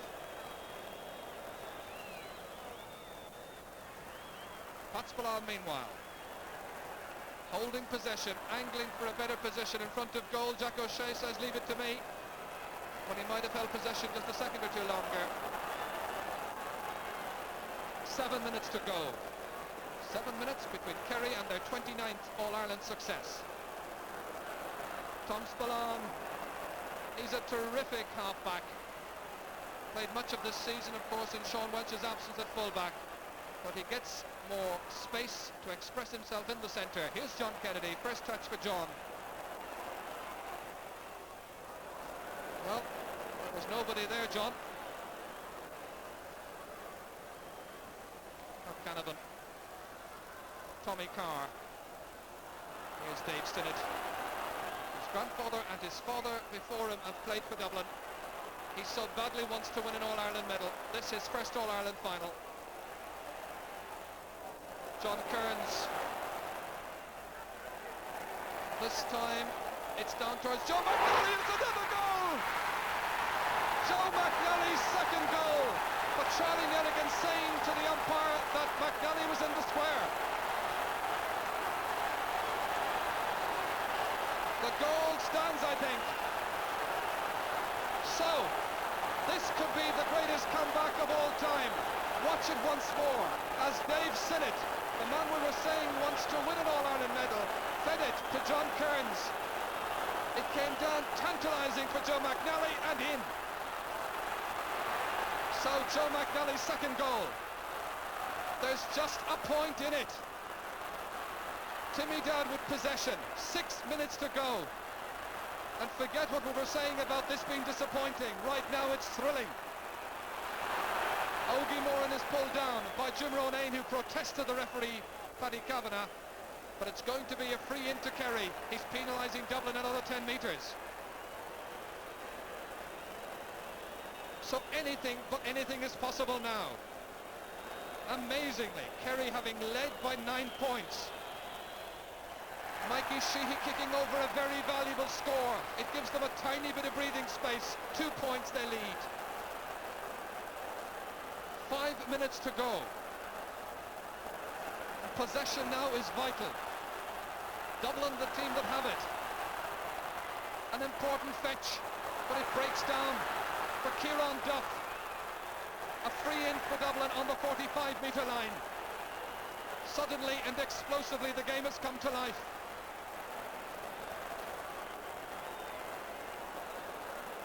Barney Roth will be the taker. Now, has he won back his confidence?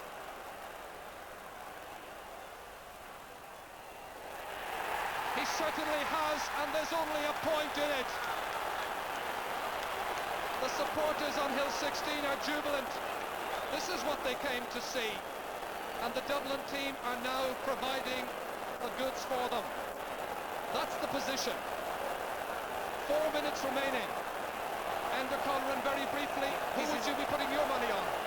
At this stage it's very difficult to figure out. Dublin are fighting back and they could pull it off now.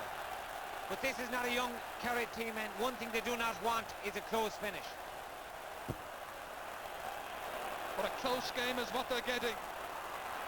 Dublin have carried the fight to them magnificently with 2 goals by Joe McNally. Jim Ronayne in towards Tommy Conroy. It's cut out by Ger Lynch. John Kennedy, he's really motoring.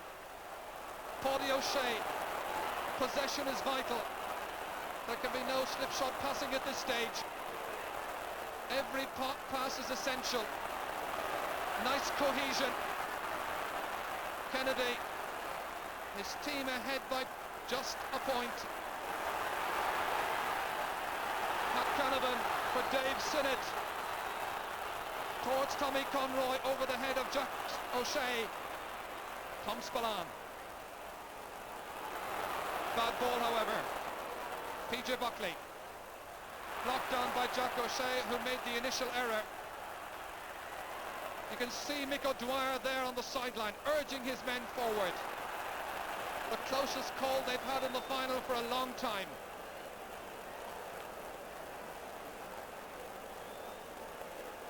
Three minutes to go. Kerry just 1 point ahead. 2-9, 2-8. Ger Lynch with the kick. Towards John Kennedy, but cut out by Pat Canavan. He'll get it down to the forwards quickly. Tom Spillane. Did he touch it on the ground? The Dublin supporter said yes. The referee said no. That's what matters most. Ger Lynch. And the half-back line again. Supplying it for the half-forwards for Pat Spillane. This is an important kick. That's why he's the great player that he is.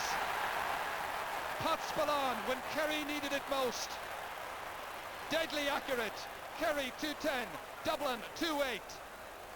2 minutes to go. And now you don't need to be a mathematician to know that from this kick out, Dublin must go for a goal. Jack O'Shea won that vital catch. Well, the last 10 minutes of this game has been gripping football. A little bit too tight for Jack O'Shea, who took a knock that time. Tom Spillane, who's been a star at half-back, calming things down if that's possible. Noel McCaffrey was there first. Here's Kearns again. He's engineered much of Dublin's success in the second half. Jack O'Shea back on the half-back line.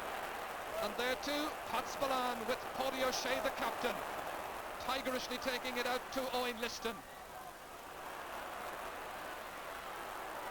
Mike Sheehy, the old heads have played wisely. The younger ones have used their speed. 2 Kerry men forward. Timmy down to make sure of it. A point.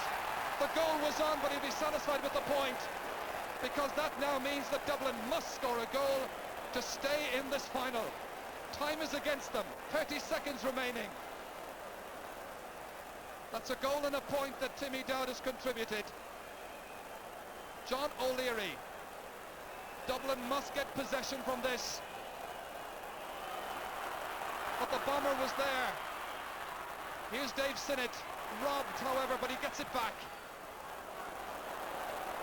10 seconds left. John Kearns has got it. They must go for a goal. Tommy Conroy, he overhit it. And Tom Spillane is the one who gets it on towards Jack O'Shea, and we're into injury time. Kerry ahead by 3 points. 2-11 for Kerry, 2-8 for Dublin. The closest call they've had for a long time. Timmy Dowd just outside the 13-metre line. Back towards John Kennedy. Can he make absolutely sure? He certainly does. And the cup is going back to Kerry.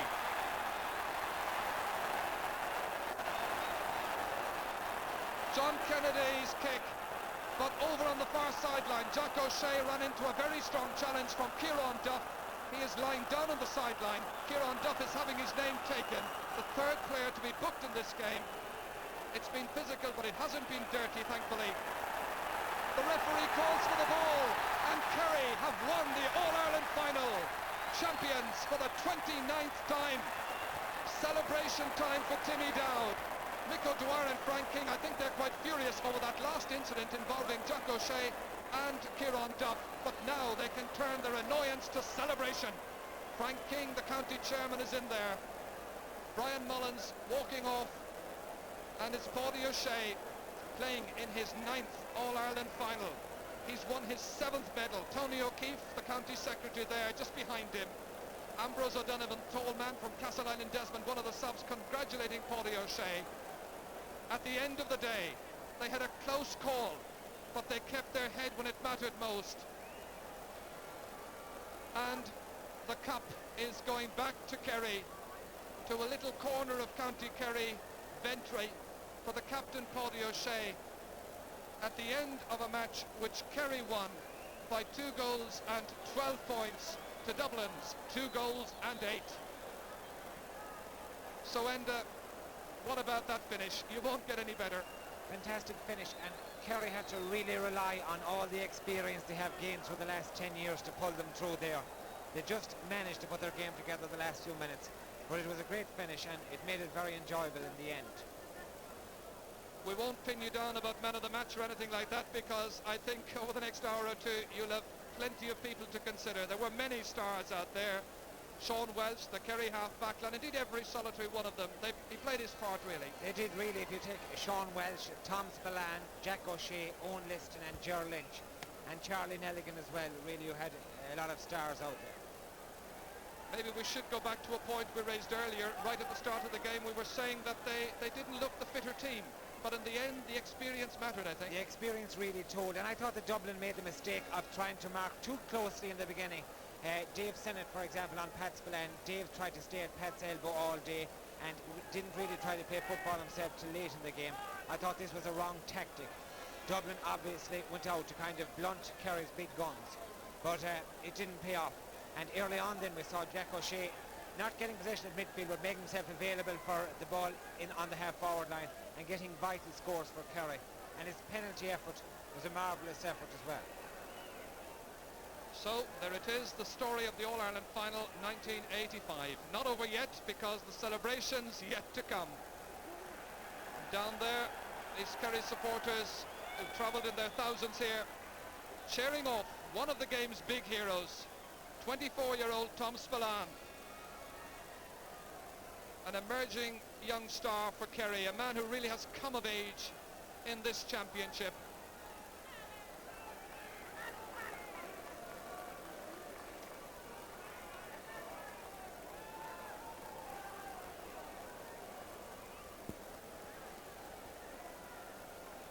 So, right in the midst of that crowd, Tom Spillane makes his way up towards the presentation. And I hope you've enjoyed this game. Indeed, if you have, don't forget the Sunday game coming up tonight, when you can see edited highlights of it. And we'll also have a phone in for your comments. You may have some things to say about the match. And the telephone number is 01 if you live outside the Dublin area, and it's 603 411. That's the Sunday game phone number, and open for your calls from 7:30 tonight. So, Ogie Moran and John Kennedy having exchanged jerseys, and so they come up for the presentation, the match they wanted to win for their captain, Paddy O'Shea. Owen Liston, one of the real stars, back from suspension, but that's the cup. Dr. Mick Loftus about to make the presentation. The man with the smiling face who'll receive it, the captain, Paddy O'Shea.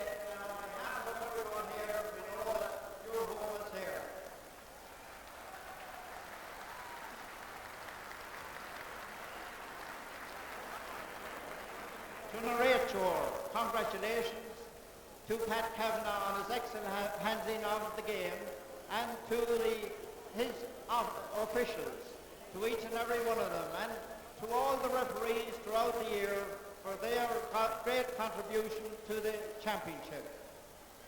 Agus anis gonna peladori galir, a sofgan sar cliffa, a vi agin anu, cogordicus as queacus the gardina, agus con pincha, agus con daut, go be tro ella, agus lo ella, ag bala or three.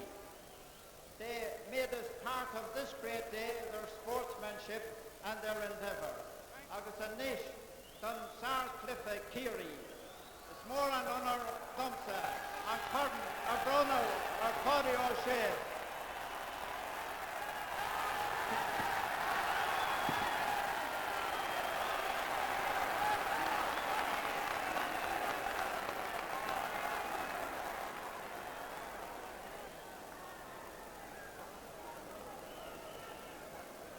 A waited Kerry, August the Portugal in.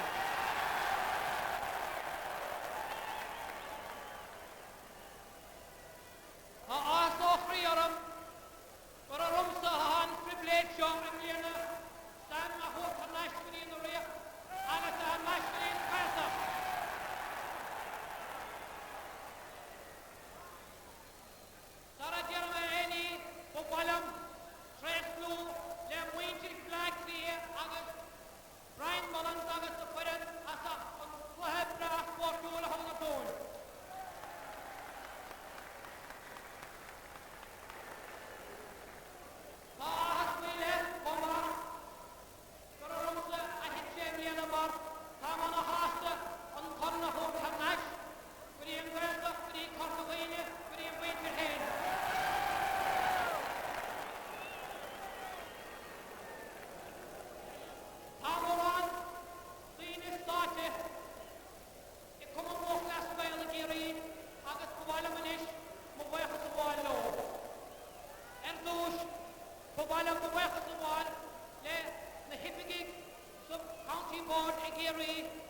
or Frank King and Lewis, you know, I'm over at Father Blader, Hogan on a Takiak do, with a man of Hagen.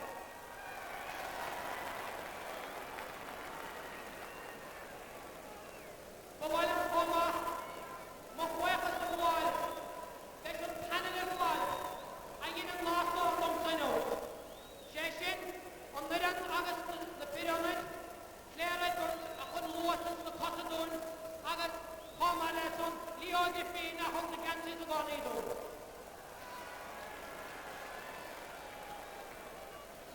Half that's the shield to do. I went to the Hamshire of Wester, the Arkham Animal Law, lick the wire.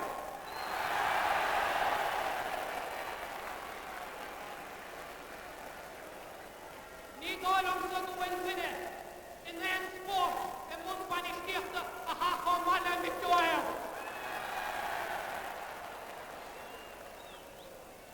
Kamer en derde. Tres blue. Left foot in this ball. En Kerry here. A Hogan Radom dom, de behind Sahano.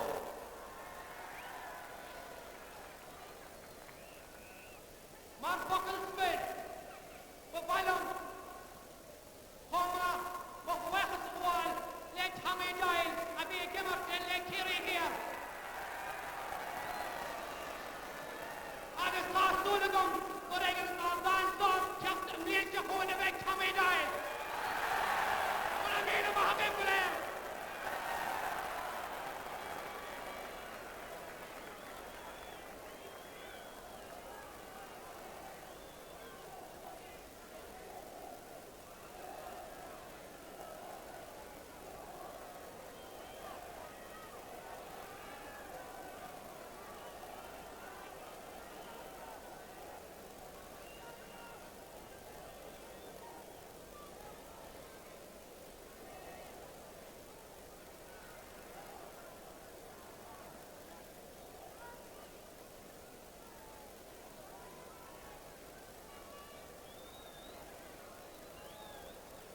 So then there are the scenes as the Kerry players go up to receive their congratulations from the dignitaries in the box. And a nice tribute, I thought, there from Paddy O'Shea to Tommy Doyle, his West Kerry teammate. Owen Liston going through and receiving the congratulations of the president of the GAA, Mick Loftus, and also, of course, the Tultron Naheran, Paddy Hillary. With me still here in the presentation box, we have Joe Kernan and Dinny Allen. Joe Kernan, if I may talk to you first.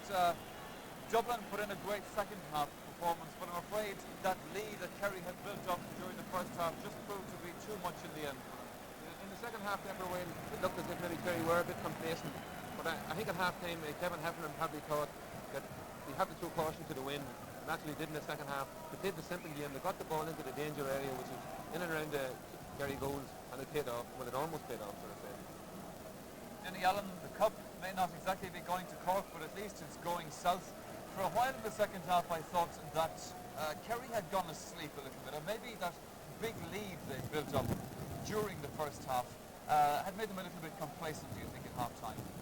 Possibly, Mick. I think they might have got a bit complacent, but in fairness to Dublin, they threw out everything at Kerry in the second half. They really tried. I think they tried their damnedest today, and they nearly took it off. But I'd rather think that Dublin made such an effort in the second half rather than Kerry being lax and things like that, you know. Well, Dinny, as you speak, we see Paddy O'Shea in the middle of the picture there. He's making the long journey now, indeed, from the podium down to the dressing room with Sam, and an even longer journey to be made, perhaps back down to Ventry, where I'm sure Sam will rest for a while during the winter, and the comforts of a little pub down there. The crowds make their way out under the Hogan stand and away from Croke Park, some of them dejected Dublin supporters, most of them Kerry victorious supporters at this stage because they've waited on for the speeches from Paddy O'Shea. Now the players have made their way back to the dressing room, into the victorious Kerry dressing room, and there Ger Canning is also talking to some of those players. Thank you very much indeed, Michael. For a time there I wasn't quite sure which dressing room we were going to end up in. When you're in the Kerry dressing room, they give you milk to celebrate. That's immediately after the match. Mick, I'd say you'll graduate to something a little stronger later on. Later on tonight, I'm sure they will, George. That was an incredible close call. Well, I think it was one of the best games of football I think that I have ever been involved in. The 77 semi-final was rated the best game of football, but I think this today surpassed anything that I have seen. And yet, despite all of that, from a neutral spectator point of view, there were passages of it that were rather pedestrian. Well, I suppose you'll have that in all games. You know, the tension was so much in there today, and there's so much, you know, I mean, Dublin really wanted to win it, we really wanted to win it. Mistakes are generally made in finals, I always find. But overall, I think the finish, the last 10 minutes, I think, you'd see nothing like it. I don't think in any sport. It was fantastic. You threw away, of course, a 9-point lead. I'd like you to look at that monitor there just in front of us, and you can take a look at the goal, the all-important goal by Timmy Dowd in the second half. Just have a look at it, Mick, and talk us through this one.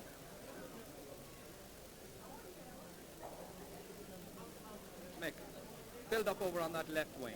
Build up on the far side, Gerald Lynch there, give it to Ambrose, and Gerald going on again. Gerald had a great game today. I think he passed it on there now to Timmy. Great vision in to this Timmy right Dowd, fantastic, all right. It was a great goal, and Timmy took it very well. The finishing was Timmy superb. has come to stay, I think. You know, it was a great finish there. This is it, of course, about Kerry. Year after year, even when people write you off and say that you're just a little bit over the hill, there's Timmy running back at the end of his goal. Have one more look at this one. I'm sure you're going to savour it. Have another look at it. There's the build-up. And Ger Lynch, as you say, he had a great game on the left wing. I think he was outstanding today. You know, he just played that ball on there to Dowd. Timmy Dowd ran and steadied himself like a veteran and put it right into the corner. It's a great goal, and I think that was the one that really decided the game today for us. You needed an old head on young shoulders to put that one away, I felt. Yeah, that's for sure, yeah. Of course, year after year, I was about to say, you somehow seem to produce from the conveyor belt somebody like Timmy Dowd. Yeah, and Ger, of course, through the league now, we'll be hoping to unearth a few more of those Timmy Dowds, and we're going to be around for quite a while to come. A lot of people think that our team has gone over the hill, but we have got the nucleus of a great side there to continue for another few years at least, Ger. Just one question, of course, about your own future. People were saying before this match this was going to be your last game. Indeed, there was a headline in one of yesterday's paper. Is that the case? Well, it has been mentioned in the press and all to that, and I've been thinking about it, but there's no decisions whatsoever to be made until next December anyway, definitely. As of right now, you're not retiring? Not at the moment. Mick, congratulations, well done. We'll let you enjoy the celebrations. Thank you. Frank King, Chairman of the Kerry County Board. Frank, very satisfying afternoon for you. Yes, Joe, I can hardly talk after the last quarter of the game. But it was a very satisfying win for us, seeing that we won the championship last year, and there was a lot of doubt about our players coming into this All-Ireland final. A number of our players who had suffered a lot of injuries got fit during the year, and there is great credit due to each and every member of the team for bringing the championship back today. Now, the other thing I said yesterday to you when you were in Tralee, that I was hoping that we would win for Paddy Shea, and I'm absolutely delighted. Well, you've done just that. We'll be talking to Paddy in just a minute. Meanwhile, Don Cotter, who's the chairman of the Dublin County Board, has come in to offer his congratulations. Don? As usual, as I said last year, when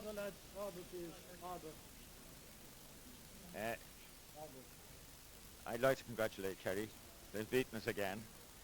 As I said last year, when we win, we celebrate, and when we lose, we take our beating. And congratulations, sincere congratulations, the better team won on the day. Don, what went wrong? You must have thought towards the end that you were going to win it. You must have thought towards the end, Don, it was going to be your day. Well, it looked hopeful at one stage, but football's like that. And when it goes against you, you have to take it. That's it. Well, this won't make up for it, Don, but there's some milk. Enjoy yourself. Let's turn to Joe Keohane. Joe, one of the selectors. You mustn't have seen a close finish like that in a long time. Oh, for quite a long time, Joe. It was a very, very exciting climax. Typical Kerry finish, where they've been finished. They looked in trouble. They came back, scored 4 points. We came out with 4 points win. We were coasting along. It looked a very simple victory. Fair play to Dublin. They came back. Weren't deterred by the score, by our advantage. Came into the writing in a very, very big way. Never gave up. Well, Joe, you're one of the selectors, the man who led the team, Paddy O'Shea, Cogorls of Paddy, Kahigwala Hossertanish. And I also father him, Ger. Vishana Congress together. Solemn Rada Hall and La Home. We were co-fathers something keen. Negulin from Cossegur. We were over in box down there. I was screaming with Leblack, he talked on Nash. I was Hogador Fungama, Hanmers, Kunomti, Denomti, Dana. Vishana Yakers, the Kuil, Gahoida has a Tarna Lash in Akrau. Bisha on Vishana Yakar for the Hanig, the Kadina Hand, the Hundred Shahan order father, because we were on Brishna on. I was force Jaigamalin, Paddy, that 9-point lead that you had in first half, this must be one of the proudest moments in your career. Would that be the case?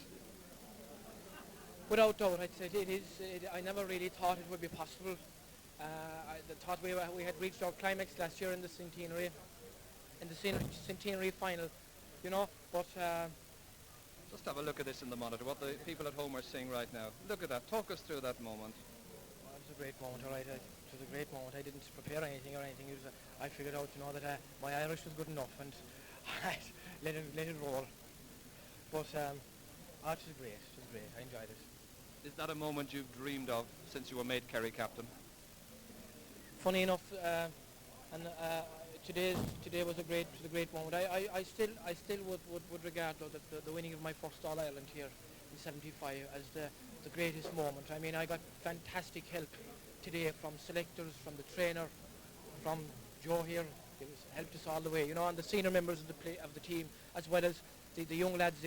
My biggest job this year was trying to keep the fellas that won All Irelands last year. We went through it in '75, we won an All Ireland, we were knocked in '76, and we were trying to get that message through to the younger players. You know, I think maybe it crept in that little bit in the second half when the 9 pints was knocked down to a pint. But still all in all, it was a happy day. Now, one or two people have heard, of course, that you've opened a hostelry down in West Kerry. Have you any little place at all where you'll be putting it? My main worry now at the moment is I hope the hostelry will be standing when I get down. What do I say? Well done, congratulations. Let's turn to one of the real heroes, one of the Spillane brothers, Pat. Was it as hard as ever, Pat? It was. I think it was the most physical All Ireland that we played in, Joe. But very, very satisfying to win anyway. Develop that physical bit for me. What did you mean by that? I just mean that it was hard hitting within the rules of the game. It wasn't a dirty game, but when you got each ball, you earned it. You know, you earned it to win any ball off the score. Well, with 3 Spillanes on the team, there's going to be a great celebration again in Temple No. Somebody's described it as the Ring of Kerry. The real Ring of Kerry takes in places like Waterville, Temple No, and of course Ventry now. That's right. It's a proud moment. It should be a proud moment for the people of Temple No. It's worth having 3 representatives on the Kerry team, and we owe a lot to the football club there and to the people of the district for supporting us down through the years and being very good to us. And so no moving statues in Temple No, but plenty of moving footballers. There'll be a lot of them moving this week, Joe. I think. Well done, Pat. Thank you very much. Congratulations to you. Let's turn across here to Mikey Sheehy. Mike, can you come in here and just have a quick chat with us? Mikey, that was a great performance from a Kerry point of view, a great one to win. Now, as one of the old heads on that team, how did you feel about it? Well, my first reaction, like a lot of people were saying that what a few people out of what happened in the second half, everything. But I think I was looking at a bit of the minor game from the stand, and you wouldn't realise that the wind was so strong out there. And I knew that we were going to need all the scores on the board in the first half as much as possible. And even after 5 minutes second half, I knew it was going to be very, very tight. And just great to win it, really. Delighted. It hasn't sunk in yet, I think, really, you know. Before this match, very, very few people were tipping Dublin. Then you got the perfect start. You got 9 points up at half-time. So what did you feel going out for the second half? Well, in fairness, Mick Dwyer, and Paddy Shea and all the selectors, they emphasised that we were starting from scratch because, as I said, it was very deceptive type of a wind, you know. And as I said before, we knew at half-time that it was going to be very, very tough. But I mean, it was crazy the way the media were making us so clear-cut favourites. We always know that we get a tough game from Dublin, and people were saying they were playing badly, we were playing badly. They were playing badly and winning their replay against Mayo by 8 points. So I mean, that was crazy. The odds were absolutely crazy. The big question, of course, did you rest on your laurels in the second half, or did they come back violently at you? No, I think in fairness to Dublin, they came back into the game. They showed great determination, and when they got the goal with whatever was left, it was dicey enough at that stage, you know. But I mean, no, fair play to Dublin. I thought they played very well all through, and it made for a great final. It was a very fair and spirited match, I thought. Oh, it was, yeah, it was. Very good. And good refereeing as well, I thought, all through by Paddy Kavanagh. Of course, you had a very bad knee injury just before this, so you missed last year's final, so just tell us the background to that. Tis an injury I have since '73. I had a bad cartilage and I had an operation, and I've been told that I'll have problems ever since, and unfortunately the words have come true and it's given me a lot of trouble, so I don't know what I'll do now. I'll think back and rest for a while and we'll see what will happen then. You're not contemplating retirement? I don't know, we'll think about it for a few months anyway before we decide anything. You'll always get a straight answer from a Kerry man. Well done, Mike Sheehy, congratulations. Tom Spillane. Tom, what an incredible game that was. Unbelievable. Words can't describe it at this stage now for me. I just have to possibly, watch it and think about it again, but I'm physically drained now and exhausted. And, I couldn't have lasted another few minutes in that game. And yet the Dublin recovery in the second half was slow enough on occasions. Yeah, they missed a lot. They missed a lot in the first half and they missed a lot in the second half again. We we really didn't get into it in the first 20 minutes of the second half. First 15 minutes of the second half took us a while. We were struggling to gain possession, clean possession in the forward line, and we were struggling all through. But in the last 10 minutes, when the pressure was on, we came good and got the scores when they counted. Tommy had a great game. Congratulations. Well done. Owen Liston, this is the part I'm not going to enjoy because I'm going to have to hold the microphone above my head the whole time. Owen, that was a great match from your point of view. Yourself and Jerry Hargan got to know one another pretty well. We did indeed, yeah. It was a great match, as you say, from our point of view. It was a good test of us there in the second half, I think. They brought us back to a point to come back. But they're played to Dublin, like, for the way they came back. You know, it showed that they're a good side as well, you know. You know, of course, that he was being rated the best full-back in the country this year. And he's a very good full-back, and I think he didn't play too bad today either, you know. Did you have any little quiet word with him at all? Not a word, no, we didn't.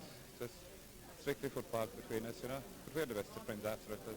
Well, I don't think you scored, but you contributed an awful lot to the Kerry attack. You were really mobile, sometimes coming out there as usual into the centre of the field. It must take an awful lot out of you. A bit tired, all right, I suppose, but I leave the kicking to the fellas. They can do it best, really, you know. So, fellas like Mikey and Paulie and Ogie around, you know, no point in me trying it. So. You're extremely modest. Owen Liston, congratulations, well done. And let's go back now and join Michael Lester. Back to you, Michael. Sure, thank you very much indeed, Owen Liston, indeed one of the stars of this Kerry team today, even if he didn't score. But now, Joe Kernan, just on that point, and talking to Owen Liston there, certainly the battle between himself and Jerry Hargan was a very important one in terms of today's match, and there's no doubt at all that Liston had the better of it. Yeah, especially in the first half, even more so than the second. In the first half, Kerry played the direct ball into him, and he distributed the ball great, especially to Jack Hussein on a number of occasions. In the second half, he didn't. The ball wasn't coming up as fast, so we had to go looking for it. So it meant that he wasn't helping out his forwards the way he was in the first half. He was actually getting the ball sometimes in the midfield and the half-back line. Something just occurred to me actually, Joe, as I was watching the second half of that match, and the big gap that Dublin had to try and make up on Kerry. And it brought my mind back to 1977 and the big gap that Armagh had to make up in Dublin in that day, and there were 2 goals banged in by yourself. Dublin needed something like that for a long time today. They did indeed. After half-time, when they started to play the direct ball in, they started to cause havoc in the Kerry defence, and the whole defence became very jittery for a while. Also in that time, Dublin kicked a few wides, which didn't help their cause either. Okay, well, on my left then, Dinny Allen of Cork. Dinny, just on this point of the lead that Kerry built up again, do you think that if it was closer at half-time, I know it's impossible to know these things really, but say there were 2 points between them at half-time and Kerry were leading, that Dublin would have come out with the same determination? Do you think the pattern of the game would have been completely different, that it didn't necessarily mean that Dublin would then have overrun them? Yeah, I think maybe you're right there, Michael. I think that Dublin wouldn't have come out with the same attitude. I think that when they went in at half-time, that obviously their backs were to the wall. People were saying around the place here that the match was over and it could be a disaster. And I think, in fairness, it was put up to them. They felt coming out at half-time that it could have been a disaster. So, in fairness, as I said before, they tried their damnedest in the second half, Dublin, and fair play, they nearly took it off on the day, you know. Well, now in the dressing room there, we saw men like Pat Spillane, we saw Mikey Sheehy and players like that. Do you think, for a lot of those players, it's the last time maybe we'll see them in an All-Ireland dressing room, that they'll decide to call it a day now? Well, I know a lot of the Kerry lads fairly well because I spend a bit of work down there, and I've been listening to guys contemplating retiring for the last 3 or 4 years. But definitely Paddy Shea was the man that didn't allow this happen to these guys this year. Like, and as he mentioned, Tommy Doyle there, I think Tommy Doyle, it's up to him now this year or next year to motivate these fellas, and maybe that you're still going to see the likes of Mikey Sheehy and Ger Power and these fellas again next year. You know? As for Paddy himself, he may decide now to just stand behind the bar for the winter and just serve out the pints and leave it at that and talk about matches in future. Best thing is he put a bit of pressure on everyone else this year. He'll probably have to keep going next year at that stage. But Dinny, if Kerry are to...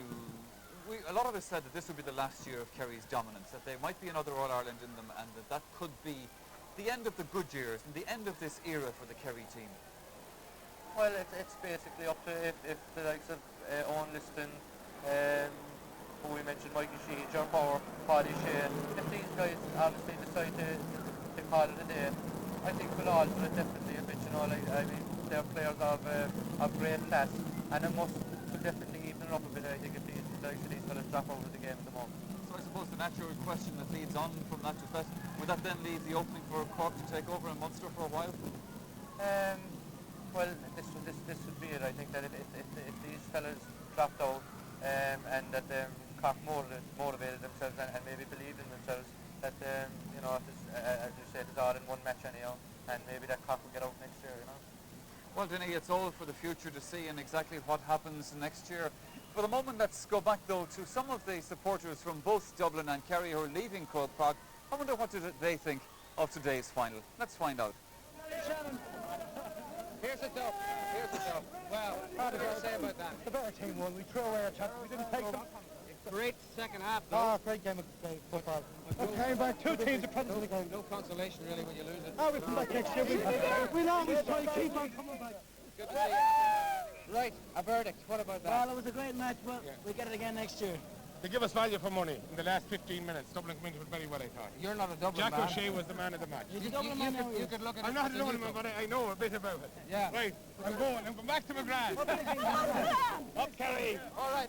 I thought it was great. I thought at half-time that Kerry would win it easily, but Dublin came back in a big way in the second half. Their fitness has always been great, Kerry, but they seem to lose their legs halfway through the second half. I think they're probably so far ahead at half-time that they got maybe a bit cocky.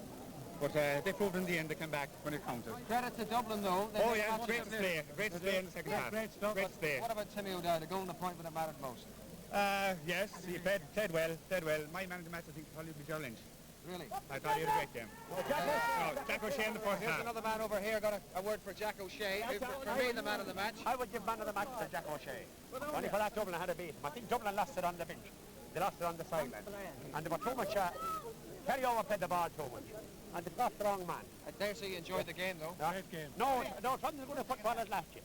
More handball than football today. Let the man in, the man to make its point. Come on in here. We can't hear you right there. Disgraceful decisions by the referee in the last 3 minutes. Yeah. That's right. There's only a point in it. Right. The ball was lifted by a Kerry man. That's right. And Jack O'Shea touched on the back. The referee won the match for Kerry. Make no mistake. Yeah, well, there's never a winner in matches like this, and that's the referee, and you can guarantee that. Interesting to see that a lot of the people there speculating as to who'll be the man of the match. Well, that's something that you'll have to wait until tonight in the Sunday game to find out.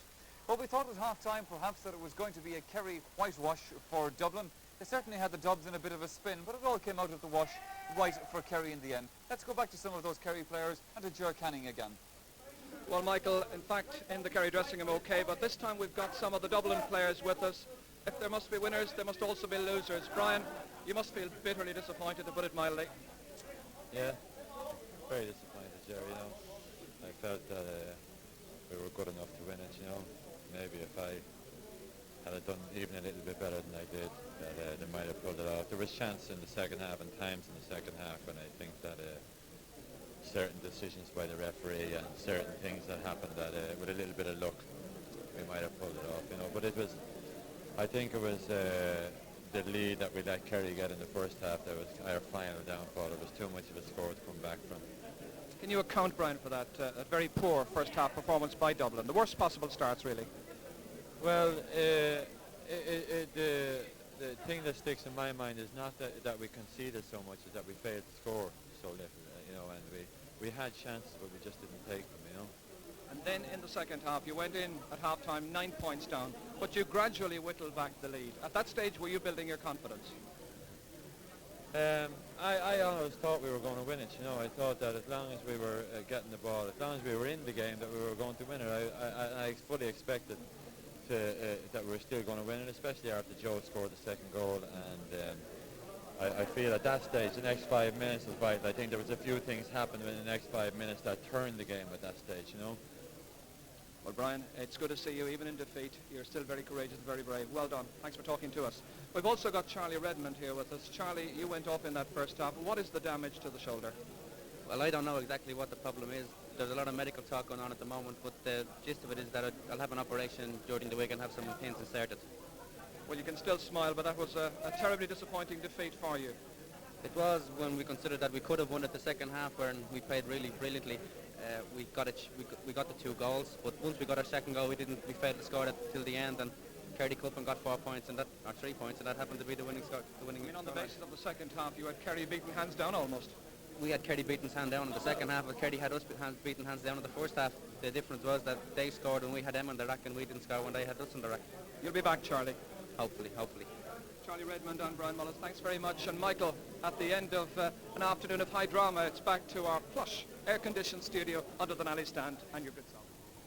Maybe back, that's not where we are, but you may be going back to that one, Ger. Well, I'm sure that Charlie Redmond will indeed be back for Dublin. I wonder, though, will Brian Mullins, taken off today in the final? It was a sad end, if it is last time this year, because this is, in fact, the final programme in our series. But what a one to finish on, the All-Ireland football final between, of course, Kerry and Dublin. So what can Dublin's Kieran Duff do about it? He's taken over the free taking from Barney Rock, you'll have noticed. Fisted down by Joe McNally. Tommy Conroy's in there as well. Here's Barney Rock. Chance of a goal. Still scrambling loose in there. And Sean Welsh is the one, a tower of strength, who got it out, but only as far as Tommy Carr. It's still dangerous from a Kerry point of view. Bodies dangerously flying around in there. And the referee... Well, we were expecting something special from these two old rivals today. Didn't perhaps turn out to be the great classic game of football that we might have hoped for, but nonetheless there was much drama, and we'll be picking up on the highlights in just a few moments. Before that, though, let me remind you that our phone lines are open to us here on the programme for your comments. 01603 411 is the number to ring. Your comments not only on today's game, but also anything from our Sunday game series over the past few months that you'd like to talk about. Tonight, of course, as well, we'll be naming our man of the final. And as well as that, we'll also be naming our players of the series in both football and hurling. And to that effect, we have in the studio with us tonight both Enda Colleran and Eamon Cregan, our regular Sunday game panellists. And they'll be here to name the two men who, for them, were outstanding over this summer. And that's not all, because we also have a little competition for you as well. We'll be asking you to name your teams of the year in football and hurling. And there'll be prizes of some £500 to be won in that. Well, that's all, though, for a little bit later on. First, though, to the highlights of today's match. And this was the 6th time in 10 years that these two sides met in the All-Ireland final. There were some great battles between the two, of course, over those years. But how would it all unfold today? Well, let's find out now as we join the match commentator, Ger Canning. But the waiting is over for Dublin, and here's the ovation to greet them, bidding to atone for last year and regain the cup last won 2 years ago. And this is the man who leads them, Brian Mullins. And now just listen to the welcome that greets the champions from Kerry, their 9th appearance on All-Ireland final day in 11 years. Mikey Sheehan, the number 13. What a great player he is, such a skillful performer. Here's the Kerry captain, of course, Paulie O'Shea. Paulie today playing in his 9th All-Ireland final. So, champions Kerry, unchanged from that which started against Monaghan in the semi-final replay 4 weeks ago. Sean Welsh and Tommy Doyle have recovered from hamstring injuries, while Owen Liston's 4-week suspension for being sent off in that game ended at midnight. So he lines out in a forward line with 30 All-Ireland medals between them, and with only Timmy Dowd, who came on as a sub last year, being a relative newcomer. Noel McCaffrey, the doctor from Clontarf, had a very good run with Clontarf on the Dublin County Football Championship. Because of that, he attracted the attention of the selectors and has become more or less a fixture after the emigration of Tommy Drum last year. And meanwhile, this is the Dublin team with Pat Canavan selected at wing half back, with Mick Kennedy dropping back to the right corner of defence, all of which means there's no room in the lineup for Mick Holden, who must settle for a place on the subs bench. Barney Rock continues at right half forward, with Joe McNally on the fringe of the square in an unchanged Dublin forward line.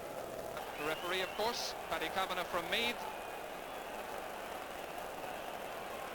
And already there's a good deal of movement. There hasn't been a ball thrown in yet, but the teams just came out a little bit too early, perhaps. There's the throw-in. The All-Ireland final is underway, and it's Kerry who play from right to left with the aid of a breeze in this first half. Tom Spillane trying to open up the play down towards Owen Liston, who's won the first ball with Jerry Hargan.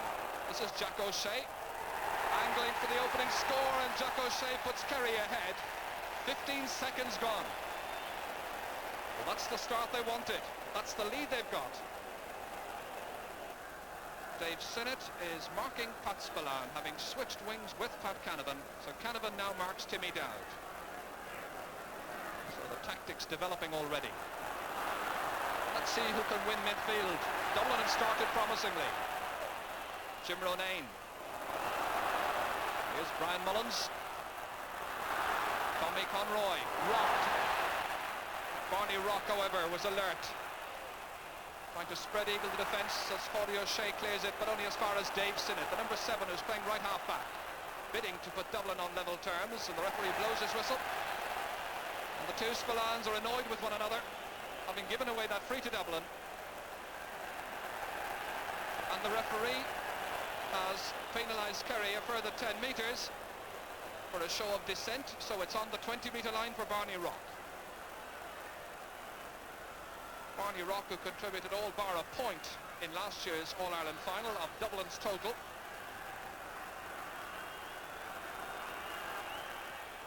And the sides are level. Barney Rock is the scorer. That makes it 3 goals and 26 points he scored in this year's championship.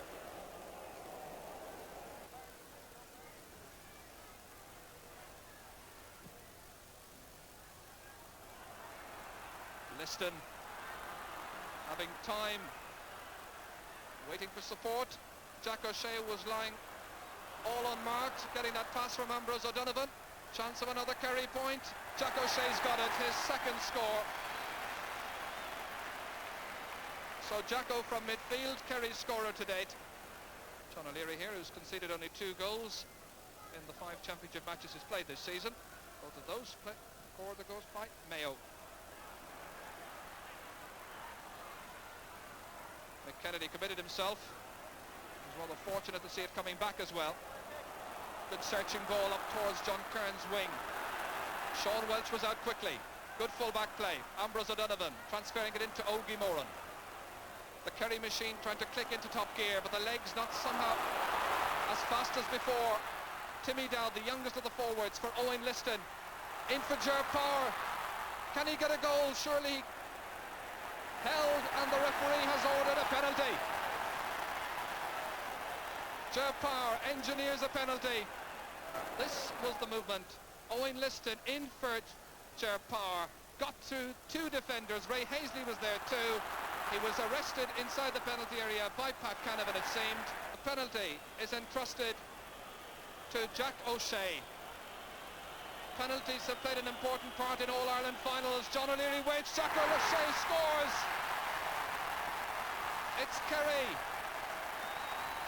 who take a tight grip on this match and lead by a goal and 2 points to Dublin's point.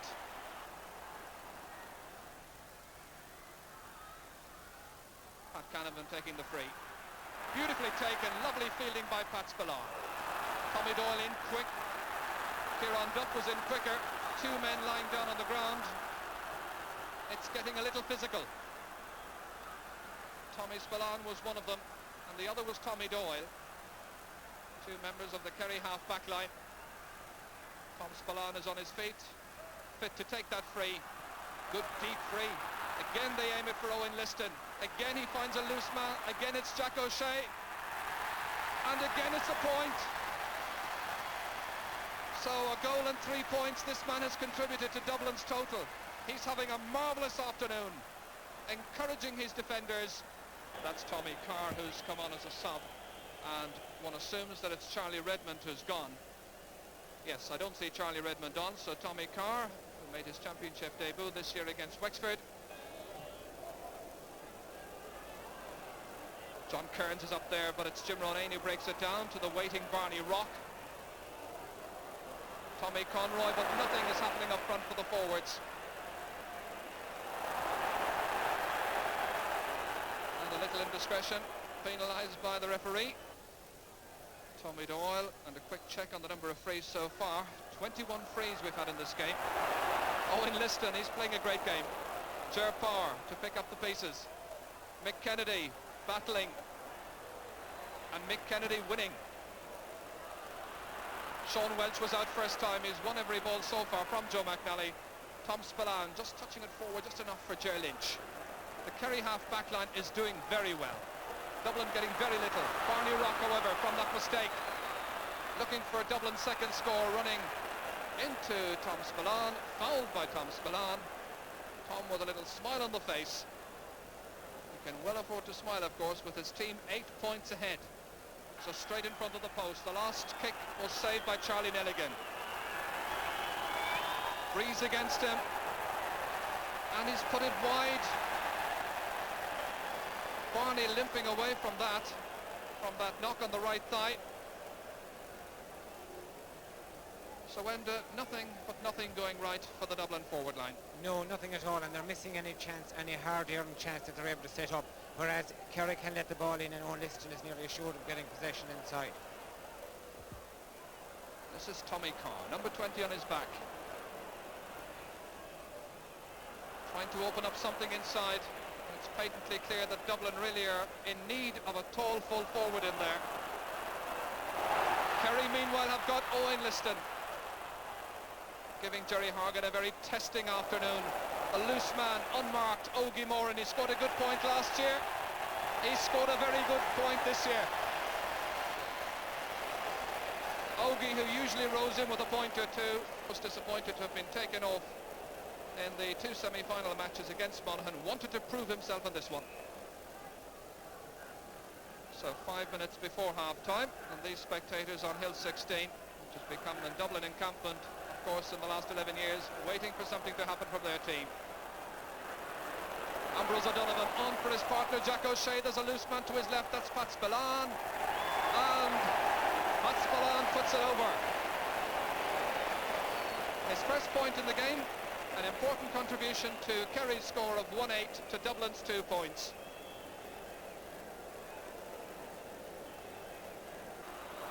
Tommy Conroy's got it. One man to aim at, that's Joe McNally. And it's patently obvious that he hasn't got the pace so far to round Sean Welch. And I wonder when Dublin will start making a change in that place. I wonder, would Dublin at all consider putting somebody like Brian Mullins in full forward? They've very little to lose at this stage. The second half tactics are going to be interesting. Inside the last minute of play in this first half, a first half dominated by Kerry. And here's Joe McNally, and it's wide. 5 wide so far Dublin have had. The most unhappy afternoon for Joe McNally. How he'd wish, of course, to rediscover some of those touches, some of those marvellous goals that he contributed to the success of '83. The half-time whistle. A most satisfactory first half from a Kerry point of view. Thoroughly disappointing if you're a Dublin supporter, as Brian Mullins leads his team in. Pat Spillane and Tommy Doyle there. They must be happy with themselves. So the half-time score. It's Breeze. There's Noel McCaffrey. Here's John Kearns. They need points early on. Well stopped by Charlie Nelligan, who read it all the way. Sean Welch, fast delivery to Jack O'Shea, who's always back there. Covers every square foot of this pitch, I think.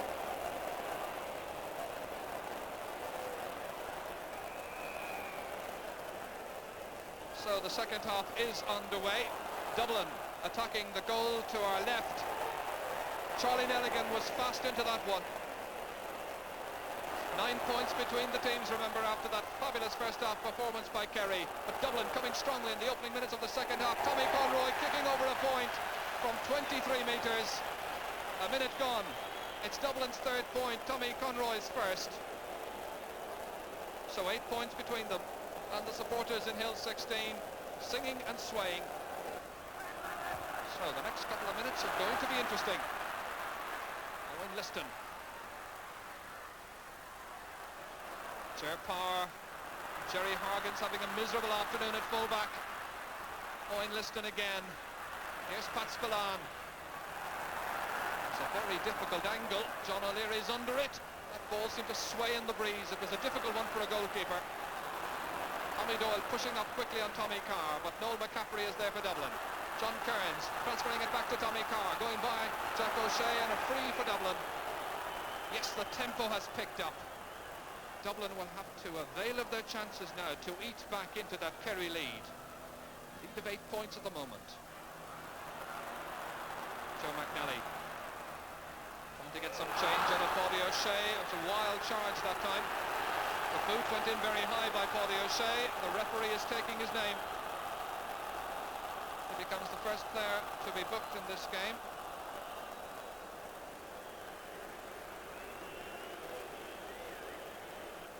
It's a free into Dublin.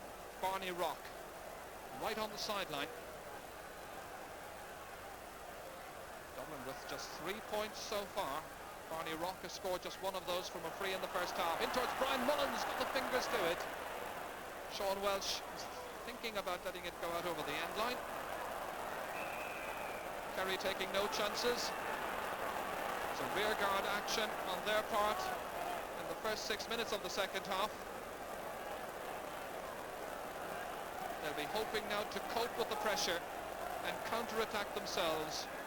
The last thing they'll want to do is just rest on their laurels from the first half. Kieran Duff towards Barney Rock, but out there smartly Sean Welsh, the fullback, who's playing a fabulous game of football. Owen Liston, look where he was, 40 metres from the Kerry goal that time. Pat Canavan to his wing-back partner Dave Sinnott, to the other man on the half-back line, Noel McCaffrey, coming forward to join the attack with Tommy Conroy here just outside the 20-metre line. Conroy striking and Conroy scoring.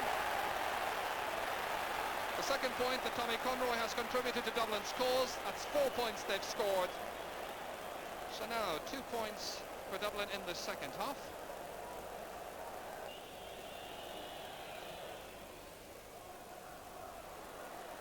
John Kearns, nice fetching, 45 metres out. They need scores quickly. John Kearns kicks a beautiful point. That's the first point he's scored so far. He scored 4 lovely points against Monaghan, against Mayo the last day. So now 6 points between them. So gradually Dublin getting more and more into it, but clearly handicapped by the 9 points of an arrears that they faced at the start of the second half. Ambrose O'Donovan, Ger Lynch. Ger Lynch on towards Timmy Dowd. Can he get a goal? Yes! It's the icing on the cake for Timmy Dowd, the 22-year-old. His first score of the game. After all the Dublin pressure, that's the perfect response for Kerry. And how fitting it was that Ger Lynch, the wing-back, should have set it up for him. Beautiful vision, spotting that Timmy Dowd was in a run, and the finishing was clinical. So what can Dublin's Kieran Duff do about it? He's taken over the free-taking from Barney Rock, you'll have noticed. Fisted down by Joe McNally. Tommy Conroy's in there as well. Here's Barney Rock, chance of a goal. Still scrambling loose in there. And Sean Welsh is the one, a tower of strength, who got it out, but only as far as Tommy Carr. It's still dangerous from a Kerry point of view. Bodies dangerously flying around in there, and the referee is giving a free out. Well, it will be interesting to see that all over again. This was the movement. Joe McNally was in there, and just watch as Sean Welsh, as the last line of defence, got it up in the hands and got it clear. And there were all kinds of dramatics as Tom Spillane went flying over a Kerry man, and the referee decided it was a free out. Jack O'Shea, somebody fell. Noel McCaffrey, the last line of defence with Timmy Dowd, and now they're all pushing forward. Dave Sinnott back to his goalkeeper, John O'Leary. Mick Kennedy, as Dublin press forward. They've nothing to lose at this stage. If the game is going to be retrieved, they're going to have to throw caution to the wind and try to get more and more into it. Pat Canavan. Mick Spillane. Mick, who's got excellent positional sense. Here's Mick Kennedy. And it runs kindly for Joe McNally, and it's a goal for Dublin, just what they needed. A goal that rekindles hope for Dublin. McNally is delighted.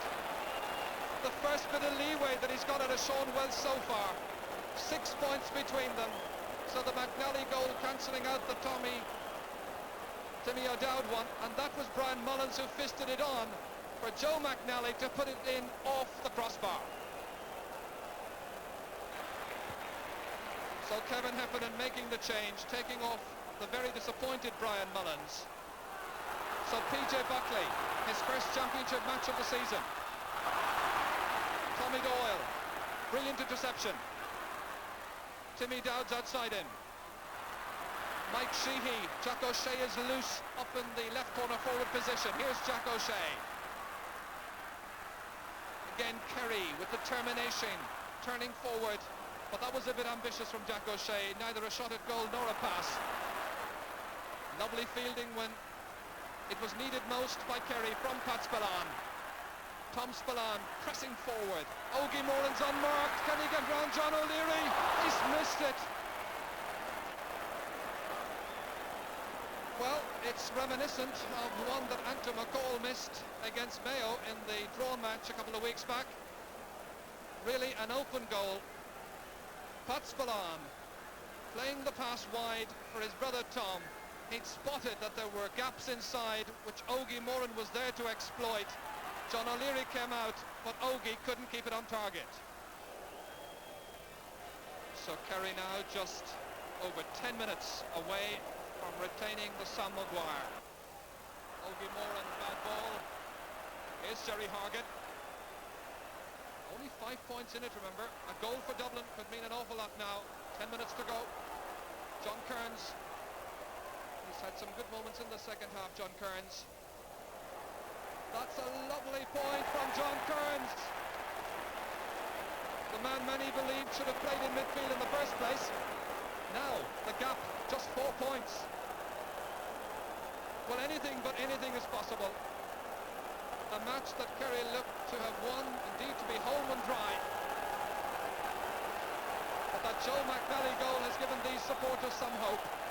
That's number 17, John Kennedy, the free taker last year, and it's Ger Power who's going off. 7 minutes to go. 7 minutes between Kerry and their 29th All-Ireland success. Tom Spillane, he's a terrific half-back. Played much of this season, of course, in Sean Welch's absence at full-back. But he gets more space to express himself in the centre. Here's John Kennedy, first touch for John. Well, there's nobody there, John. Canavan. Tommy Carr. Here's Dave Sinnott. His grandfather and his father before him have played for Dublin. He so badly wants to win an All-Ireland medal. This is his first All-Ireland final. John Kearns. This time it's down towards Joe McNally. It's another goal! Joe McNally's second goal. But Charlie Nelligan saying to the umpire that McNally was in the square.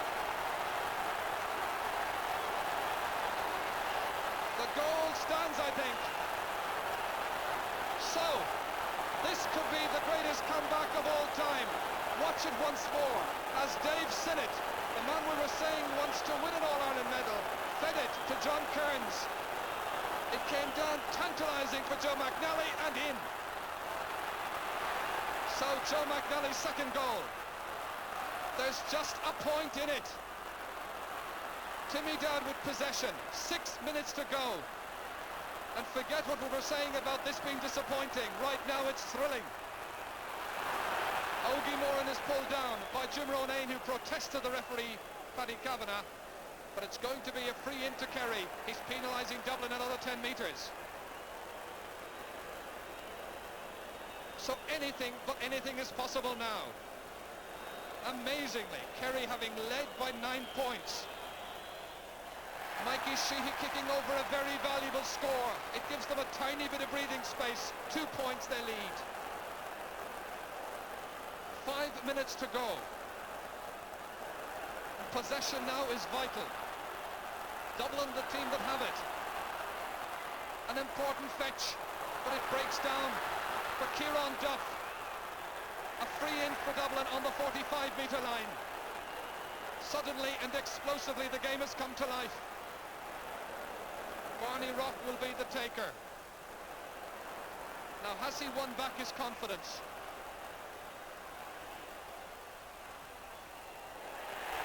He certainly has, and there's only a point in it. The supporters on Hill 16 are jubilant. This is what they came to see. And the Dublin team are now providing the goods for them. That's the position. 4 minutes remaining.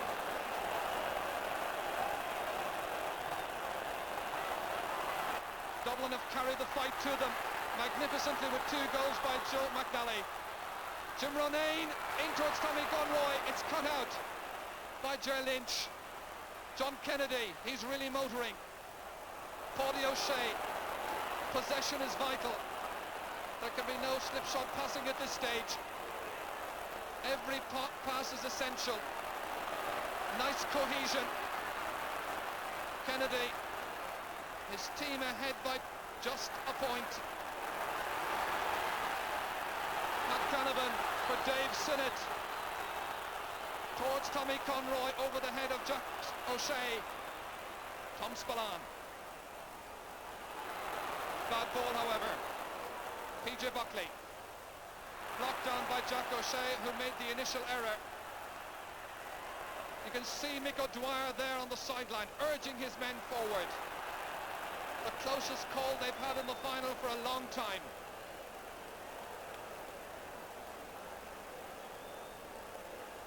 Three minutes to go. Kerry just 1 point ahead. 2-9, 2-8. Ger Lynch with the kick. Towards John Kennedy, but cut out by Pat Canavan. He'll get it down to the forwards quickly. Tom Spillane. Did he touch it on the ground? The Dublin supporter said yes. The referee said no. That's what matters most. Ger Lynch. And the half-back line again. Supplying it for the half-forwards for Pat Spillane.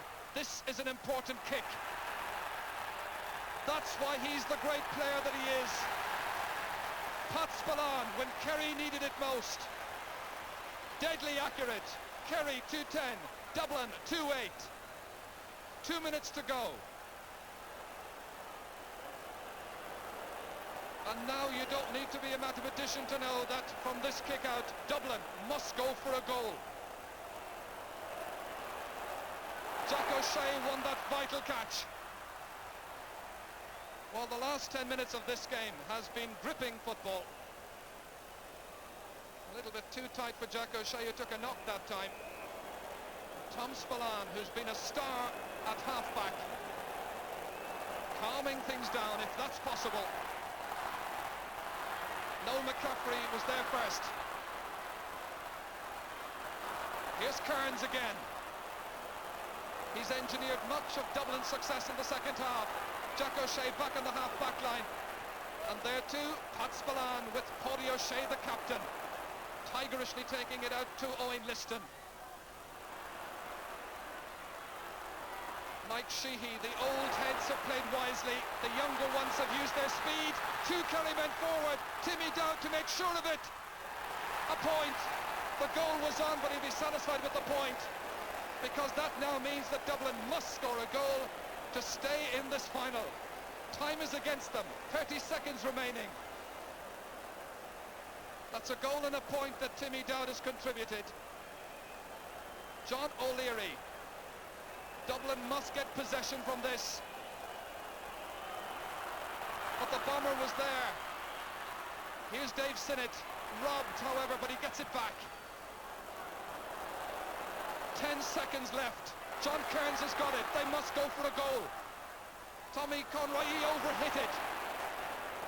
And Tom Spillane is the one who gets it on towards Jack O'Shea, and we're into injury time. Kerry ahead by 3 points. 2-11 for Kerry, 2-8 for Dublin. The closest call they've had for a long time. Timmy Dowd just outside the 13-metre line. Back towards John Kennedy. Can he make absolutely sure? He certainly does. And the cup is going back to Kerry.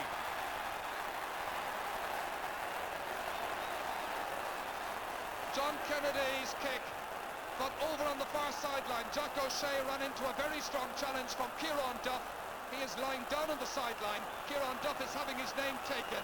The third player to be booked in this game. It's been physical, but it hasn't been dirty, thankfully. The referee calls for the ball, and Kerry have won the All-Ireland final.